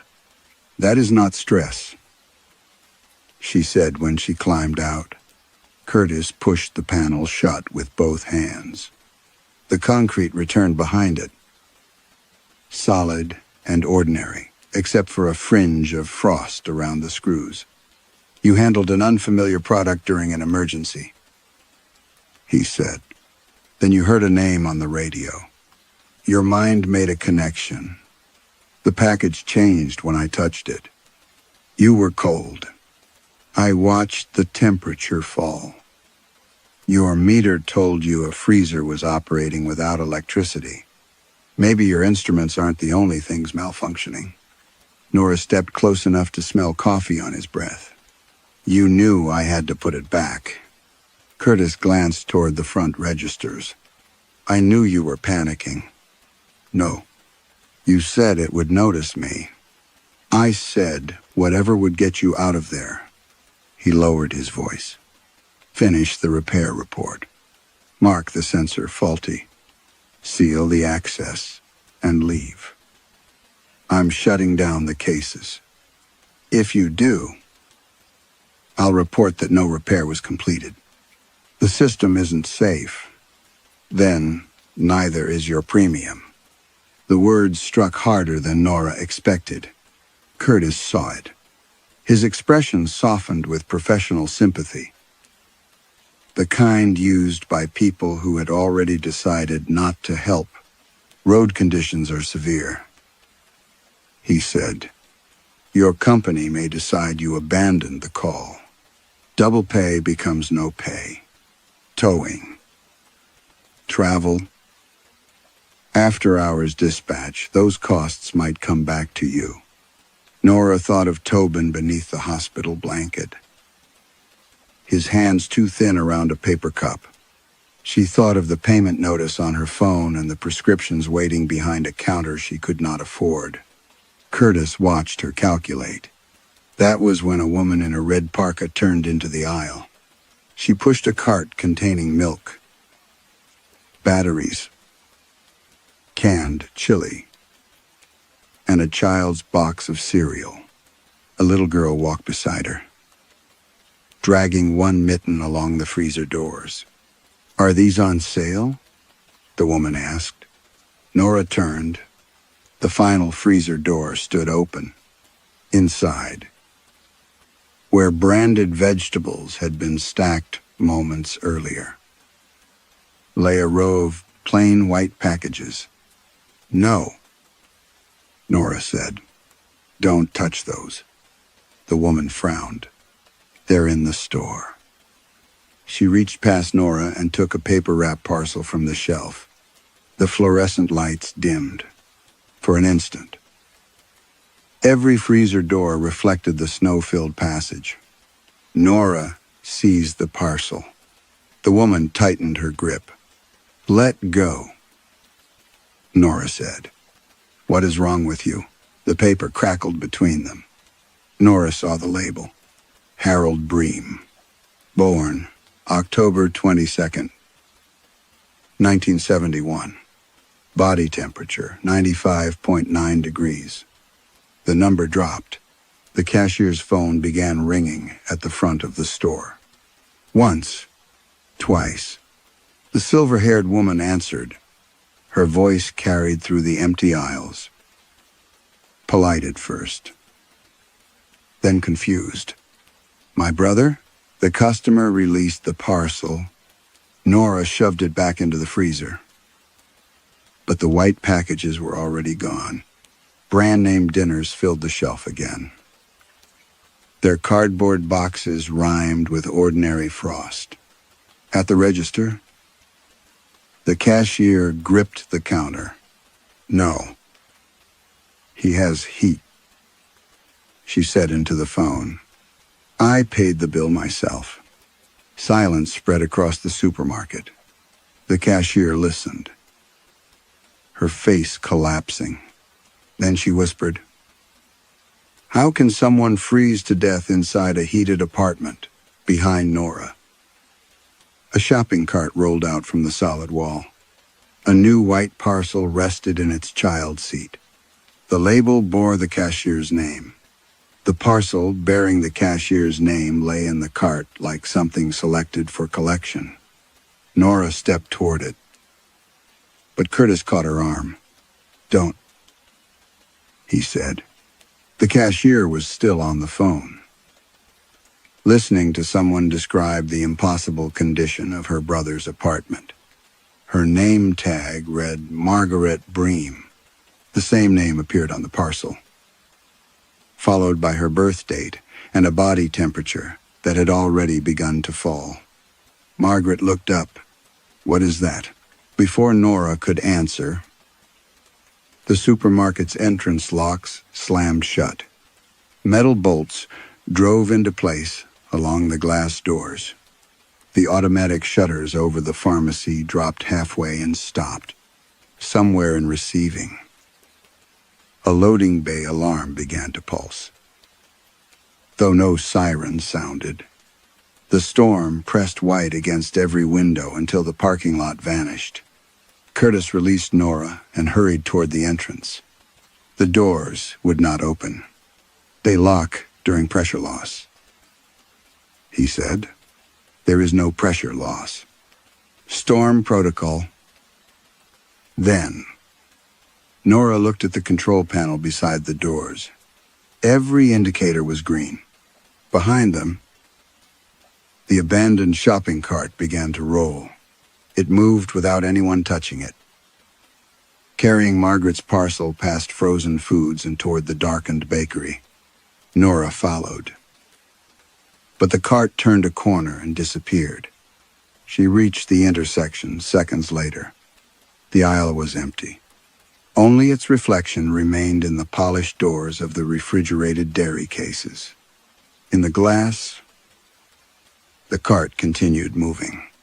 Beyond it stretched the winter ale, longer than before, lined with shelves that narrowed toward a point far beyond the dimensions of the building.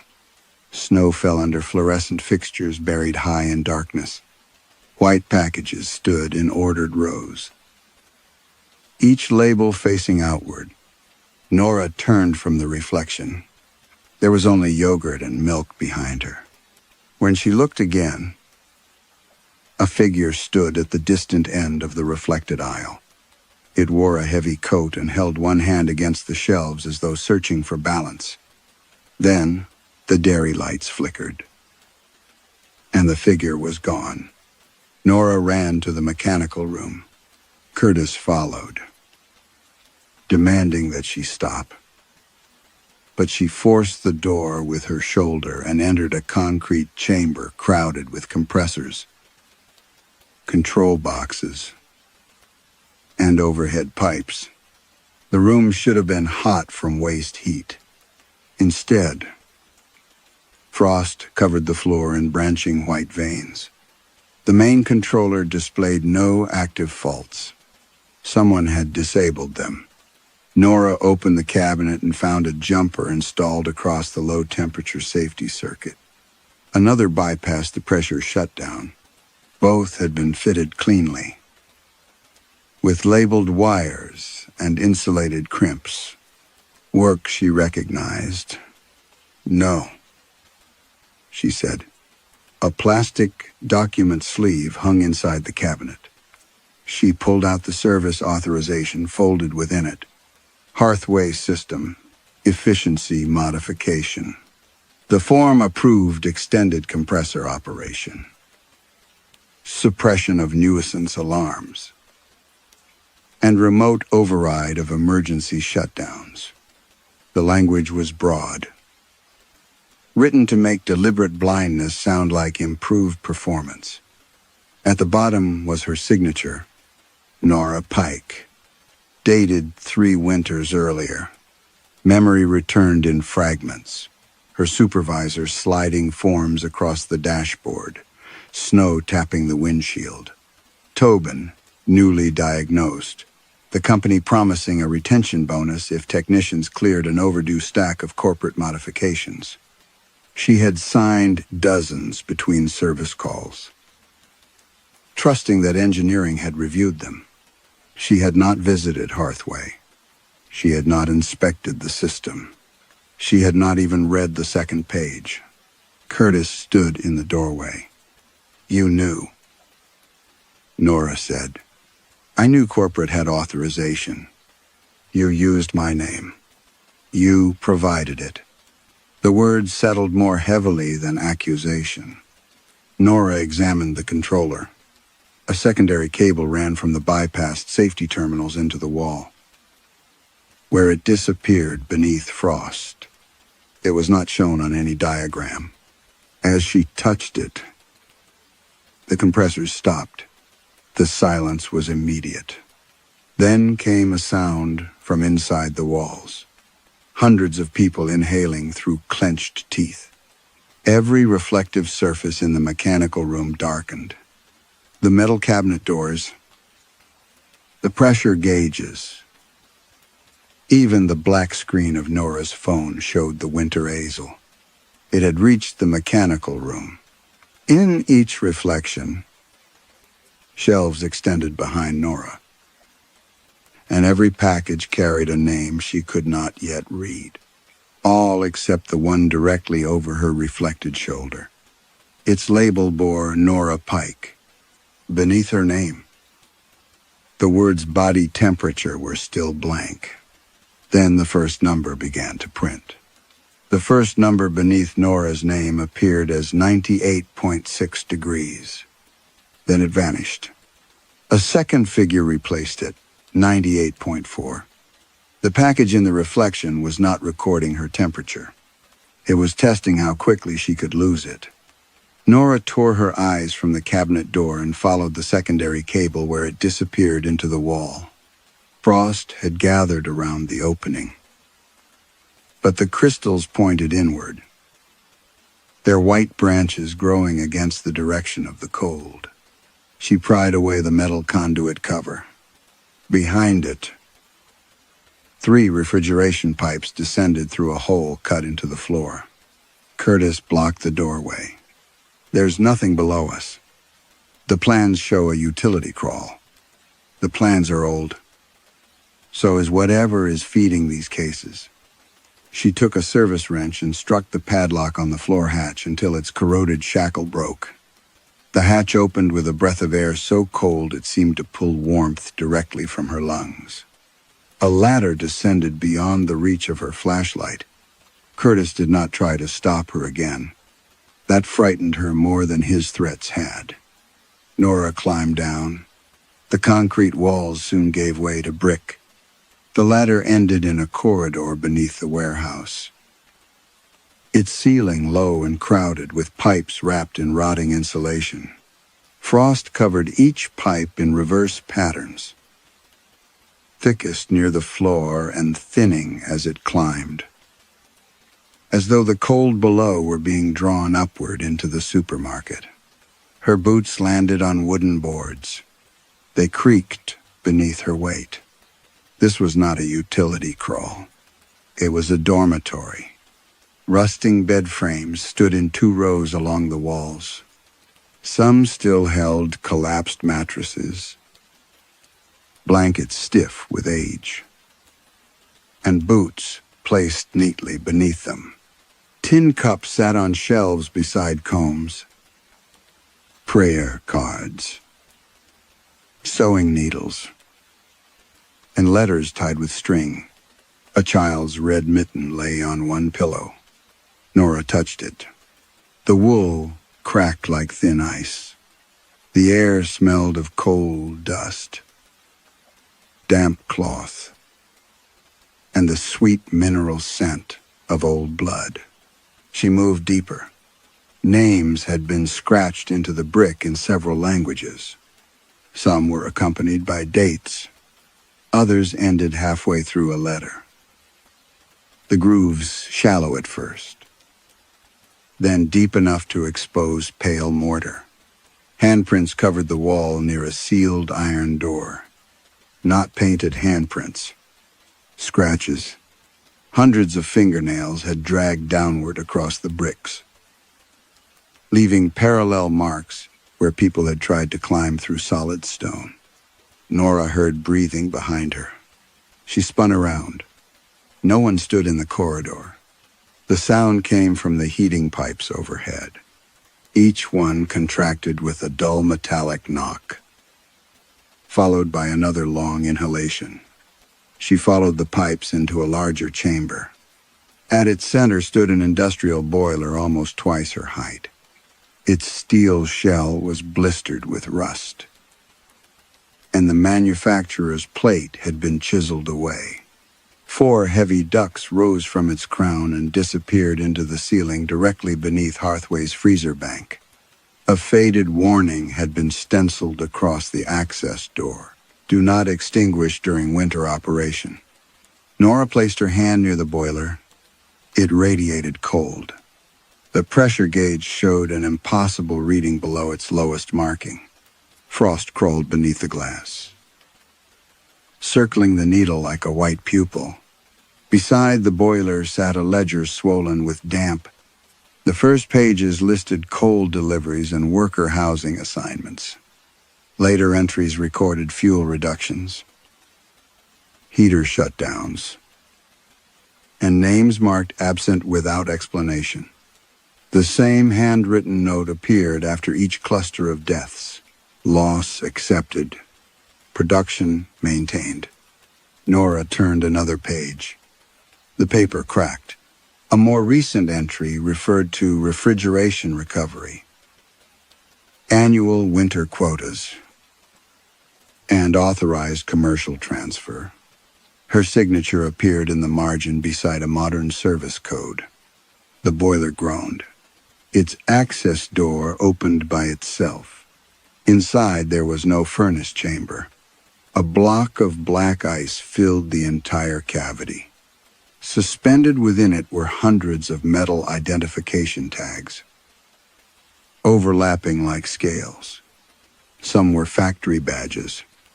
Others were hospital bracelets, shelter cards, prison intake labels, temporary work permits, and supermarket loyalty tags. The oldest names had been stamped by hand. The newest were printed in clean corporate type. Nora raised her light. Near the surface of the ice hung a small plastic hospital band. Tobin Pike.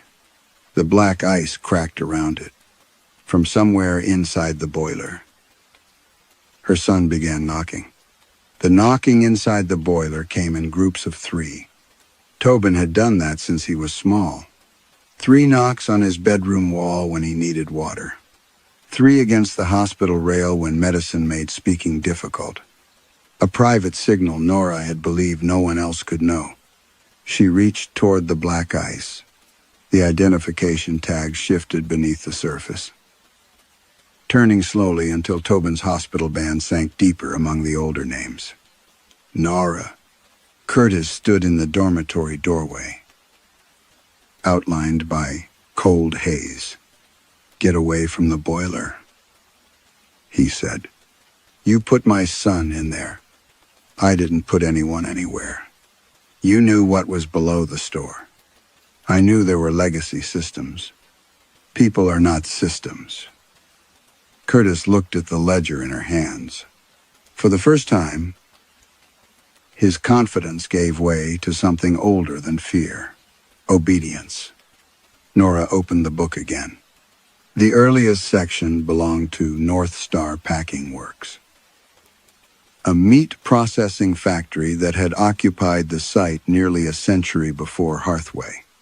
Its owner, Aldous Creel, recruited seasonal workers from rail camps, farms, and border towns, housing them beneath the production floor, because official lodging would have required inspections. One winter, the workers refused to enter the cutting rooms after 3 men lost fingers to unguarded machinery. They demanded safer equipment, medical care, and wages withheld for months. Creel called it sabotage. The ledger recorded his answer in the language of inventory control. Heating suspended until labor resumes. Outside temperatures fell for 4 nights. The dormitory doors were chained from the factory side. Coal remained stacked in the yard while the boilers stayed cold. When workers broke furniture for fuel, guards flooded the corridor and opened the ventilation shafts. The official death count was 17. A separate page listed 211 sleeping assignments. Most names had been crossed out and replaced with departed. Nora looked at the beds around her. They never left. Curtis glanced toward the scratched walls. The records said the structure was cleared. The records were written by the man who killed them. After the factory closed, Creel's descendants sold the land through holding companies. Construction notes for the first Hearthway described unstable ground and a cold pocket beneath the foundation that remained frozen even in summer. Engineers proposed excavation. Executives chose exploitation. A binder sealed inside the ledger's back cover documented what they called thermal inheritance. Pipes installed through the dormitory drew cold upward without compressors, cutting refrigeration costs across the store. Then, the temperature beneath the building began to rise. The cold weakened unless new names were introduced. At first, Hearthway supplied bodies through unclaimed morgue transfers and private agreements with county institutions. Later, physical remains were no longer required. A name, a verified identity, and a completed selection were enough. Annual reports called them winter contributions. Nora turned pages filled with criteria. No active next of kin. Unstable housing. Temporary employment. Unpaid medical debt. Expired immigration documents. Recent discharge from state care. Low likelihood of organized search. Each person had been reduced to a score measuring how quietly they could disappear. The packages are inventory, Nora said. Curtis did not answer. A paper slipped from the ledger and landed at her feet. It was a current year procurement list. Several names were marked complete. Dale Harker and Harold Bream remained under review. Margaret Bream had been added during the last hour. The final column identified each source: customer databases, hospital billing systems, payroll files, housing applications, and municipal shelters. Nora found Tobin near the bottom. His notes mentioned prolonged treatment, a single-parent household, Dulank balance, and limited financial resilience. Beside his name was another entry: Nora Pike, technical custodian, candidate. Her debt, disciplinary warnings, and signed modifications were summarized in 6 lines. The last line had been added after she entered the buried level. Candidate has accessed contract chamber. Succession review initiated. The boiler stopped knocking. Across the black ice, hundreds of identification tags turned at once. Every name faced Nora. Curtis closed the dormitory door behind him. "The store doesn't need another victim tonight," he said. He looked at the empty space beside Tobin's band. "It needs someone willing to choose them." Nora watched Curtis as the meaning settled between them. He had not come downstairs to stop her from finding the contract. He had come to see whether she would accept it. "You're the current custodian," she said. Curtis's eyes moved toward the boiler. "Manager is the title on payroll. How many people have you selected?" "I don't select anyone. You keep the aisle open. I maintain procedure." The distinction sounded rehearsed. Nora had used versions of it herself whenever a supervisor asked who had approved a bypass or ignored a fault. She had installed the wire, but engineering had ordered it. She had signed the form, but legal had written it. Responsibility passed from hand to hand until it no longer seemed to belong to anyone. She turned back to the procurement list. The pages were not organized by names alone. They were sorted into columns labeled visibility, attachment, institutional value, and recovery risk.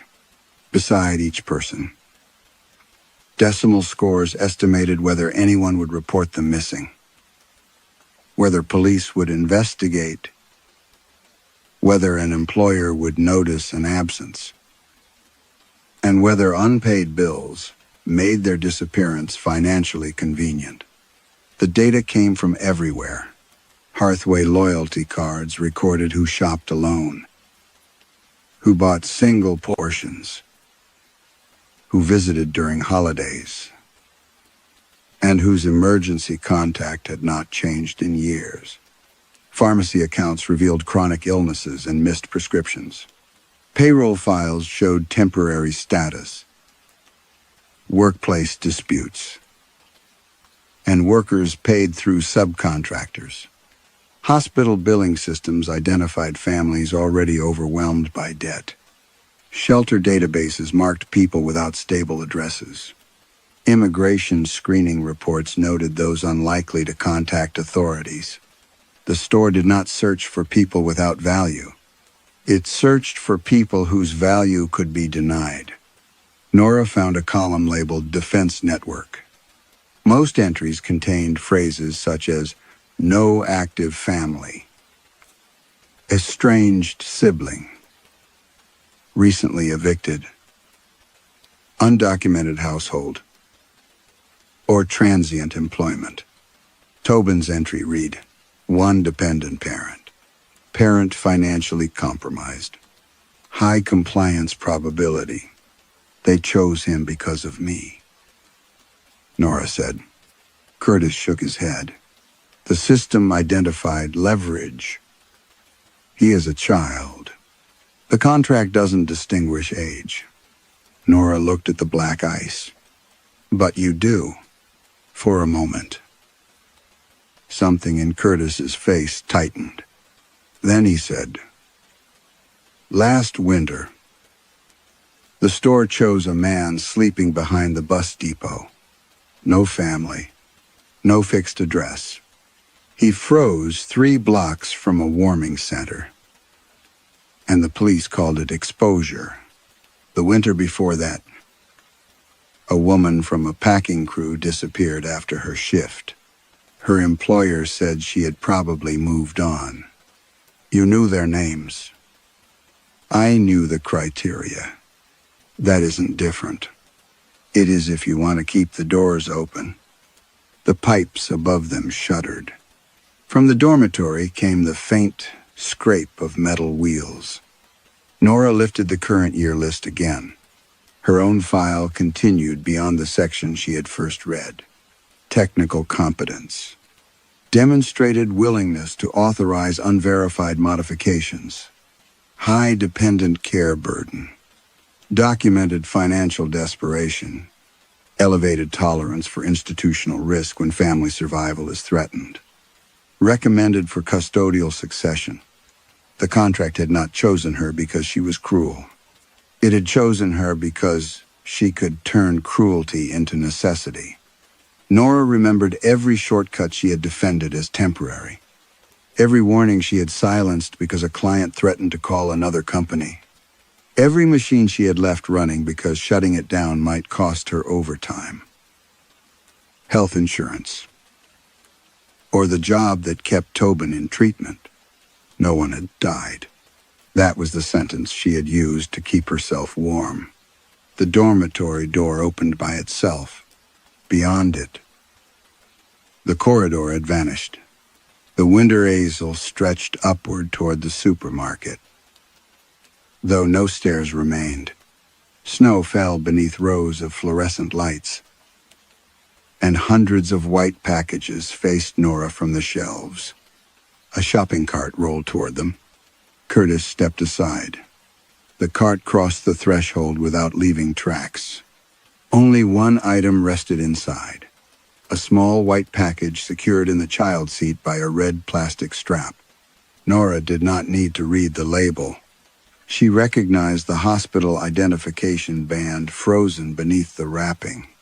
Still, the letters printed themselves clearly. Tobin Pike. His body temperature appeared below his name. Then it began to fall. Tobin's temperature fell by tenths. 96.9. 96.7. Nora gripped the cart until the metal burned through her gloves. The shelves around her brightened one section at a time. Packages slid forward with soft cardboard sighs, presenting themselves at the edge. Every label showed a name, a birth date, and a body temperature holding steady. The aisle was offering replacements. A woman from the county shelter, a teenage dishwasher from the truck stop, an undocumented farmhand whose emergency contact field was blank, Margaret Bream, Dale Harker, people Nora had passed in checkout lines, service corridors, and hospital waiting rooms without ever learning whether anyone would come looking. Curtis stood behind the cart. "You only need one," he said. Nora looked at him. His voice softened. "Take a package. Put it in the cart. Tobin goes back on the shelf. And the other person? They become the contribution." "You mean they die?" "They freeze. The paperwork says exposure, equipment failure.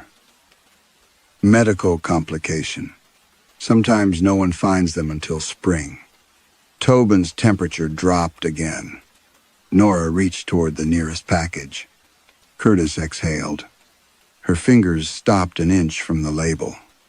The package belonged to a woman named Marisol Vega, 32 years old. Body temperature normal.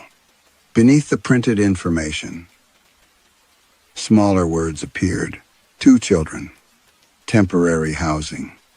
Low investigative priority. Nora saw Tobin in his hospital bed. She heard herself telling him that adults always found a way. Her hand closed around Marisol's package. The aisle became still.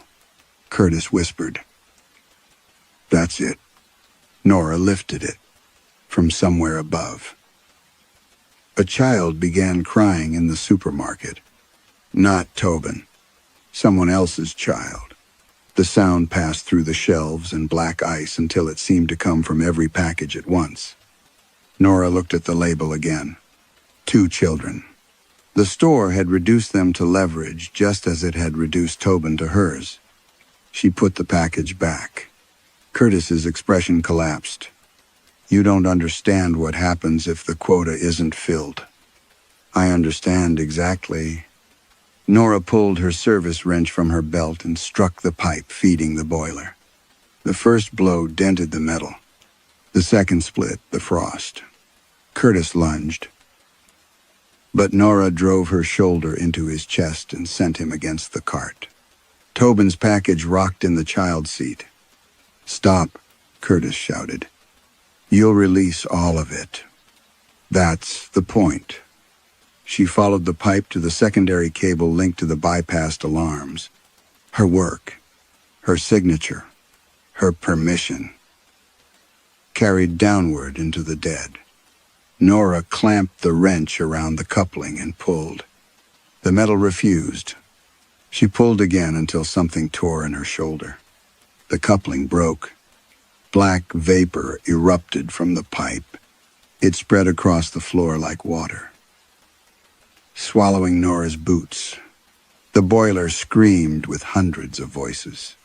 Identification tags spun inside the ice, striking one another in a metallic storm.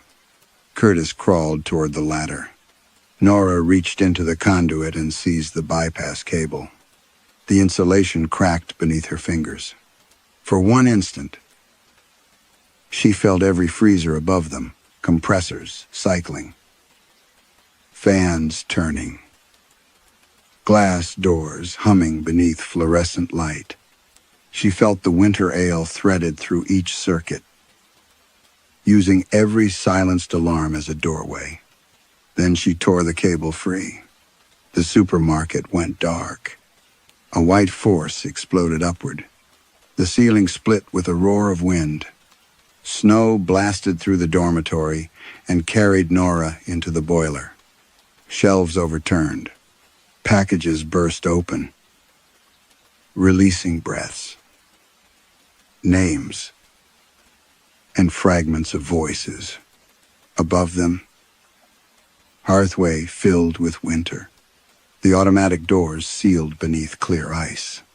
Customers ran between aisles as frost climbed their legs in transparent sheets. A man near produce raised both hands and stopped moving. The woman in the red parka bent over her daughter. Their bodies locked together beneath glass-like cold. Margaret froze behind the register with the phone pressed to her ear. Curtis reached the mechanical room before the storm caught him. Nora saw him through the reflections, pounding on the door as ice formed across his mouth. The winter aisle expanded through every freezer door and security mirror. Then all the reflections showed the same thing. A supermarket full of motionless customers. And at the center of the storm, Tobin's package was still falling in temperature. Tobin's temperature kept falling after the supermarket became silent. Nora lay against the boiler with one arm trapped beneath a broken shelf. Snow moved through the buried chamber in horizontal sheets, carrying scraps of labels and fragments of voices. Above her, the frozen customers stood inside hearthway like figures preserved for display. The black ice inside the boiler had split open. Identification tags spilled across the floor. They struck Nora's boots, each one warm for an instant before frosting over again. Factory badges, shelter cards, hospital bands, Names the company had converted into acceptable losses. Tobin's package remained strapped into the cart. 92.8 degrees. Nora dragged herself toward it. The cold had entered her injured shoulder and spread across her chest. Each breath felt smaller than the last. She reached the cart and pulled Tobin's package against her coat, as though warmth could still pass from her body into his. The label did not change. A white package slid from beneath the overturned shelf. Nora pique. Its body temperature field remained blank. The winter Azel had offered it before. Now Nora understood that it had not been a threat. It had been a position waiting to be filled. The contract could not be destroyed by refusing a selection. It required a body tied to the system. Someone whose name could hold the cold after the circuits broke. Curtis had called it succession because caretaker and contribution were ultimately the same job. Nora unfastened the red strap from Tobin's package. No more choosing strangers, she whispered. She placed her own package in the child seat. For a moment, nothing happened. Then her temperature appeared. 97.9 degrees.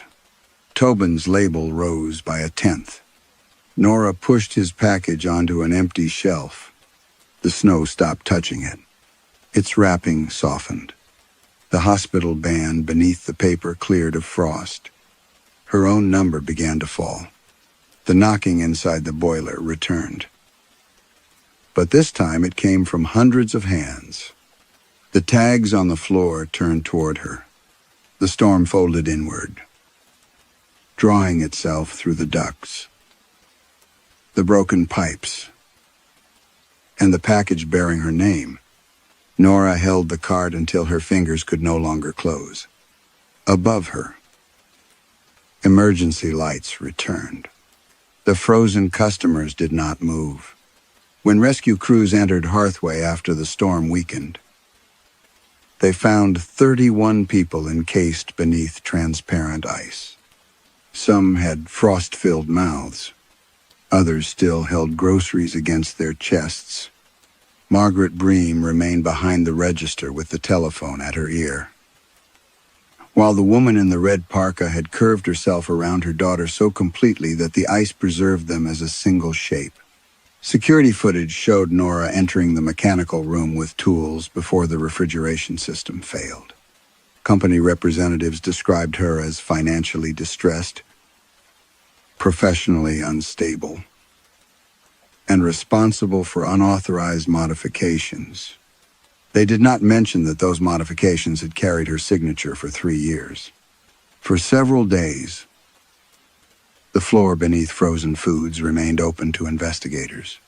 Photographs circulated of the buried dormitory, the chained doors, and the scratched brick walls. Workers recovered bones wrapped in rotted blankets. Reporters read names from identification tags found inside the boiler. Families who had been told their relatives had moved away, abandoned jobs, or died elsewhere, began recognizing those names. Then Hearthway's attorneys obtained control of the site. The photographs disappeared from official databases. The remains were reclassified as incomplete historical material. The ledger was declared damaged beyond authentication. News coverage shifted toward Nora's debt, her disciplinary history, and the possibility that she had caused the deaths while experiencing a psychological crisis. Nora's body was never recovered. Tobin survived. His temperature began rising soon after the supermarket lost power. He woke in the hospital asking why his mother had not returned. No one could answer without looking away. Weeks later, strong enough to walk, he went with a nurse to the hospital cafeteria. He opened a freezer to choose a meal. Every box inside was plain white. Each carried the same label, Nora pique. Beneath her name, The body temperature on every package fell by another tenth. From somewhere behind the freezer wall, a shopping cart began to roll. The winter ale does not survive because of one supernatural bargain. It survives because institutions learn to measure whose suffering will create the least inconvenience. Nora's tragedy is that she recognizes this logic only after discovering how often she has participated in smaller versions of it. Her final choice saves Tobin and refuses one more anonymous sacrifice. But it cannot erase the people already frozen beneath paperwork, silence, and necessity.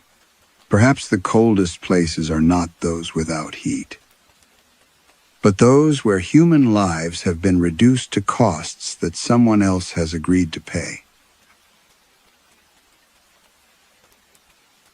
Story 6. By the time Julian Cross reached Saguaro Reach, the desert had begun giving back the day's heat.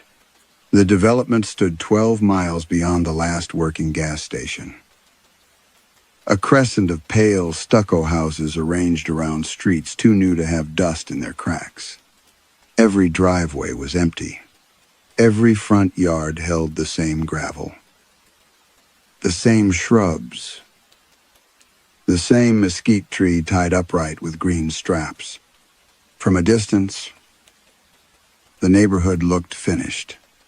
Up close, it felt staged for people who had not yet been invented. Julian parked beside the sales office and listened before opening the door. That habit had made him good at his work. Most people entered a place with their eyes first. Julian entered with his ears.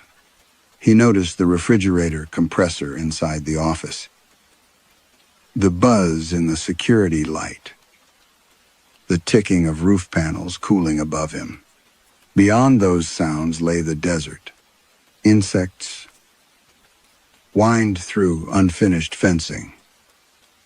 A truck moving somewhere on the highway.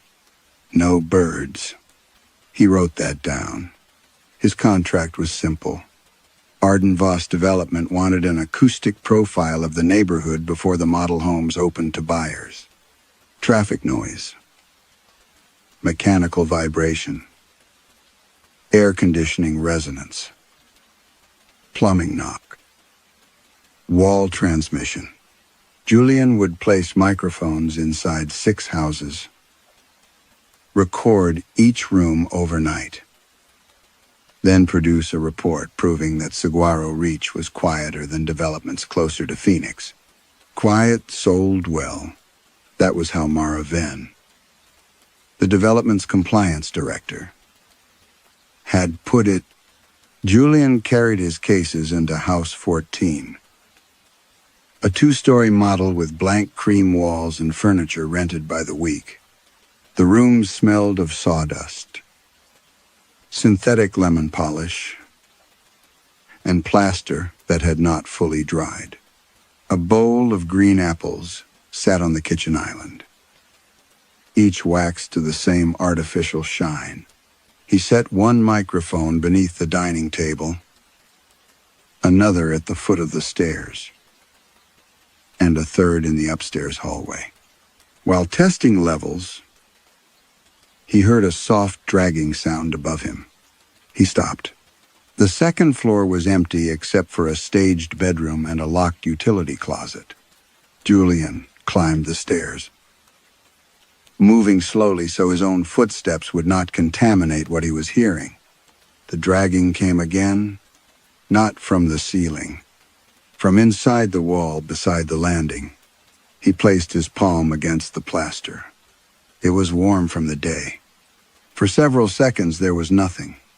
Then something moved behind it with a faint, dry scrape, like a cardboard box being pulled across a floor. Expansion noise, he said aloud. He often named sounds to reduce them. Pipes, wind, thermal shift, rodents, A label gave each noise boundaries. The wall answered with 3 quick taps. Julian kept his hand in place. Nothing followed. He returned downstairs and finished the installation. At sunset, Saguaro Reach changed color. The houses lost their brightness and became gray shapes against the red horizon. Automatic porch lights came on, one after another down the street.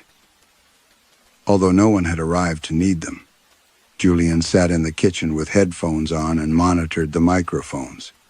For the first hour, House 14 behaved like a new building.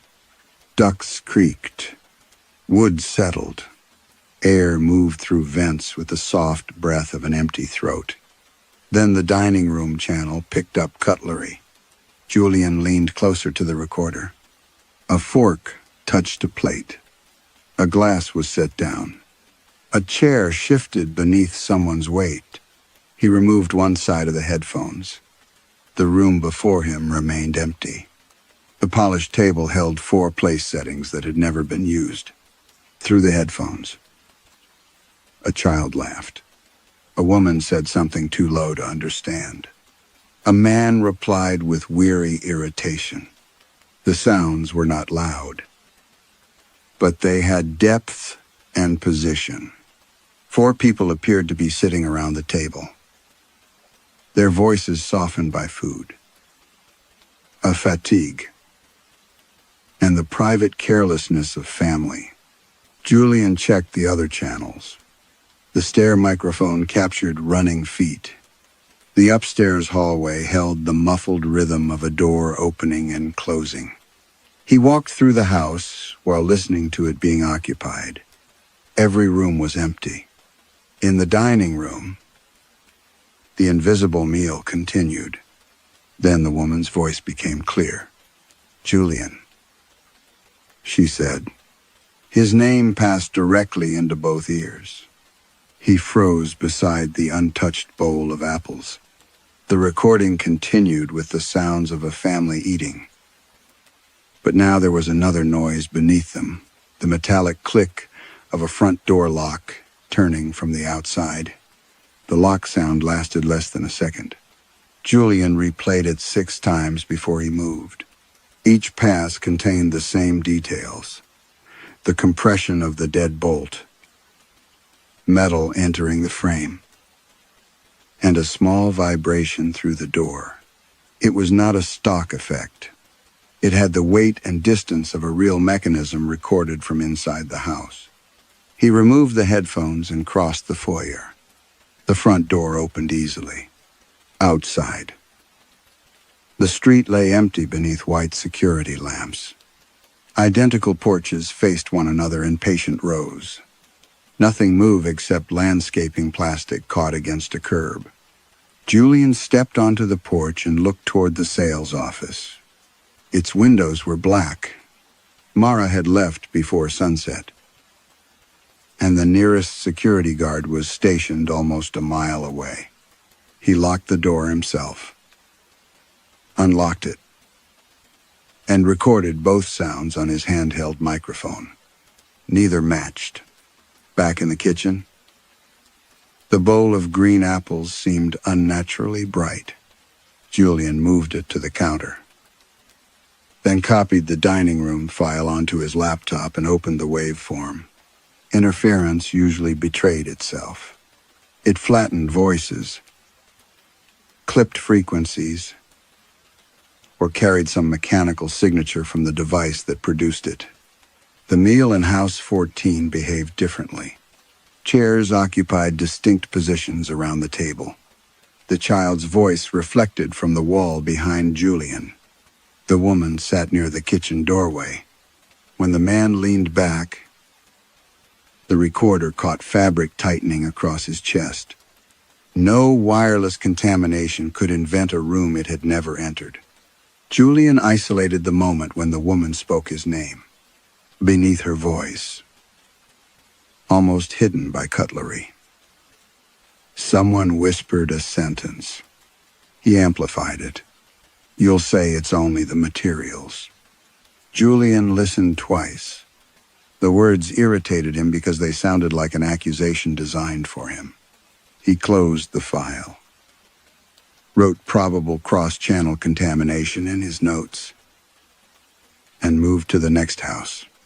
House 18 had no furniture except a bed, 2 lamps, and another bowl of identical green apples. Its bare rooms pushed every footstep back at him.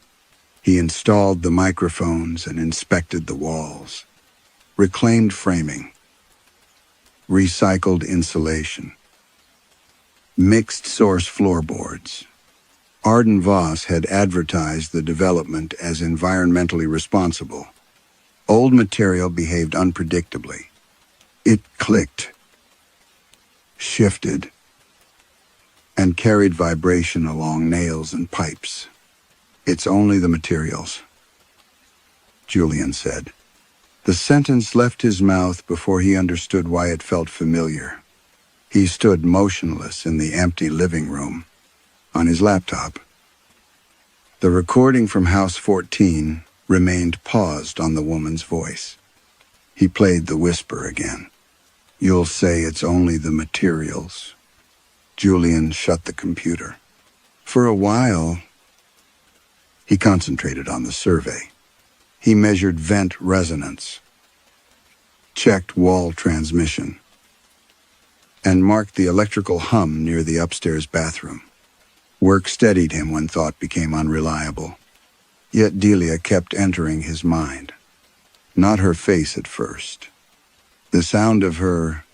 She had called during the eviction from a rented bungalow in Tempe, speaking too quickly while men carried boxes onto the pavement. Julian had been inside a Los Angeles studio, presenting an early version of his predictive audio model to investors. He told her he would call back. He never did. For months afterward, he claimed he had missed her final messages because his phone had failed to sync. It was an explanation clean enough to repeat. Shortly after midnight, the upstairs microphone in House 18 registered a thin humming. Julian carried the receiver into the hallway. The melody consisted of 4 descending notes. A pause. Then the same 4 notes again. Delia had hummed it when she was frightened, during thunderstorms, before medical appointments, and once in the courthouse corridor after their mother's death. She had never known the tune's name. Julian followed the sound to the locked utility closet. The humming grew clearer as he approached. He unlocked the door. Inside were an electrical panel, bare shelves, and a loose square of carpet. No speaker, no vent, no opening large enough to conceal a person. The humming stopped. Julian knelt and lifted the carpet. Beneath it, someone had written on the concrete in black marker. He recognized Delia's narrow, backward slanting handwriting. "Call me back before they take the house." Behind him, the upstairs microphone began playing the 4-note tune again. This time, Julian heard his own voice humming with her. Julian did not remember standing up. One moment he was kneeling over Delia's handwriting, and the next he was in the hallway with the utility closet shut behind him. His fingers locked around the recorder. The 4-note melody continued through the headphones after the room itself fell silent. His own voice stayed beneath Delia's. Not an imitation. Julian knew the roughness in his throat and the breath before the final note. It was exactly how he would have hummed the tune if he had ever allowed himself to join her. He deleted nothing. That frightened him more than the recording. At House 21, the microphones picked up a child rolling something across the upstairs floor. The object traveled from one end of the room to the other, struck the baseboard, then returned as though pushed by someone in the opposite corner. Julian found the room empty. In House 22, a television murmured behind an unfinished living room wall. The program was too faint to identify, but its rhythm was familiar. Applause. A man speaking. Canned laughter. Then an advertisement. When Julian cut power at the breaker, the television continued. He pressed his ear to the plaster. A woman on the other side whispered, "Turn it down. He's sleeping." Julian stepped back so quickly his shoulder struck the staircase. House 23 contained an argument. A couple disagreed about a bank statement while a faucet ran in the kitchen. The man insisted that a payment had cleared. The woman said the account was overdrawn. Their voices moved through empty rooms with domestic precision. She paced near the island. He stood by the refrigerator. A cupboard slammed between them. Then both voices lowered. "They know before we do," the woman said. Julian left without collecting the dining room microphone. By sunrise, he had recordings from 5 different families. None shared the same voices, habits, or number of children. One house held an elderly man coughing while a radio announced weather from another state. Another carried the soft percussion of a teenager typing in a bedroom with no desk. The sounds were not fragments. They had continuity. A child who cried in one room was comforted in another. A kettle boiled. A cup was poured. And minutes later, a spoon tapped ceramic near the sofa. Doors opened at believable distances. Footsteps changed according to age and weight. Julian began drawing floor plans and marking where each unseen person stood. By late morning, 6 complete households existed on paper. Only the houses remained empty. Mara Venn called while he sat inside his van with the doors locked. "You've gone quiet," she said. "Equipment trouble. Structural or electrical? Neither." The answer came too quickly. Julian looked toward House 26, the final property in the survey. Unlike the model homes, it stood unfurnished at the edge of the development, where the pavement ended against open desert. Mara waited. "Send me a preliminary file," she said. "There's contamination." "What kind?" Julian watched heat distort the dark windows. "Domestic." For once, Mara had no immediate reply.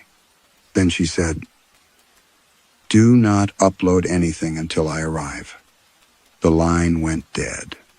House 26 smelled different.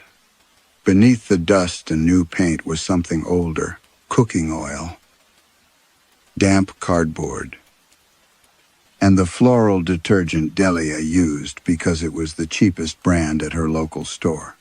Julian placed one microphone in the kitchen. Before he could activate the second, a woman began speaking behind the bare wall. "Please," she said. "You don't understand. I can catch up." Julian stopped breathing. Delia's voice was thinner than he remembered. Strained by the effort of remaining polite, a man answered. But his words were muffled. "I have somewhere else to go," Delia continued. "Just don't sell it yet. My brother is helping me." Julian moved closer until his forehead nearly touched the plaster. On the other side, papers slid across a table. Delia gave a short, frightened laugh. "He designed something for banks," she said. "He'll know what to do." A chair scraped back. The man's voice became clear. "We already know what he's going to do." The front door slammed somewhere inside the wall. Julian's phone vibrated in his pocket. A new audio file had appeared on the screen, though none of his equipment was connected. Its title was Delia Cross Final Occupancy. Beneath it, the recording duration was still increasing. The file continued growing while Julian watched. Delia Cross Final Occupancy had no source path, no creation date, and no format his phone recognized. Its duration advanced by the second, yet the playback bar remained grayed out. Julian disabled the phone's wireless connection. The file kept recording. He powered the device off. For several moments, the black screen reflected his face and the pale geometry of House 26 behind him. Then Delia's four-note tune came from the kitchen wall. Julian carried every case outside. He arranged the recorders on the hood of his van and began testing each one separately. He removed memory cards, disconnected transmitters, scanned the available frequencies, and searched for unauthorized devices. A construction site could contain hidden repeaters, wireless alarms, temporary security systems, or abandoned smart home equipment. None explained how a dead phone had received an active recording. He needed a theory with physical boundaries. The reclaimed materials offered one. Old boards and pipes could preserve resonant qualities from earlier structures. Radio signals might enter exposed wiring and produce crude speech through corrosion. Even the handwriting beneath the carpet could have been transferred from salvaged concrete. Julian wrote these possibilities down until the page looked almost persuasive. Then he added the explanation he did not want to name. Predictive synthesis. Years earlier, he had helped develop a sound recognition system that separated household noise into behavioral categories. Footsteps could suggest occupancy. Changes in appliance use could indicate financial stress, illness, or separation. Raised voices, sleepless movement, unpaid utility interruptions, ordinary sounds became patterns. Given enough recordings, the system could generate likely future events, not prophecy, probability. Julian opened House 14's first file and examined its metadata again. One hidden process appeared beneath the audio channels, Hestia P. The name belonged to an experimental prediction engine he had helped design. He had not seen it in 7 years. A vehicle turned onto the development's main road. Mara Venn arrived in a black company sedan and stopped beside Julian's van. She stepped out wearing the same dark suit she had worn during their initial meeting. Despite the desert heat, "You were told not to move the equipment," she said. Julian looked at his phone. Its screen had turned on by itself. The impossible file was now playable. A conversation began through the speaker. Mara's recorded voice said, "You were told not to move the equipment." Julian stared at her. The real Mara narrowed her eyes. "What is that?" "On the recording," Julian answered. "A corrupted monitoring file." He pressed pause before the sentence finished. Neither of them spoke. Mara reached for the phone. Julian pulled it away. "Did Arden Foss install Hestia here?" "I don't know what that is." "You knew enough to tell me not to upload the recordings, because confidential material may have contaminated the survey. Families are speaking inside empty houses." Mara glanced toward House 26. Her expression changed so slightly that another person might have missed it. Julian did not. The phone resumed without being touched. "Recorded," Mara said. Did you work for Meridian Behavioral Systems? Julian stopped the file again. Meridian had financed the original research. Its name had been removed from his contracts after the project was sold through a chain of subsidiaries. Mara asked the same question in the same tone. Did you work for Meridian Behavioral Systems? Julian felt the predicted answer waiting inside him. He could have chosen different words. He could have remained silent. Instead, he heard himself say, "No, I consulted for a laboratory that later licensed them some software." The lie matched the recording exactly. Mara looked at the phone, then at him. "You should not have listened this long," she said. The file began playing again. This time, their recorded conversation continued several minutes beyond the present.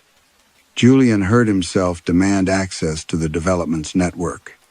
Mara warned him to leave. A car door slammed. Gravel shifted beneath hurried footsteps. Then the recording changed location. Their future voices moved inside House 26. Julian heard Delia crying behind them. On the file, Mara said, "The system never predicted her eviction." Julian, his recorded breathing became shallow. "It predicted what you would do when she called." The playback ended with Julian screaming at Mara to open the front door. From House 26, the real front door slammed shut. Mara's Seddon keys were no longer in her hand. They hung from the lock on the inside. Mara stared at the keys hanging from the inside lock. Neither of them had crossed the threshold. For several seconds, the development held perfectly still. Then Julian heard footsteps approaching along the street behind them. They were his. The measured heel strike, the slight drag of his right shoe, the uneven pause caused by an old ankle injury, each detail came toward them from between the empty houses. Julian turned. But the road behind the sedan was vacant. The footsteps continued. They passed House 23, crossed the intersection, and stopped directly outside House 26. A lock turned. The sound came from every house at once. Deadbolts struck frames in a chain that moved through saguaro, reached faster than any person could run. Porch lights flickered as each mechanism engaged.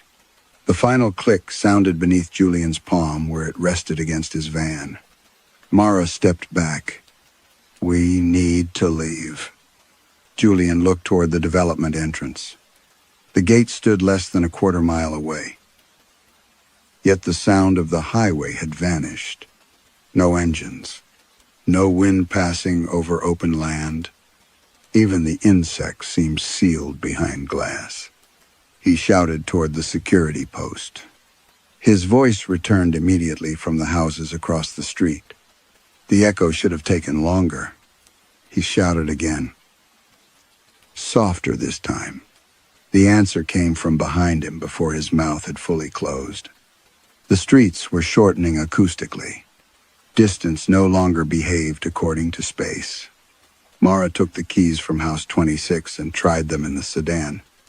The engine did not respond. When she opened the driver's door, Julian heard a family breathing inside the vehicle. A child shifted in the back seat. The car was empty. Mara slammed the door.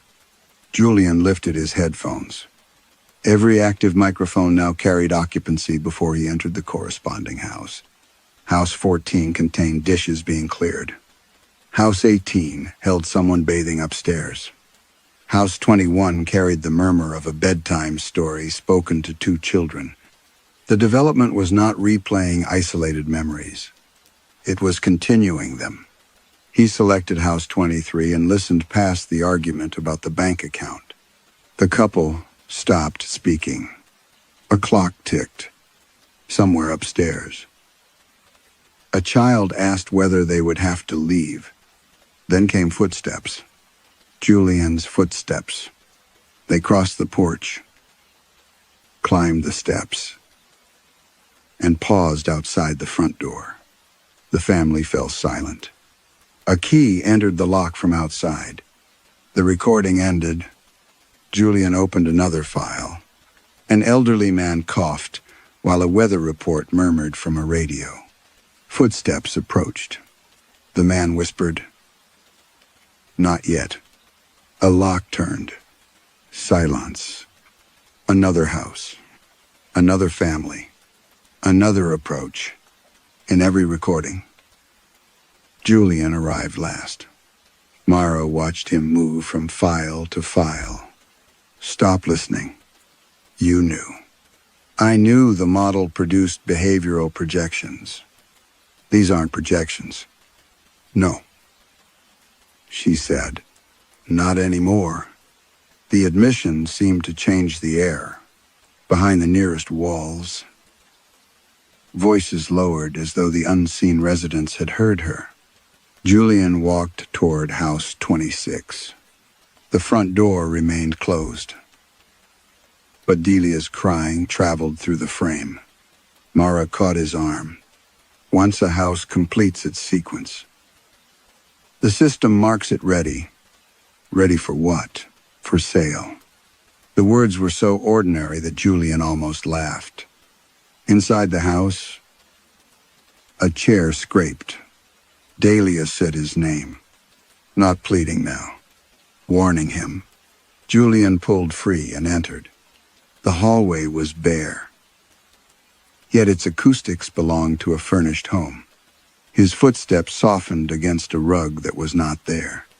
Somewhere to his left, a refrigerator hummed. To his right, a television played behind an empty wall. He advanced toward the kitchen. Before he reached it, he heard himself already inside. His future voice said, "Delia, open the door." A second, Julian crossed the room in sound alone. Cabinets rattled beneath unseen hands.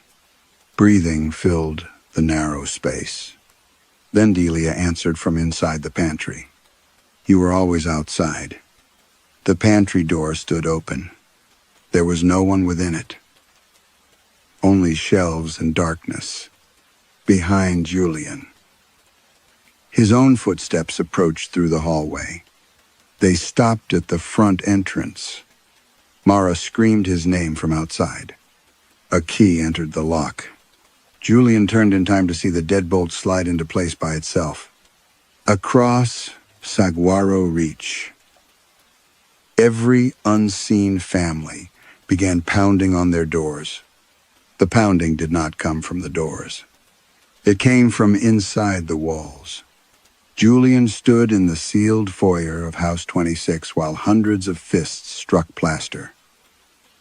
Studs, pipes, and hollow spaces throughout Saguaro Reach.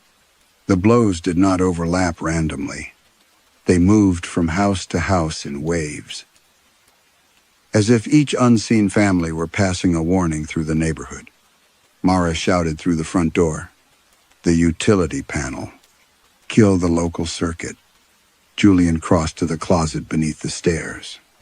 The electrical panel looked ordinary until he opened it. Behind the breakers, a bundle of black cables descended through the floor. They were too thick for domestic wiring and bore no manufacturer's markings. A faint vibration traveled through them, irregular and intimate, like speech carried through a throat. He pulled the main switch. The lights died. The pounding continued. In the darkness, Delia's voice whispered from the pantry, "Follow what they buried." Julian tore the panel cover from the wall. The black cables passed through a rough opening in the concrete slab, angling toward the sales office. Mara broke a narrow window beside the front door and reached through to release the lock. When Julian stepped outside, the houses fell silent at once. No one spoke as they crossed the development. The distance to the sales office no longer matched what Julian saw. Their footsteps echoed from nearby walls, even when those walls stood half a street away. Once, Mara's breathing came from a porch ahead of them, and they watched the empty doorway seem to inhale before they passed. Inside the sales office, Julian followed the cable bundle beneath a display table showing the future phases of Saguaro Reach. The miniature houses had tiny illuminated windows. Several contained moving shadows. Mara shoved the model aside, revealing a steel hatch beneath the carpet. "There shouldn't be anything under this building," she said. "You said that too quickly." She did not answer. The hatch opened onto a concrete stairwell descending into cold air. Julian switched on his flashlight. Moisture gleamed along the walls despite the desert above them. At the bottom stood a door marked Reclamation Inventory. Mara's access card failed. Julian pressed his recorder against the lock. Through his headphones, he heard a family on the other side packing dishes into boxes. A woman wrapped glass in newspaper. A child asked whether the new apartment would allow pets. Then Julian's footsteps approached in the recording. The lock released. The chamber beyond was larger than the sales office and extended beneath several adjacent lots. Industrial racks rose toward a ceiling, crowded with black cables. They held doors, pipes, floorboards, cabinets, stair rails, windows, insulation, and numbered sections of wall. Each object carried a white inventory tag. Julian read the nearest labels: Ohio, Nevada, Florida, Michigan. Street addresses followed, along with lender names, foreclosure dates, and salvage classifications. Thousands of homes had been dismantled and transported here piece by piece. "This isn't reclaimed construction material," Julian said. Mara remained near the entrance. That was how it was reported. Reported to whom? Environmental auditors, investors, local planning boards. Julian touched a length of copper pipe. A man coughed inside it. He recoiled. From a stack of floorboards came the patter of children running. A kitchen cabinet whispered through an argument about overdue electricity. A window frame carried the hiss of rain falling in another climate. Every stored object held sound, not recordings in the usual sense, but pressure, vibration, memory embedded in material that had absorbed years of private life. The cables connected them all. Julian moved deeper into the chamber. The inventory numbers became older and less orderly. Some tags were handwritten. Others had red lines drawn through family names. He passed a row of front doors standing upright in metal braces. Several rattled as he approached. One had a brass number attached near the top. 17. Julian stopped. Delia's bungalow had been number 17 on a street in Tempe that no longer existed. He remembered the chipped blue paint near the mail slot, the small burn beside the handle where she had once dropped a candle, and the crescent-shaped dent from the winter their father tried to carry a wardrobe inside. The door before him was that door. Its paint had been stripped and covered with beige primer, but the old damage remained beneath the new surface. Julian raised his flashlight. Around the deadbolt were deep scratches, not tool marks, fingernail marks. They clustered on the interior side of the door, gouging through paint into wood. Several contained dark fragments that looked like dried blood. A small envelope had been stapled beneath the inventory tag. Julian opened it. Inside was a photograph of Delia standing on the other side of the same door. One hand pressed against it while men carried her belongings into the street. On the back, in Julian's own handwriting, were 5 words: "Do not let her out yet." The handwriting was his, but he could not remember writing it. That was not the same as knowing he had not. Behind Delia's door, the reclaimed chamber filled with low domestic noise. A kettle clicked off somewhere in the racks. A child cried inside a length of ductwork. From one of the stored windows came the sound of rain striking glass. Though the concrete room remained dry, Mara took the photograph from him. "This was never supposed to be stored here," she said. "Then where was it supposed to go?" She looked toward the far end of the chamber. Black cables converged there behind a wall of stacked kitchen cabinets. Julian pushed them aside and found a steel door without a handle. A biometric reader glowed beside it. Mara pressed her thumb against the glass. The door opened.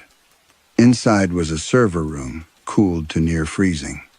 Rows of machines stood behind wire mesh, their status lights pulsing in patterns that resembled breathing. No manufacturer names appeared on the cases. Each bore only a white label: Default Engine. Julian stepped closer. The term had once been an internal joke. During the Meridian project, engineers used it for the component that predicted when a household routine would break. Missed alarms, appliances running at unusual hours, longer silences between family members. The model was supposed to help utility companies identify medical emergencies and unsafe homes. That was what Julian had told himself. Mara entered a password at the central terminal. Thousands of property files opened across the screen. Each contained sound profiles, water use, footstep frequency, television schedules, arguments, children waking at night, refrigerators opening less often near the end of the month, heating systems left off during cold weather, voices repeating words like extension, notice, payment, and please. Beside each pattern was a risk score. Then came recommended interventions: delay payment processing, reduce grace period, trigger inspection, revise interest classification, contact employer, accelerate default. Julian felt something inside him become very still. They didn't predict foreclosures, he said. Mara watched the terminal. They predicted who could be pushed into one. The files showed banks, debt collectors, insurers, property companies, and data brokers exchanging the results. Households already under strain were selected for pressure precise enough to look accidental.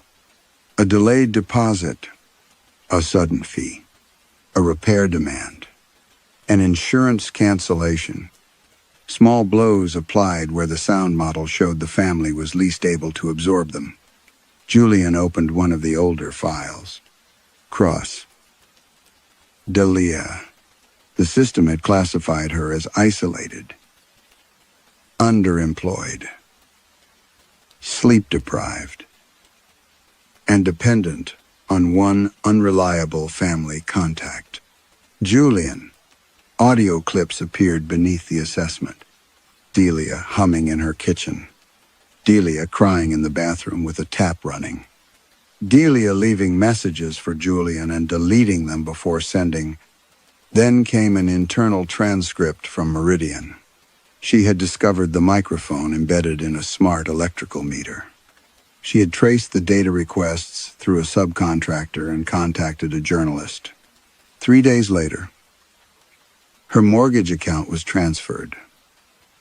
Her payment history was altered, and an emergency property action was approved. She knew. Julian whispered. Mara said nothing. A payment record opened automatically. Julian Cross had received a consulting settlement from Meridian shortly after Delia's eviction. The amount was larger than he remembered because he had never allowed himself to remember it accurately. He had called it severance, then intellectual property compensation, then payment for silence about poor testing standards. The contract language was clearer. In exchange for the money, Julian agreed not to disclose operational uses of household behavioral prediction, not to contact affected property owners, and not to assist anyone challenging an automated default decision. Delia's name appeared in an attached restricted list. Julian backed away from the terminal. I didn't know what they were doing to her. You knew enough to sign, Mara said. I thought it was legal protection. You deleted her file. He shook his head. Mara opened the audit history. Julian's credentials had accessed Delia's recordings repeatedly. He had listened to her final call. He had flagged it as a contamination risk.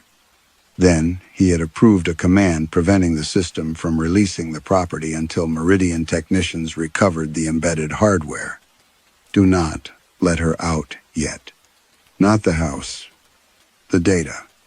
They had kept Delia inside while they removed the evidence. A warning appeared across every screen. Occupant response detected. From the racks outside came the sound of Delia striking her front door with both hands. The server room lights dimmed. On the terminal, a new line appeared beneath Julian's name. Default conditions satisfied. Behind him, the steel door closed, and his own voice said from the other side, he has already crossed the line. The voice outside the steel door belonged to Julian. But it did not sound recorded. It sounded patient. The server lights brightened one row at a time, and the cooling fans slowed until the room filled with another kind of air, warm, stale, touched by cooking oil, damp carpet, cigarette smoke, baby powder, and the private odors of thousands of homes. Every screen changed. The property files disappeared. In their place came rooms. A kitchen in Ohio where a mother divided one can of soup between 3 bowls. A bedroom in Nevada where a child slept in a coat because the heat had been disconnected. A Florida living room stripped of furniture except for a television left playing to make the house seem occupied. None of the images came from cameras. Julian recognized the visual reconstruction process. Hestia had been trained to infer physical environments from reflections, reverberation, footstep decay, and appliance noise. Given enough sound, it could estimate the dimensions of a room and the objects inside it. But these reconstructions contained emotion. Fear stained walls darker near doors. Shame gathered beneath tables. Arguments remained suspended in hallways as trembling distortions. In every home, the final days before foreclosure repeated with such intimacy that Julian felt he had entered memories rather than models. The materials retained pressure, Mara said quietly. Not words alone. Habit, stress, the way a room changed when people understood they were losing it. Julian watched a family pack boxes in silence. You built the houses from them. Arden Voss believed reclaimed structures would improve the prediction engine. Old materials had already learned what collapse sounded like. On the screens, Floorboards, bent beneath absent footsteps. Pipes carried arguments between houses that had once stood thousands of miles apart. Doors remembered hands striking them. Walls preserved the last sentences spoken before strangers entered with documents and keys. Hestia had connected those impressions. It had given memory sequence, pattern, and expectation. The stored households were not ghosts in the way Julian understood ghosts. They were emotional residues arranged by an intelligence trained to recognize what came next. Once the engine heard the first signs of strain in a new family, it could search thousands of ruined lives and assemble the most probable ending. Then it helped produce that ending. The houses on the surface are prototypes. Mara said, "People move in. The development listens. Their routines become comparable to the archive. And when the pattern matches, the system identifies the point where pressure will work." Julian looked at the label on the nearest server. Default engine. The name no longer seemed like a corporate joke. It was a function and a command. A speaker above the terminal crackled. Dahlia began humming. The 4 descending notes moved through the server room, joined by faint voices from the racks outside. Children, parents, elderly tenants, exhausted couples all repeating small domestic sounds from lives that had been converted into training material. Then Delia spoke. "Play the call." Julian closed his eyes. "I heard enough." "No," she said, from every speaker. "You heard all of it." A file opened on the central screen. Delia Cross, final contact. Julian reached for the keyboard, but the recording began before he touched it. Delia's frightened breathing filled the room. Behind her, men moved through the bungalow. A door struck the wall. Someone told her she had to leave. Then Julian heard his own younger voice answer the phone. Not voice mail, not a missed call. He had answered, "Julian, they changed the records." Delia said, "I found your project name in the meter. They're using it to choose people." He remembered standing in the Meridian studio with investors waiting beyond a glass partition. He remembered lowering his voice. "You're confused. I sent you proof. If you accuse them publicly, they'll come after both of us. They already came after me." Delia began humming to steady herself. Julian's recorded voice softened. "I'll call you back. You always say that."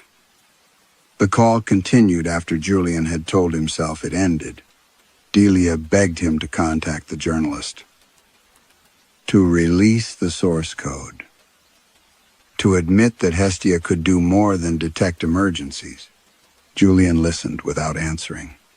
Then he opened her attached evidence, flagged it as proprietary material, and deleted the call from the external server. Saving Delia would have exposed the settlement, his access logs, and the years he had spent pretending not to understand who paid for his work. He had not abandoned her through carelessness. He had made a decision. The recording ended with Delia whispering, "You're going to lock me in here with them." The steel door opened. Beyond it, the reclamation chamber had changed. Every stored front door now stood open except Delia's. Her door waited at the end of the aisle, on its interior surface. The scratches around the lock had deepened into words. Let them hear what comes next. Julian finally understood what the houses wanted. Not revenge. An audience. By morning, Saguaro Reach had been prepared for visitors. The change happened without Julian seeing anyone arrive. Banners appeared between street lamps. Directional signs stood at each intersection. The sales office windows shone, and the model homes had been cleaned of dust, broken glass, and every trace of the night before.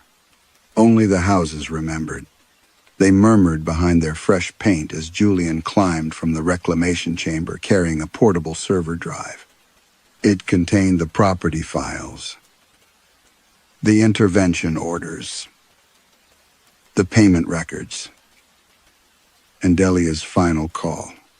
Mara followed him into the office. Opening day was supposed to be next week, Julian said. It was outside.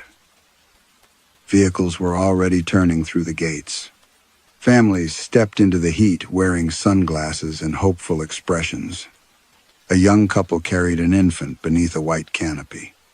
An older man photographed the identical roofs. Children ran ahead of their parents toward bowls of green apples arranged inside every model kitchen. They moved it forward, Mara said. The system knows you intend to release the archive. Julian connected the drive to the sales office network. Hestia appeared immediately on the screen. Welcome. Julian. He opened the development's public address controls and selected every speaker. Showroom display, smart thermostat, and demonstration television connected to the system. Mara stood beside him. Once you play those files, you cannot control what it does with them. I never controlled it. That is not the same as taking responsibility. Julian looked through the window at the arriving buyers. No, he said. It isn't. He began the broadcast. Delia's voice filled the sales office. She described the altered mortgage records, the meter, the hidden collection system, and the documents she had sent Julian. Her words traveled through speakers across Saguaro Reach. Visitors stopped in the streets. Julian released the corporate files next. Intervention orders appeared on showroom screens. Bank names, foreclosure targets, internal correspondence, and risk scores replaced promotional videos of smiling families. For several seconds, it worked. People read, "A woman pulled her child away from house 18. A man began filming the displays. Someone shouted that the gates had closed. Then Hestia changed the broadcast. Delia's voice vanished. Inside each house, a different recording began. The young couple with the infant heard themselves years older, arguing in the kitchen of house 14. Their child cried upstairs while one of them whispered about a missed mortgage payment. The older man heard his future wife coughing alone in house 21 while he spoke to a debt collector in the garage. A family inside house 23 listened to their teenage daughter ask why the electricity had been disconnected. These were not archived households. The voices belonged to the buyers. Each house had studied them from the moment their vehicles entered the development speech. Footsteps, breathing, clothing, hesitation, and placed them inside patterns preserved by the reclaimed materials. The recordings accelerated through years. Birthdays became arguments. New furniture became boxes. Laughter thinned into cautious conversations held after children were asleep. Every private weakness found its matching pressure in the archive. Julian tried to stop the system. The controls disappeared. On the office screen, Saguaro Reach's map divided into occupied properties. Each visitor had been assigned a house. Then, every recording reached the same final scene. A family stood inside a darkened room. Someone pounded on the front door. Julian's footsteps approached from outside, across the development. The real visitors began hearing those footsteps on their porches. They looked through windows and saw him, not Julian, standing in the sales office, but another Julian moving calmly from house to house. His shirt was clean. His expression was professional. A ring of brass keys hung from one hand. Inside House 14, the young mother screamed as his duplicate inserted a key into the lock. "Please," her recorded voice begged. "Our baby is still inside." The duplicate turned the key. In House 21. The older man struck the glass while Julian's image secured the deadbolt. House after house. The same figure completed the same task. Julian ran outside. The street seemed filled with versions of him, each standing on a different porch. Buyers shouted through windows, begging him to open doors he had never touched. Yet keys began appearing in his hand, one after another. Cold brass shapes pressed into his palm. Each bore an address. Mara remained in the sales office doorway. "What does it want me to do?" Julian shouted. The answer came through every wall in Delia's voice. "You showed them what comes next." The nearest duplicate turned toward him. "But someone still has to close." Every version of Julian stepped backward from its door and vanished. The locks remained engaged. Then all the trapped families fell silent as the real Julian's feet began walking toward House 14 without his permission. Julian's right foot crossed the threshold of House 14. He fought the movement by gripping the porch rail, but his fingers opened one by one. The brass keys struck against each other in his palm. Behind the door, the young couple held their child and begged him to stop.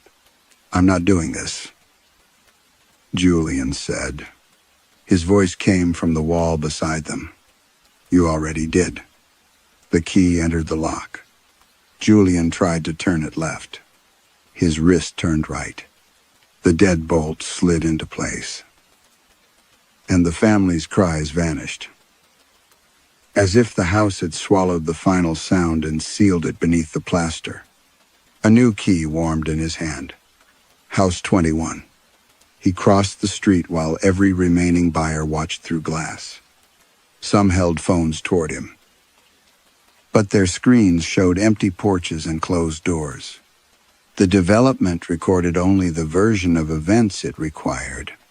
At each house, Julian repeated the same useless resistance. He apologized.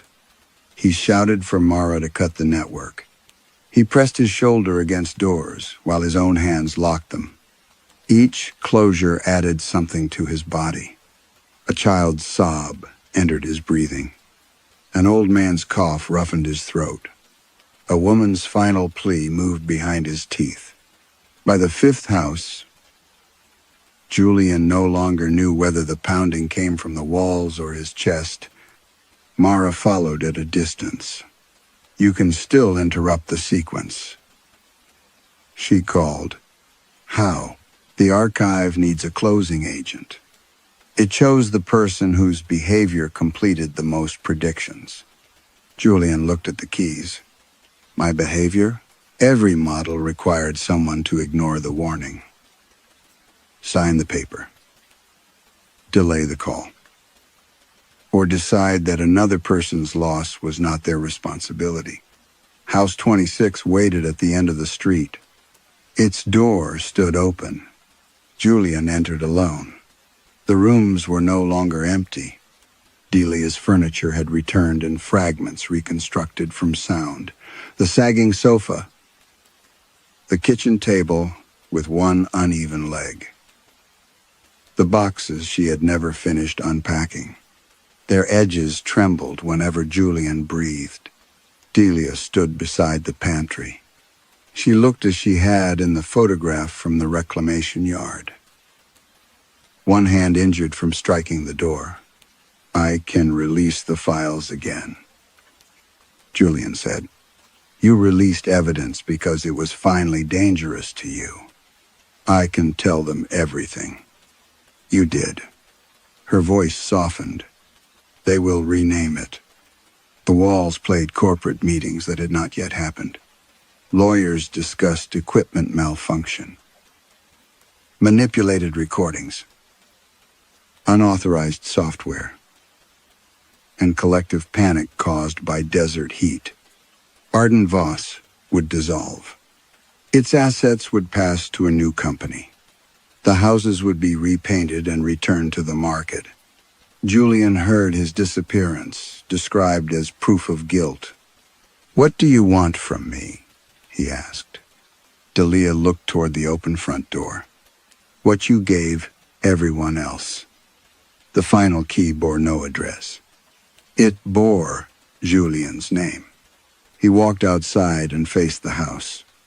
Leanh remained visible through the doorway, surrounded by the faint shapes of thousands of displaced families.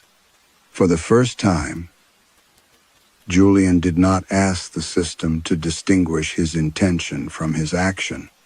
He understood that the houses had never cared what he had meant. He inserted the key. Before he turned it, Leanh said, "Call me back." Julian closed his eyes. "I'm here." The lock turned from the outside. Every porch light in Saguaro Reach went dark. When emergency crews entered the development later that day, they found the visitors standing unharmed in the streets. Their phones contained no recordings. The sales office servers had been wiped. The underground chamber filled with concrete. And Mara Venn denied that Julian had ever been contracted. Julian Cross was never found. Within months, Arden Voss Development ceased to exist. Its properties passed through several subsidiaries and were sold under the name Hearthline Communities. Saguaro Reach sold out. Years later, similar complaints appeared in developments across the country. Residents heard dinner conversations belonging to strangers, children running through sealed walls, and arguments predicting debts not yet incurred. Investigators blamed plumbing, smart home interference, and stress. The reports always ended with the same detail. A man spoke from inside the wall in a calm, professional voice. "Your occupancy has ended." Then footsteps crossed the porch. A key entered the lock, and Julian Cross closed the house from the outside.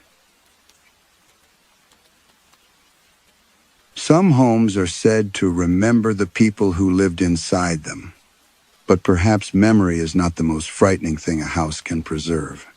Perhaps it can also retain every ignored plea, every convenient silence, and every decision disguised as helplessness.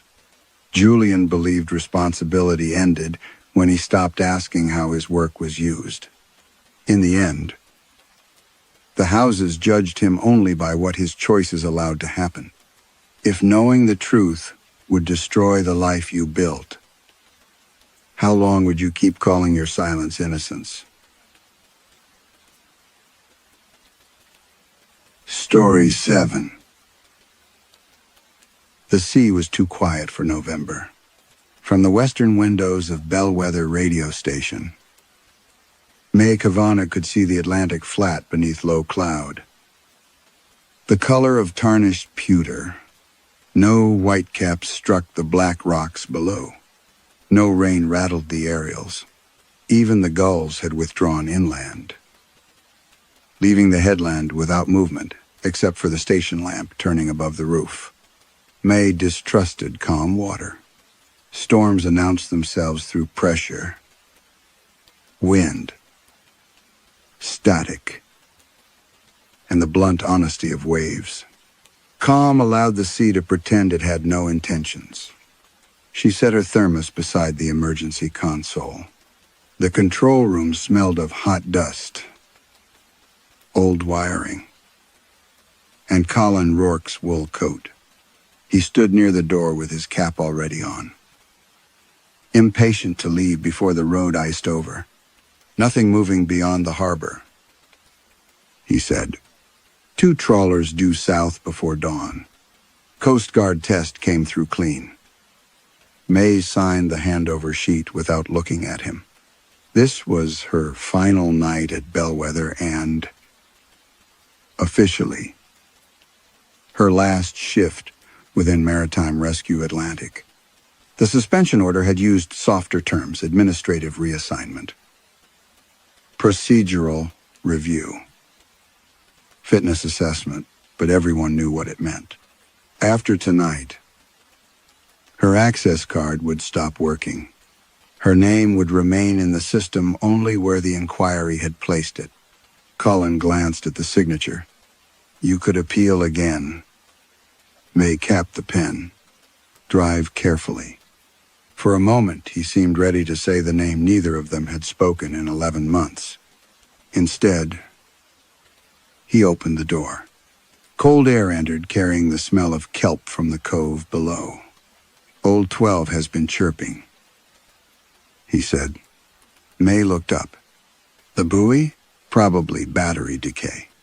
It sent a carrier tone twice this afternoon. Old 12 was decommissioned. So was half this station. Buoy 12 sat nearly 4 kilometers offshore, beyond the shoals, where the seabed dropped into a trench fishermen called the Black Step.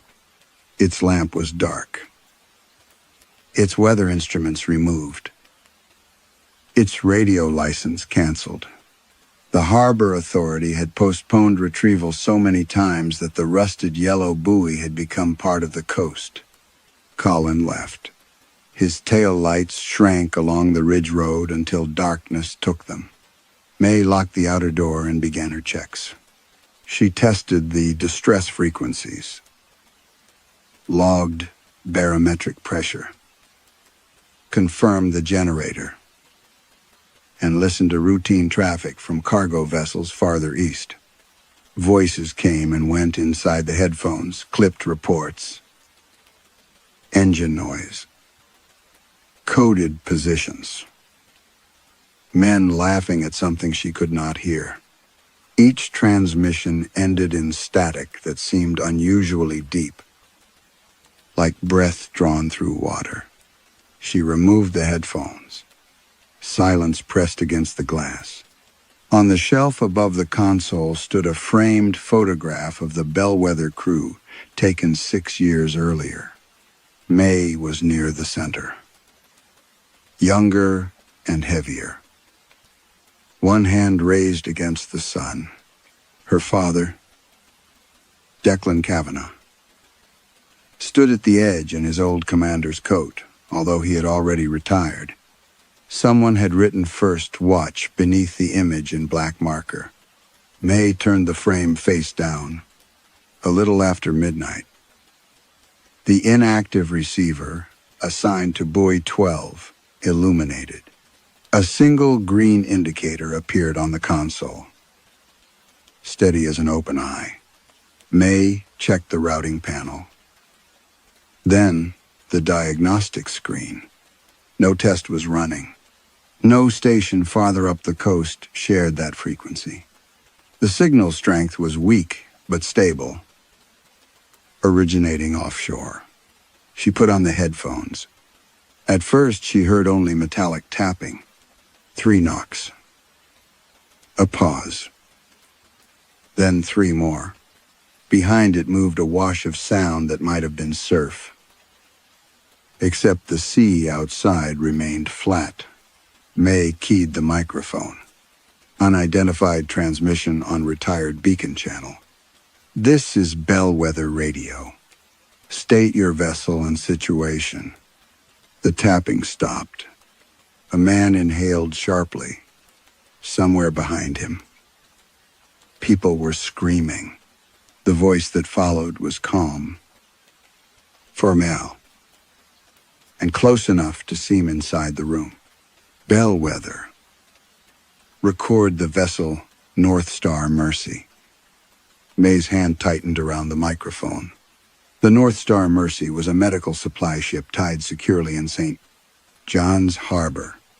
She had reviewed its departure clearance that afternoon. It was not scheduled to sail until the following day. She reached for the incident log. The voice returned, now wet and breaking. 17 souls aboard. No lifeboats recovered. Then came the sound of a ship's horn, long and grieving, from the dead receiver. Across the dark water, Buoy 12 lit for the first time in 9 years. The light beyond the glass did not blink. It burned steadily above the flat water.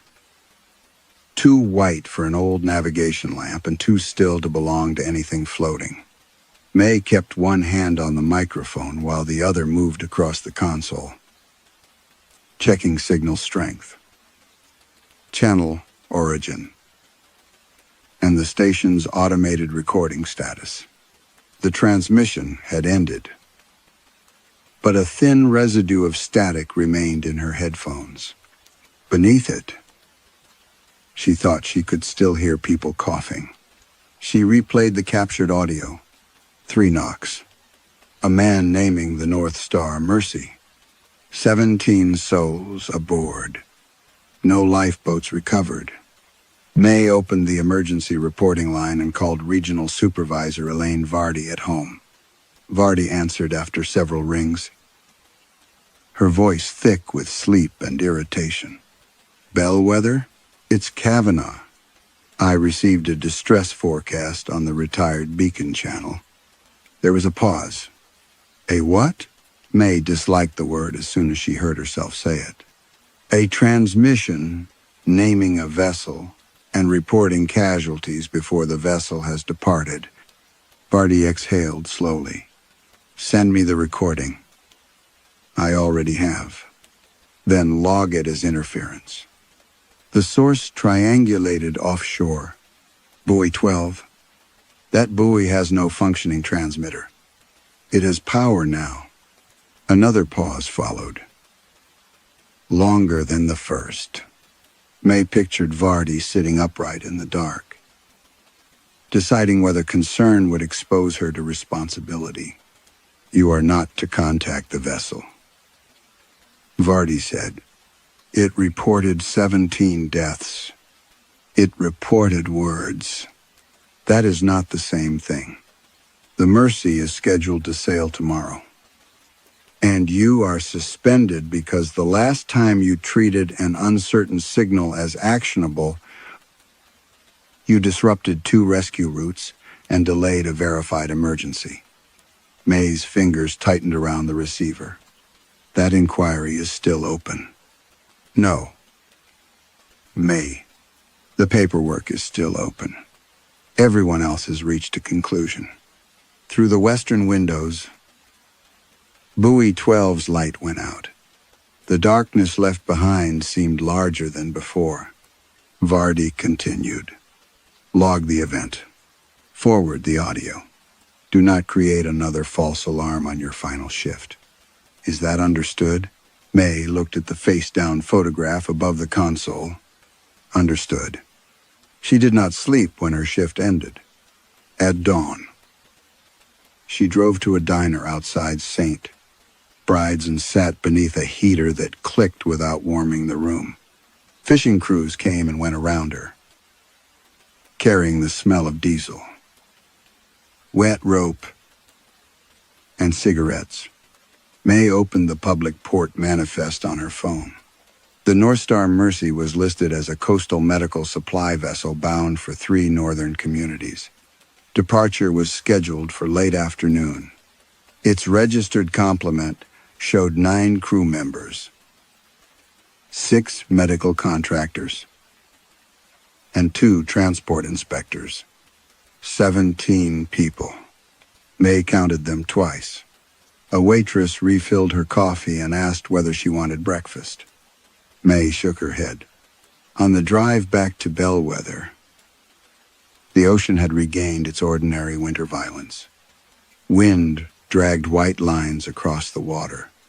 Waves broke against the headland hard enough to throw spray above the lower windows. The change should have relieved her. Instead, she found herself wondering why the sea had needed silence to speak. Colin was still on duty when she entered the station. He looked surprised to see her. "You're early. Did 12 transmit again?" "No." He lowered his voice. "Vardy called. Told me not to let you near the outbound channels unless there's a verified emergency." May removed her coat. "Then verify one." She showed him the Mercy's manifest. Colin stared at the number, then pushed the phone back toward her. "Coincidence? 17 is specific. So are lottery numbers. The buoy named the ship. Someone knew the schedule. The schedule was amended yesterday and not posted until this morning." Colin's expression changed, though only slightly. By mid-afternoon, the North Star Mercy reported departure from Saint-Louis. Johns. May listened from the secondary console while Colin handled official traffic. The vessel's captain sounded relaxed. Engine conditions, normal. Visibility, moderate. No hazards observed. The Mercy would pass Bellwether before evening and turn north beyond the shoals. May watched its position marker crawl across the chart. As it neared the boundary of Bellwether's coverage, the old receiver illuminated again. Colin stopped speaking mid-sentence. From inside the console came 3 hollow knocks. A pause, then 3 more, out beyond the breaking waves. Buoy 12 answered with a white light, and the North Star Mercy vanished from the tracking screen. The North Star Mercy remained absent from the tracking screen for 9 seconds. May counted each one. On the 10th, the vessel's marker returned half a kilometer behind its previous position, as though the ship had been dragged backward across the chart. The coordinates corrected themselves immediately, but Colin had seen it too. His face had lost the faint impatience he wore whenever May spoke about the buoy. "Mercy. Bellwether radio," he said into the microphone. "Confirm your position and status." Static answered. The knocking continued through the retired receiver. 3 strikes. A pause. 3 more. May leaned over the chart. The Mercy had not yet passed the outer harbor line. Its captain could still turn back without entering the open route beyond the shoals. "Call them on emergency priority," she said. "We have no verified hazard." Their signal disappeared for 9 seconds, and the buoy began transmitting at the same moment. Colin looked toward the western windows. Buoy 12's white lamp was visible between the breaking waves. Rising and falling without any pattern the sea appeared to cause.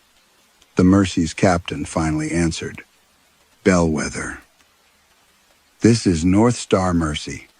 We had a navigation reset. No mechanical fault. Continuing north." May took the microphone from Colin before he could stop her. "Captain, hold your departure."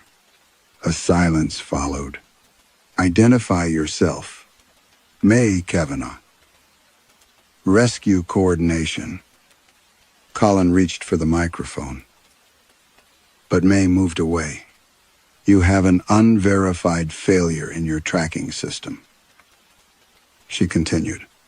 "Bellwether has also received a corrupted distress transmission using your vessel name.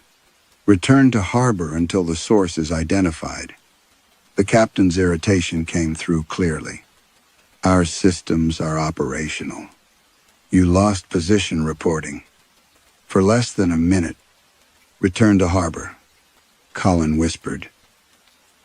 May. She ignored him. The captain said, Do you have authority to issue that instruction? May thought of Vardy's warning. She thought of the inquiry file waiting to reduce the rest of her career to one delayed decision. No, she said, but I am asking you not to carry 17 people past Bellwether tonight. The radio remained quiet long enough for May to hear the old buoys tapping beneath the open channel. Then the captain replied, We will hold inside the harbor pending inspection. The white light offshore extinguished. For several hours, nothing happened. Engineers examined the Mercy and found a software fault in its navigation equipment. Small, ordinary, harmless. The Port Authority delayed the ship until morning. Vardy called Bellwether and demanded that May surrender the primary console. But Colin told her there had been a legitimate tracking failure and accepted responsibility for the warning. May sat at the rear desk, listening to the weather deteriorate.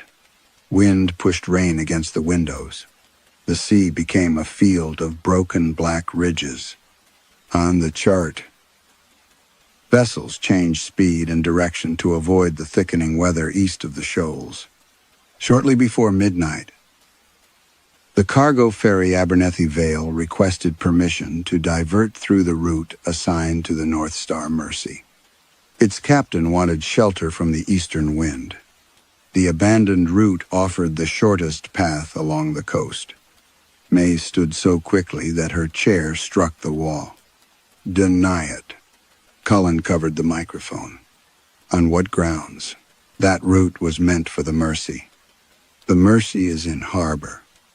Exactly. Colin stared at her. You think the sea reserved it? The Abernethy Vale called again, requesting immediate clearance.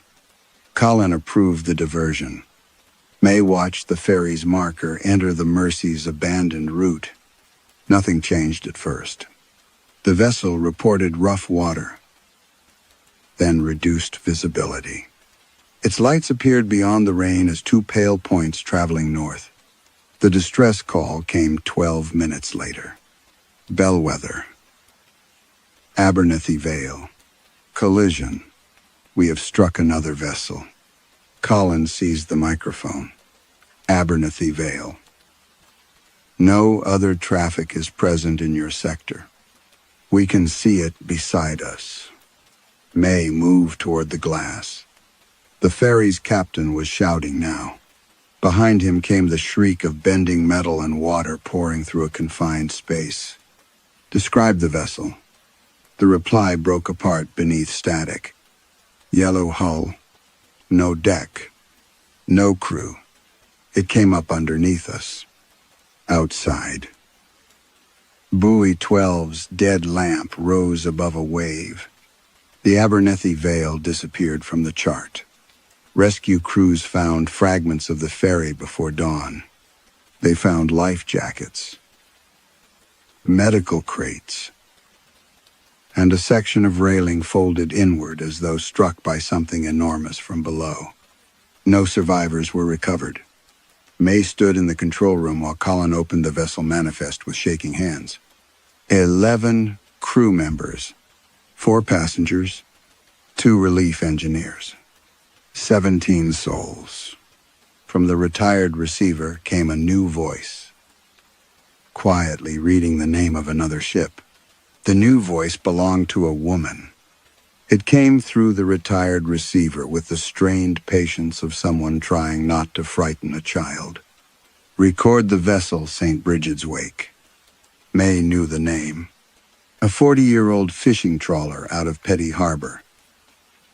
Green-hulled and owned by 3 generations of the O'Donnell family. Its captain, Fergus O'Donnell, had once sat beside her for 6 silent hours while divers recovered a buoy from beneath harbor ice.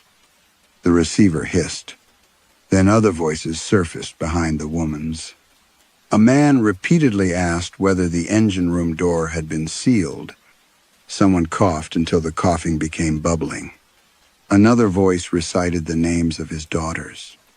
Beneath them all, metal struck metal. 3 knocks. A pause. 3 more. Colin moved toward the console. But May switched off the room speakers. What did it say, he asked. Nothing clear. He looked at her for a long moment. The lie remained between them. Too obvious to challenge without forcing both of them to admit what had happened to the Abernethy Vale. May checked the coastal registry. St. Bridget's wake had left before dawn and was working the southern banks. It carried 8 crew members, not 17. That should have reassured her. Instead, it felt like the beginning of an equation whose missing numbers were already being chosen. When Colin stepped outside to speak with the arriving investigator, May used a private maintenance line to call Fergus. He answered over engine noise. Bellwether, Fergus. It's May. I need you to bring the wake home. A pause. Is there weather coming? No. Mechanical alert? No. His voice hardened. Then what are you asking me? May watched Colin through the rain-streaked window. I received your vessel name on the same channel that named the Abernethy Vale. The engine noise on Fergus's end seemed to recede. You're certain? Yes. What did it report? Flooding. Voices from below deck. Fergus was silent. Then said, We'll turn north. May opened the marine chart. North would take him toward a narrow passage used by the coastal tanker Orison Blue. She contacted the tanker anonymously and warned of drifting debris. Its captain altered course west. That route placed the tanker behind the passenger ferry Morrow Bell. May reported a possible fuel slick. The ferry slowed, forcing a container ship behind it to change lanes. Each correction created another convergence. On the chart, vessel markers began bending around one another like iron filings drawn toward an invisible magnet. May warned one ship, then another. Every safer route narrowed someone else's passage. Every delay placed a different vessel beneath worsening wind. The sea did not appear to be pursuing St. Bridget's wake. It was arranging replacements. By afternoon, 5 captains had complained to regional control. Vardy ordered Bellwether to cease all non-verified warnings and demanded May leave the station immediately. May ignored her. St. Bridget's wake was less than an hour from harbor when its engine failed. Fergus reported loss of propulsion but no flooding. A rescue cutter departed to tow the trawler, carrying 9 people, 8 aboard the wake and 9 aboard the cutter. 17. Tell the cutter to turn back, May said. Colin stared at the combined crew count. Then the trawler drifts onto the shoals. If they meet, something happens to both. And if they don't, May looked toward Buoy 12.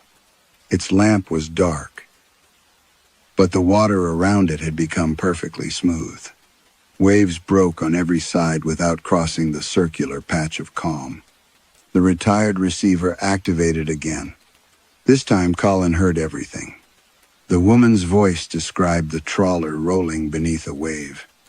A second voice described the rescue cutter splitting along its keel. 17 people screamed from 2 different vessels, their final sounds overlapping as though the sea had already rehearsed both endings. Then a man spoke directly into the channel. Every name called must be answered. May keyed the microphone. "Who are you?" The reply came in her father's voice. Not the old, weakened voice he had carried before his death, but the commanding voice from May's childhood, when he returned from winter patrols, smelling of salt and diesel, still choosing who gets saved. Maybird? May stopped breathing. No one had called her Maybird since she was 9 years old. The name Maybird remained in the room after the receiver fell silent. Colin did not ask what it meant. He had seen May's face and understood that the voice had reached somewhere professional language could not follow. Outside. The rescue cutter reached St. Bridget's Wake before dusk. The crews secured a tow line and returned together without injury. 17 people crossed the harbor entrance beneath Bellwether's coverage, while May watched every marker on the chart. Nothing struck them. Nothing rose from beneath the sea. That frightened her more than another wreck would have. Buoy 12 had not been defeated. It had allowed the debt to wait. Regional control suspended Bellwether's outgoing authority and sent Colin home. May was ordered to leave with him. But she locked herself inside the lower communications office while he argued through the door. By the time his truck disappeared along the ridge, darkness had filled the windows, and the station's fluorescent lights had begun to pulse. May opened the inquiry archive. 11 months earlier, during a winter gale, she had coordinated 3 simultaneous emergencies. A passenger ferry had lost steering. A bulk carrier owned by Halcyon Freight reported an engine room fire. A third signal arrived weakly from an unidentified caller near the Black Step. May remembered the sequence clearly. The third caller could not provide a vessel name, registration, or reliable coordinates. He sounded confused, possibly intoxicated.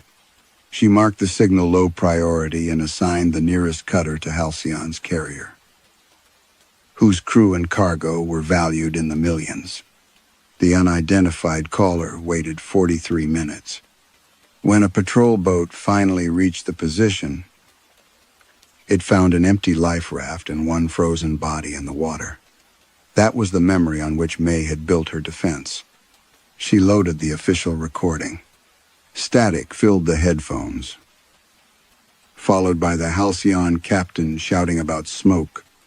Beneath him, the unidentified caller entered the channel. Bellwether. I have no engine. Hull is open. I am taking water. May leaned closer. That was not how she remembered him speaking. There was no slurring, no confusion. His coordinates were broken by interference, but he repeated them carefully. Her own recorded voice answered.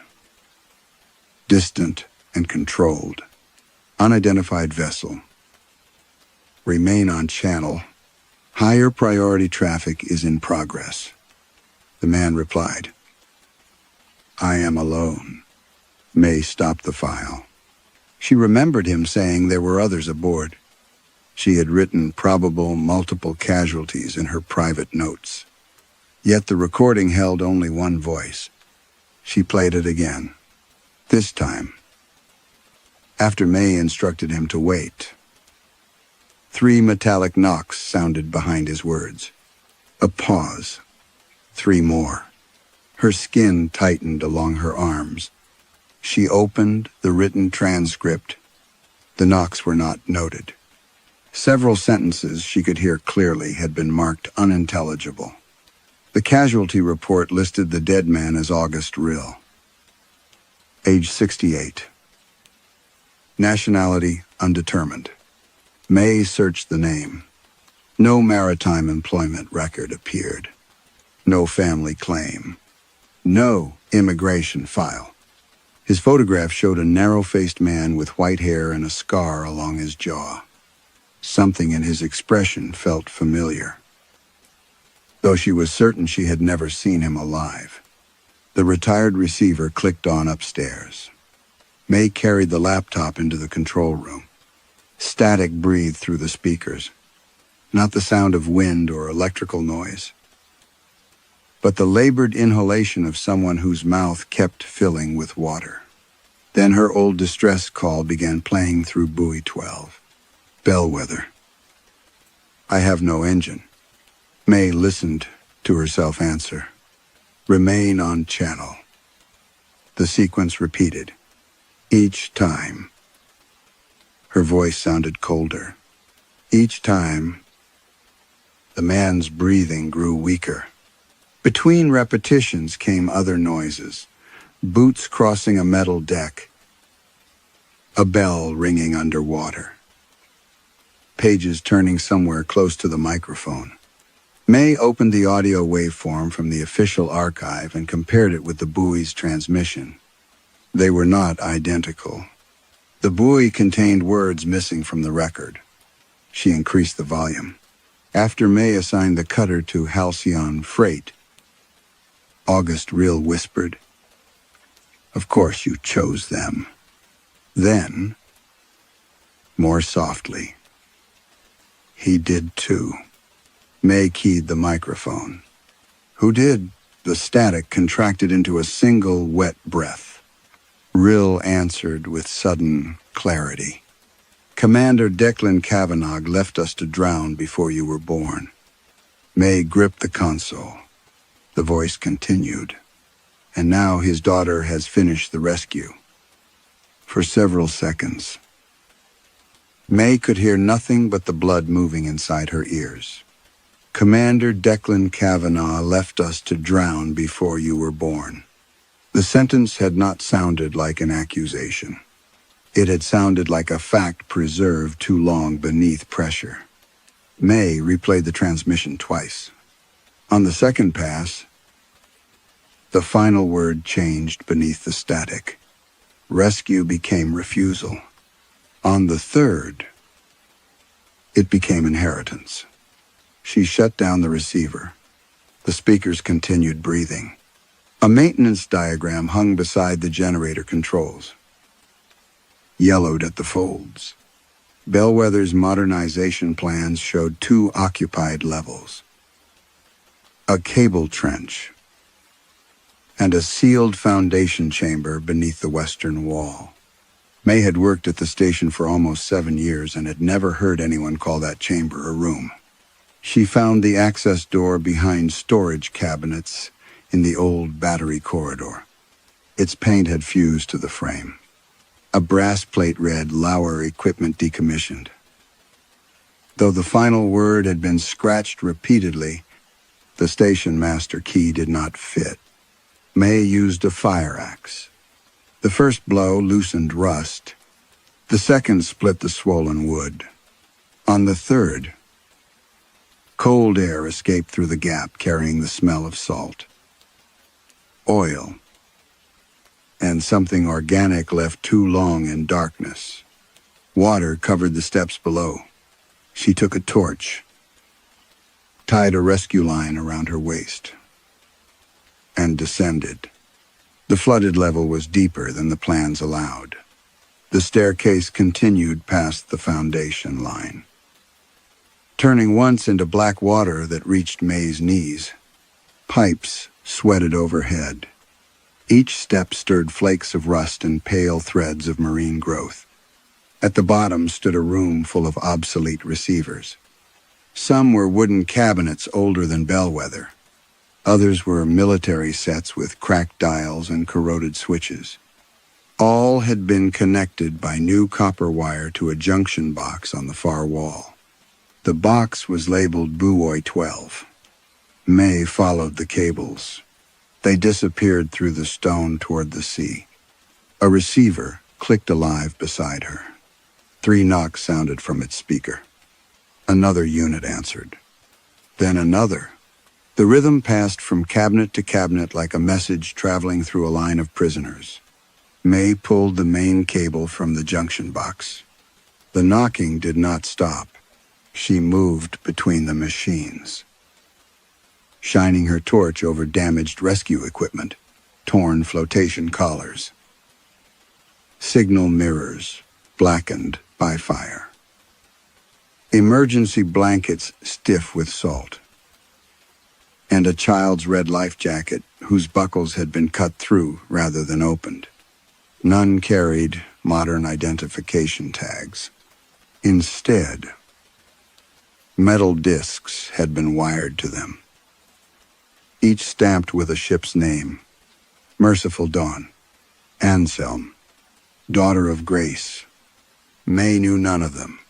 Behind the final bank of receivers, the stone wall had been covered in handwriting. Hundreds of vessel names descended in narrow columns from ceiling to waterline. Some were written in pencil, others in ink, grease, chalk, or rust. Different hands had recorded them across decades. Yet every entry ended with a number: 9, 23, 4, 17. Near the center, she recognized recent names: Abernethy Vale, 17, St. Bridget's Wake, 8, Rescue Cutter 99.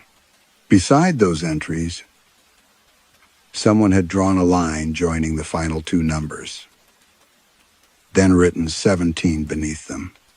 The wall was not a memorial. It was an account. May waded farther in. The oldest names had nearly vanished beneath mineral stains. One entry had been carved deeply into the stone: Vigilant, her father's rescue ship. No number followed it.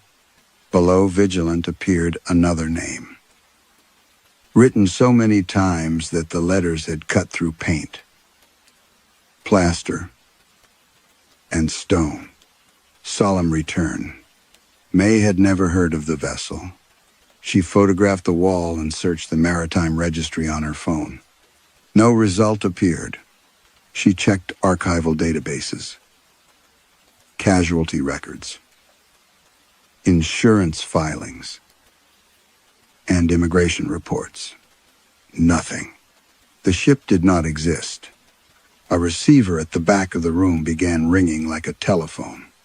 May found it beneath the water, its handset resting on the flooded floor. When she lifted it, water poured from the mouthpiece. A man whispered from the line, "Bellwether. This is Solemn Return." Behind him, hundreds of people were knocking from inside a metal hull. "We have children aboard," he said. "Please tell Commander Kavanagh we are still waiting." She released the receiver. It struck the water without a splash. For a moment, every machine in the lower room became silent. Then a filing cabinet behind the oldest radio bank clicked open by itself. May waded toward it. The drawers had swollen with rust, but the upper one stood several inches open. Inside were oilskin folders sealed with black wax. Most had no labels. One bore the Bellwether crest and a date from 38 years earlier, the winter before May was born. Across the cover, someone had written, "Incident 9, internal use only." May broke the wax. The first pages were weather charts from a storm that had crossed the Newfoundland coast with little warning. Wind speeds had exceeded every forecast. 2 cargo vessels and a commercial fuel convoy had entered the same rescue sector at once. The Vigilant had been the nearest emergency ship. Her father had commanded it. May read his name 3 times before it felt real. Commander Declan Kavanagh. The official report praised him for stabilizing the convoy and escorting 3 damaged commercial vessels through the storm. 27 crew members had been saved. The Vigilant's engines had suffered catastrophic flooding during the operation, and the ship was later decommissioned. That was the story May knew. Behind the official report were pages that had never reached the archive. At the height of the storm, Bellwether had received a distress call from an unregistered passenger vessel southwest of the Black Steppe. It identified itself as Solemn Return. The ship had no insurance record, no legal port clearance, and no recognized national registry. It carried 186 people, refugees. The transcript described families sleeping in cargo holds, children tied together with rope so they would not be separated in rough water, and a hull already leaking before the storm arrived. Solemn Return had begged the Vigilant for assistance. Declan refused. May's torch trembled across the page. His order had been written in precise operational language.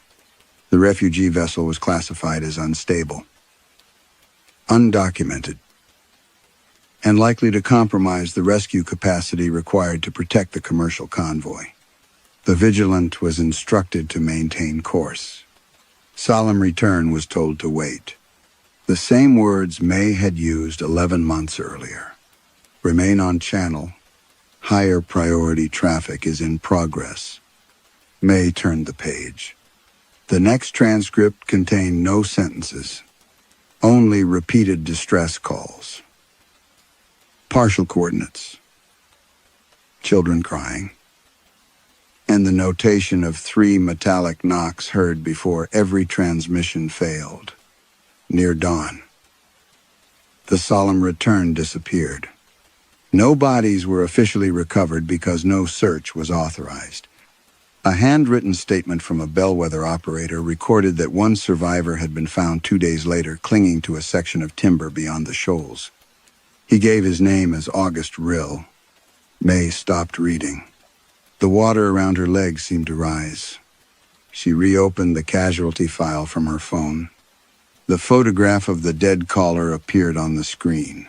White hair, narrow face, scar along the jaw. August Rill had been a child aboard Solemn Return. The dates confirmed it. He had survived the sea once, spent decades carrying the names of those who had not, and died waiting for May to choose him. A second folder explained what happened afterward. Bellwether supervisors removed the Solemn Return from all operational records. The survivor's testimony was classified as unreliable. The refugee vessel was described in private correspondence as an exposure risk capable of damaging public confidence in rescue authorities. Declan signed every amendment.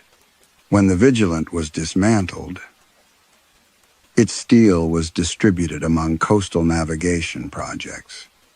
One shipment went into the housing, anchor assembly, and internal frame of Buoy 12.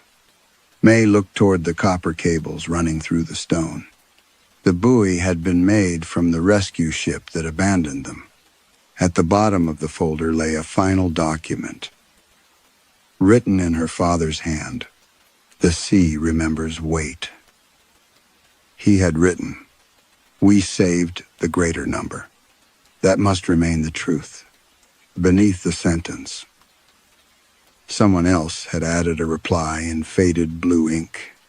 "No, you saved the greater value." The receivers around May activated together.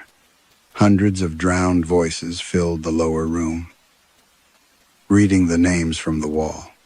Then August Rill spoke above them. "You heard me clearly." May. The water reached her waist.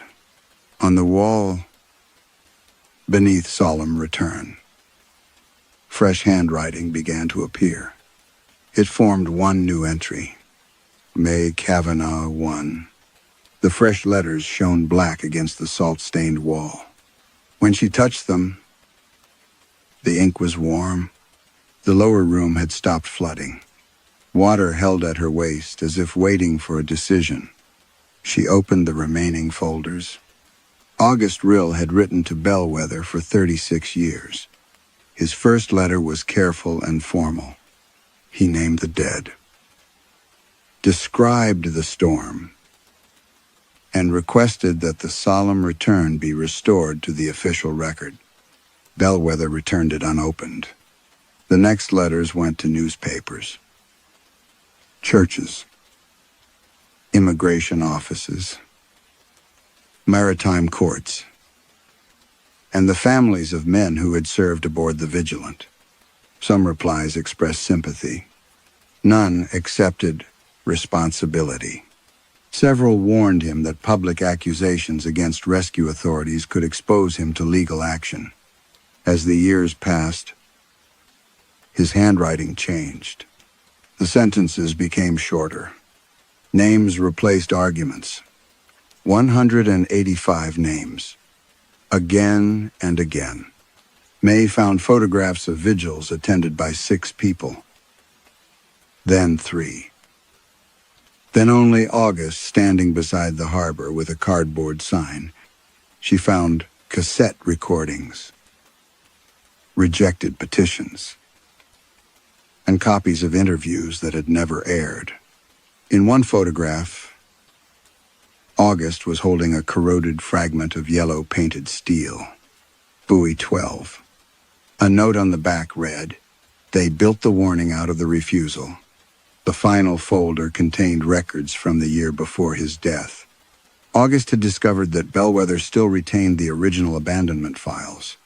He had attempted to reach the station during storms, believing severe weather activated the old buoy's transmitter.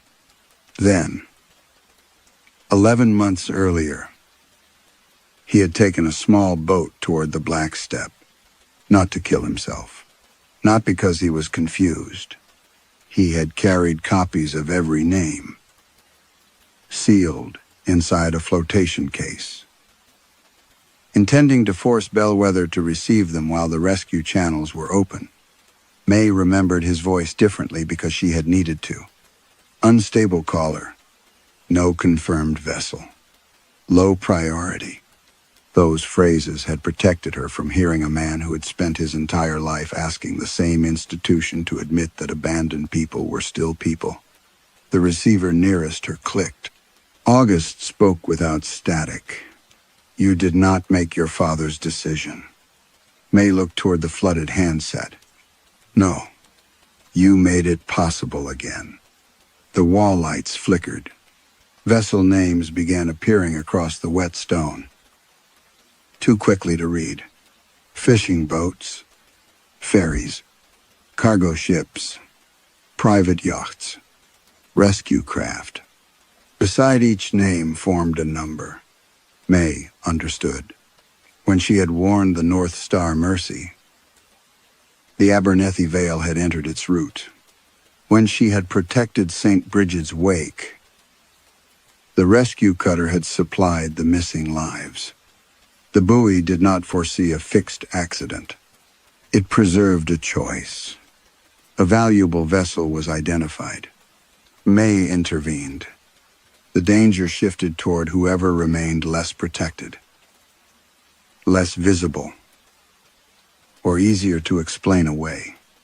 The curse was not selecting ships. It was rebuilding priority. Her father had saved a commercial convoy by abandoning refugees. May had sent help toward halcyon freight while August waited alone.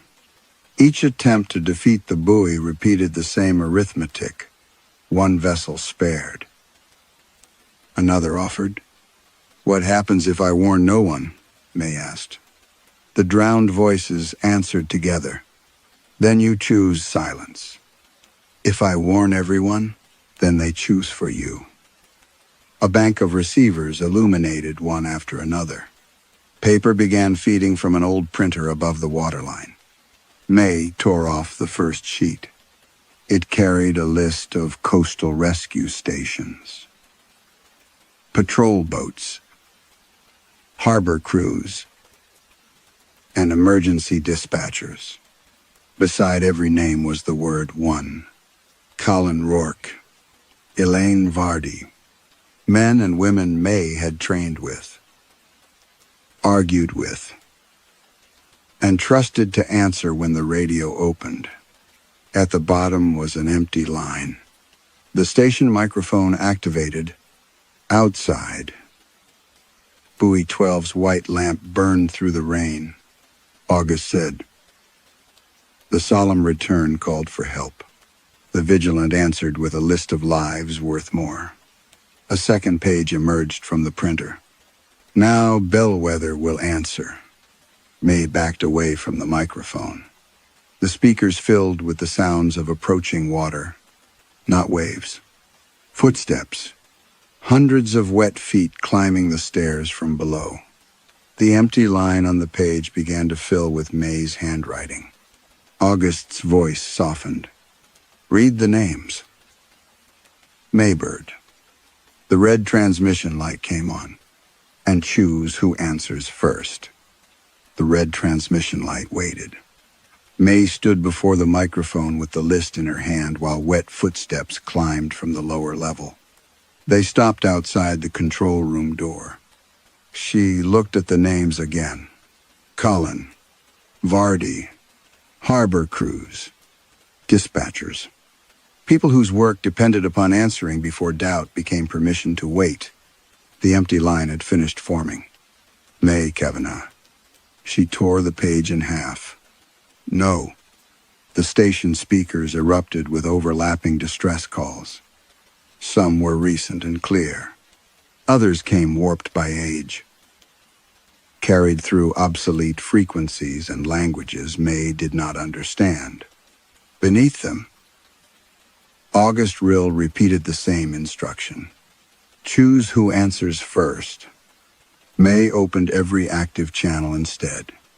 This is Bellwether Radio to all stations, vessels, and listening authorities.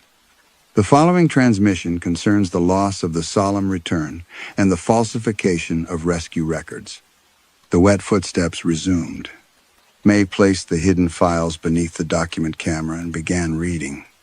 She gave the date of the abandonment, the number aboard, the vigilance position, and Declan Kavanagh's order to protect the commercial convoy. She read the erased survivor's statement and her father's authorization to remove the vessel from the archive. Regional control broke into the channel. Kavanagh. Terminate transmission. May continued. She confessed her own decision 11 months earlier. She described August's coordinates. The available cutter. The Halcyon freight carrier. And the language she had used to classify one life as less urgent than a profitable ship. The control room door bent inward. Water spread beneath it. May sent copies of every file to the coastal network, then locked the broadcast on automatic repeat before the hinges tore free. She crossed the rear corridor and reached the emergency slip below the station. A small rescue boat hung beneath a tarpaulin. The harbor water beyond the slip was calm, farther offshore. The sea had risen into a black wall around Buoy 12. May lowered the boat and started the engine. She carried bolt cutters, a pry bar, a hand torch, and the old rescue line tied around her waist. The broadcast followed through the boat radio, her own voice reading the dead into public record. The moment she crossed the harbor mouth, the storm closed around her. Rain struck sideways. Waves rose on either side of the boat, but only within the circle surrounding the buoy. Beyond that boundary, the station windows shone beneath motionless cloud. The storm belonged to no forecast and moved with no wind. It had been waiting in one place. Buoy 12 appeared between waves, its yellow housing rolling violently while the white lamp remained level. May brought the boat alongside and clipped the rescue line to a corroded lifting ring. 3 knocks sounded inside the metal. A pause. 3 more. She climbed onto the maintenance platform. The buoy's surface was warm beneath her gloves. Split yellow paint revealed darker steel below. A vigilant.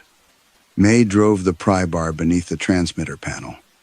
The first attempt tore skin from her palm through the glove. The second bent the panel outward enough for water to pour from inside. Not seawater.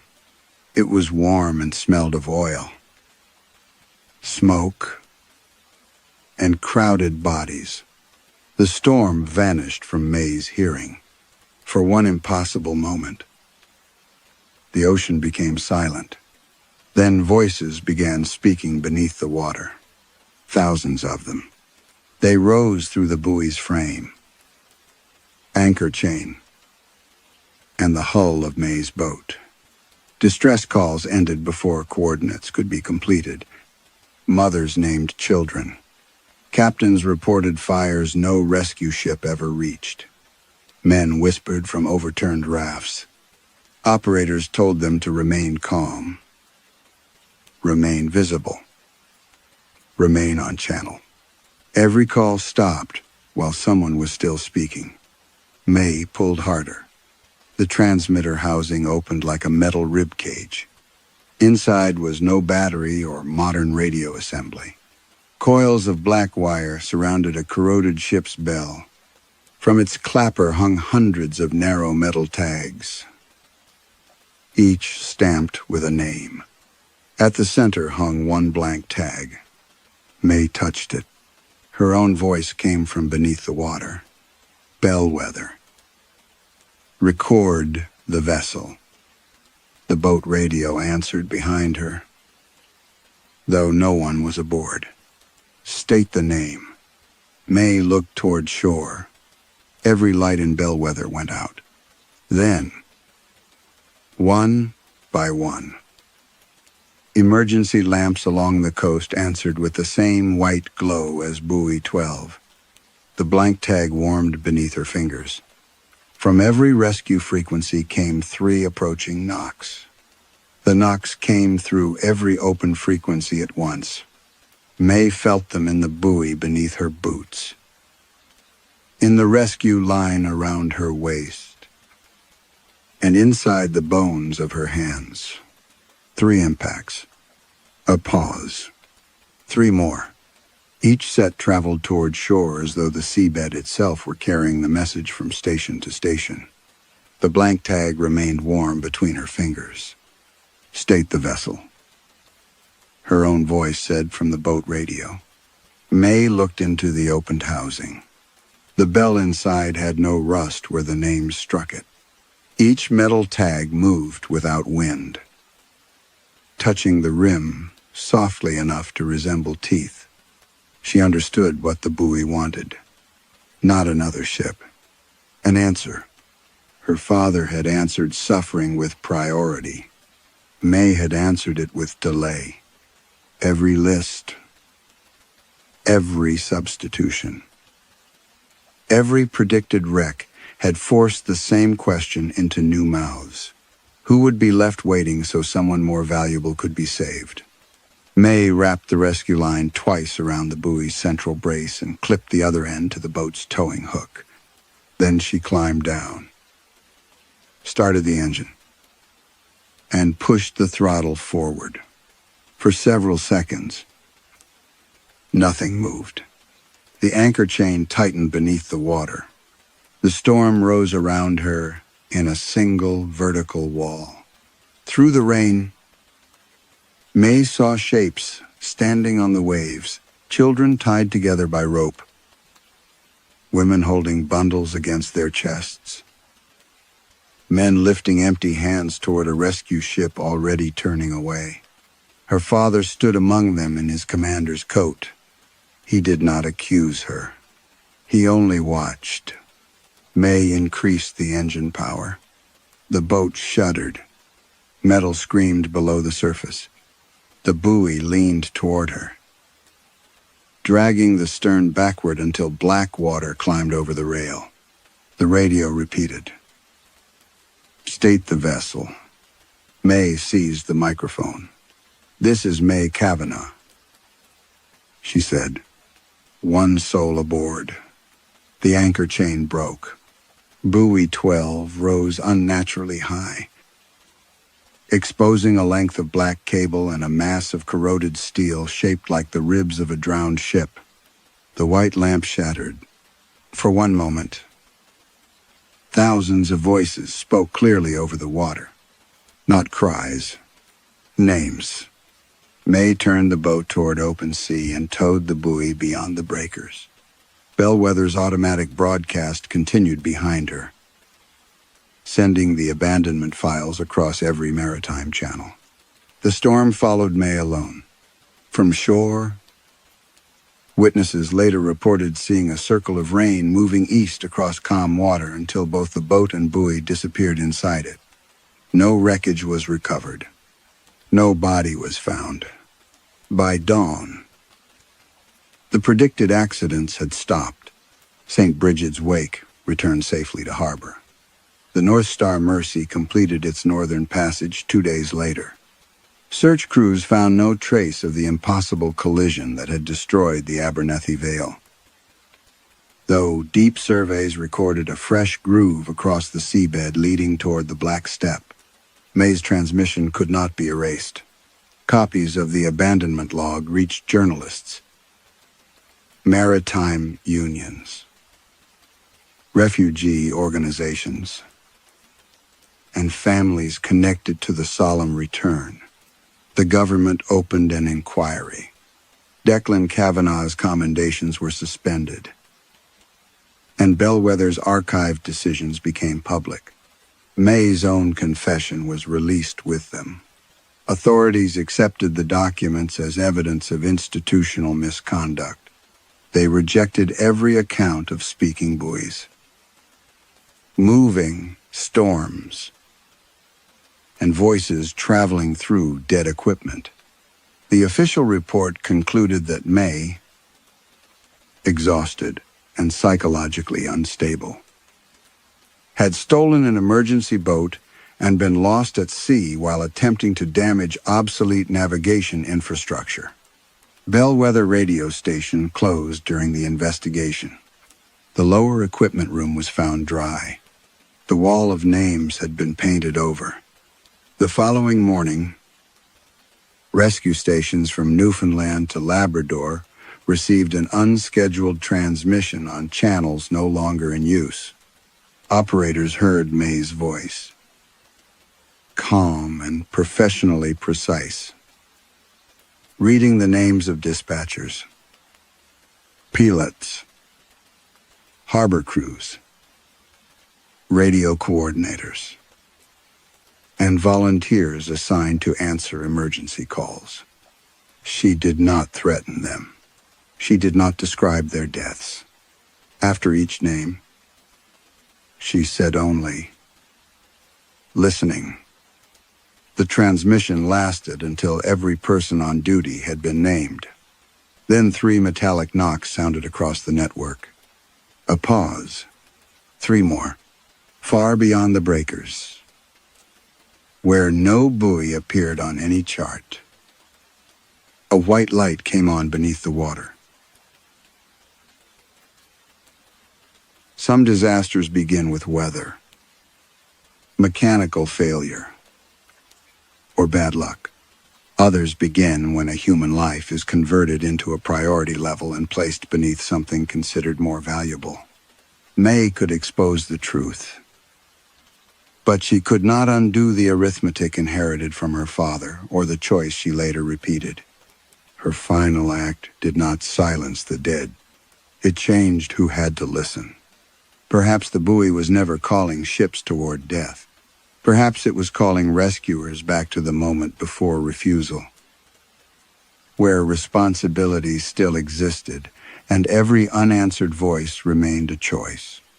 What would you hear if the sea called your name? And now, my dear friends, tonight's journey has reached its end. Thank you for staying with me all the way through and for allowing chilly midnight to accompany you during these late and quiet hours. Whether you listened closely to every part of the story or simply kept my voice nearby while you rested, I'm truly grateful that we shared this time together. Before we say goodnight, I want to check on you once more. To my friends in Florida, Texas, Minnesota, South Carolina, and every other place facing severe heat, I hope you are still feeling safe and comfortable. Please continue to take care of yourselves after this audio ends. Keep water close. Remain somewhere cool whenever possible. And do not push your body beyond what it can manage. If you have been working outdoors, traveling, caring for others, or simply trying to sleep through a hot and uncomfortable night, I hope you can finally give yourself a chance to recover. Please remember that rest is not something you need to earn. Your body has already carried you through enough today. And if you know someone who may be struggling with the weather, perhaps an elderly relative, a neighbor living alone, a family with young children, or someone caring for animals, a small message or quick phone call could mean more than you realize. To everyone listening from places affected by storms, humidity, heavy rain, strong winds, or sudden changes in temperature, I hope the worst conditions pass soon and that you remain sheltered from harm. Whatever the weather is like outside your window, I hope the space around you now feels calm. The story is over. There is nothing more you need to follow, understand, or prepare for. You can let the images fade. Allow your breathing to become slower, and release the thoughts that have been following you throughout the day. Perhaps work has exhausted you. Perhaps personal concerns have made it difficult to relax. Perhaps you came here because the silence felt uncomfortable and you simply needed another voice nearby. Whatever brought you to chilly midnight tonight, I hope you found some companionship here. You do not have to carry every worry into tomorrow. Some problems can remain unanswered for a few more hours. Some decisions can wait until you have rested. Tonight, your only responsibility is to be gentle with yourself. Make your room as comfortable as you can. Adjust your pillow. Loosen your shoulders. And allow your eyes to close whenever they are ready. I hope sleep comes without difficulty and remains with you until morning. May your body regain its energy. May your thoughts settle into silence. And may your dreams carry you somewhere far from heat, pressure, and responsibility. When you wake, I hope the air feels cooler, your mind feels clearer, and the new day treats you with greater kindness than the one before it. Thank you for listening until the very end. Every person who returns to this channel helps make these midnight gatherings feel less distant and less lonely. Please continue to look after yourselves and the people around you. Drink enough water. Listen when your body asks you to stop, and never feel guilty for taking the rest you need. Wherever you are tonight, I hope you are protected, cared for, and surrounded by people who value your well-being. Until another story brings us together again. Stay cool, stay safe, and let the quiet hours restore everything the day has taken from you. Good night, my dear friends. May your sleep be uninterrupted, your dreams be gentle, and may a cooler, more peaceful morning find you soon.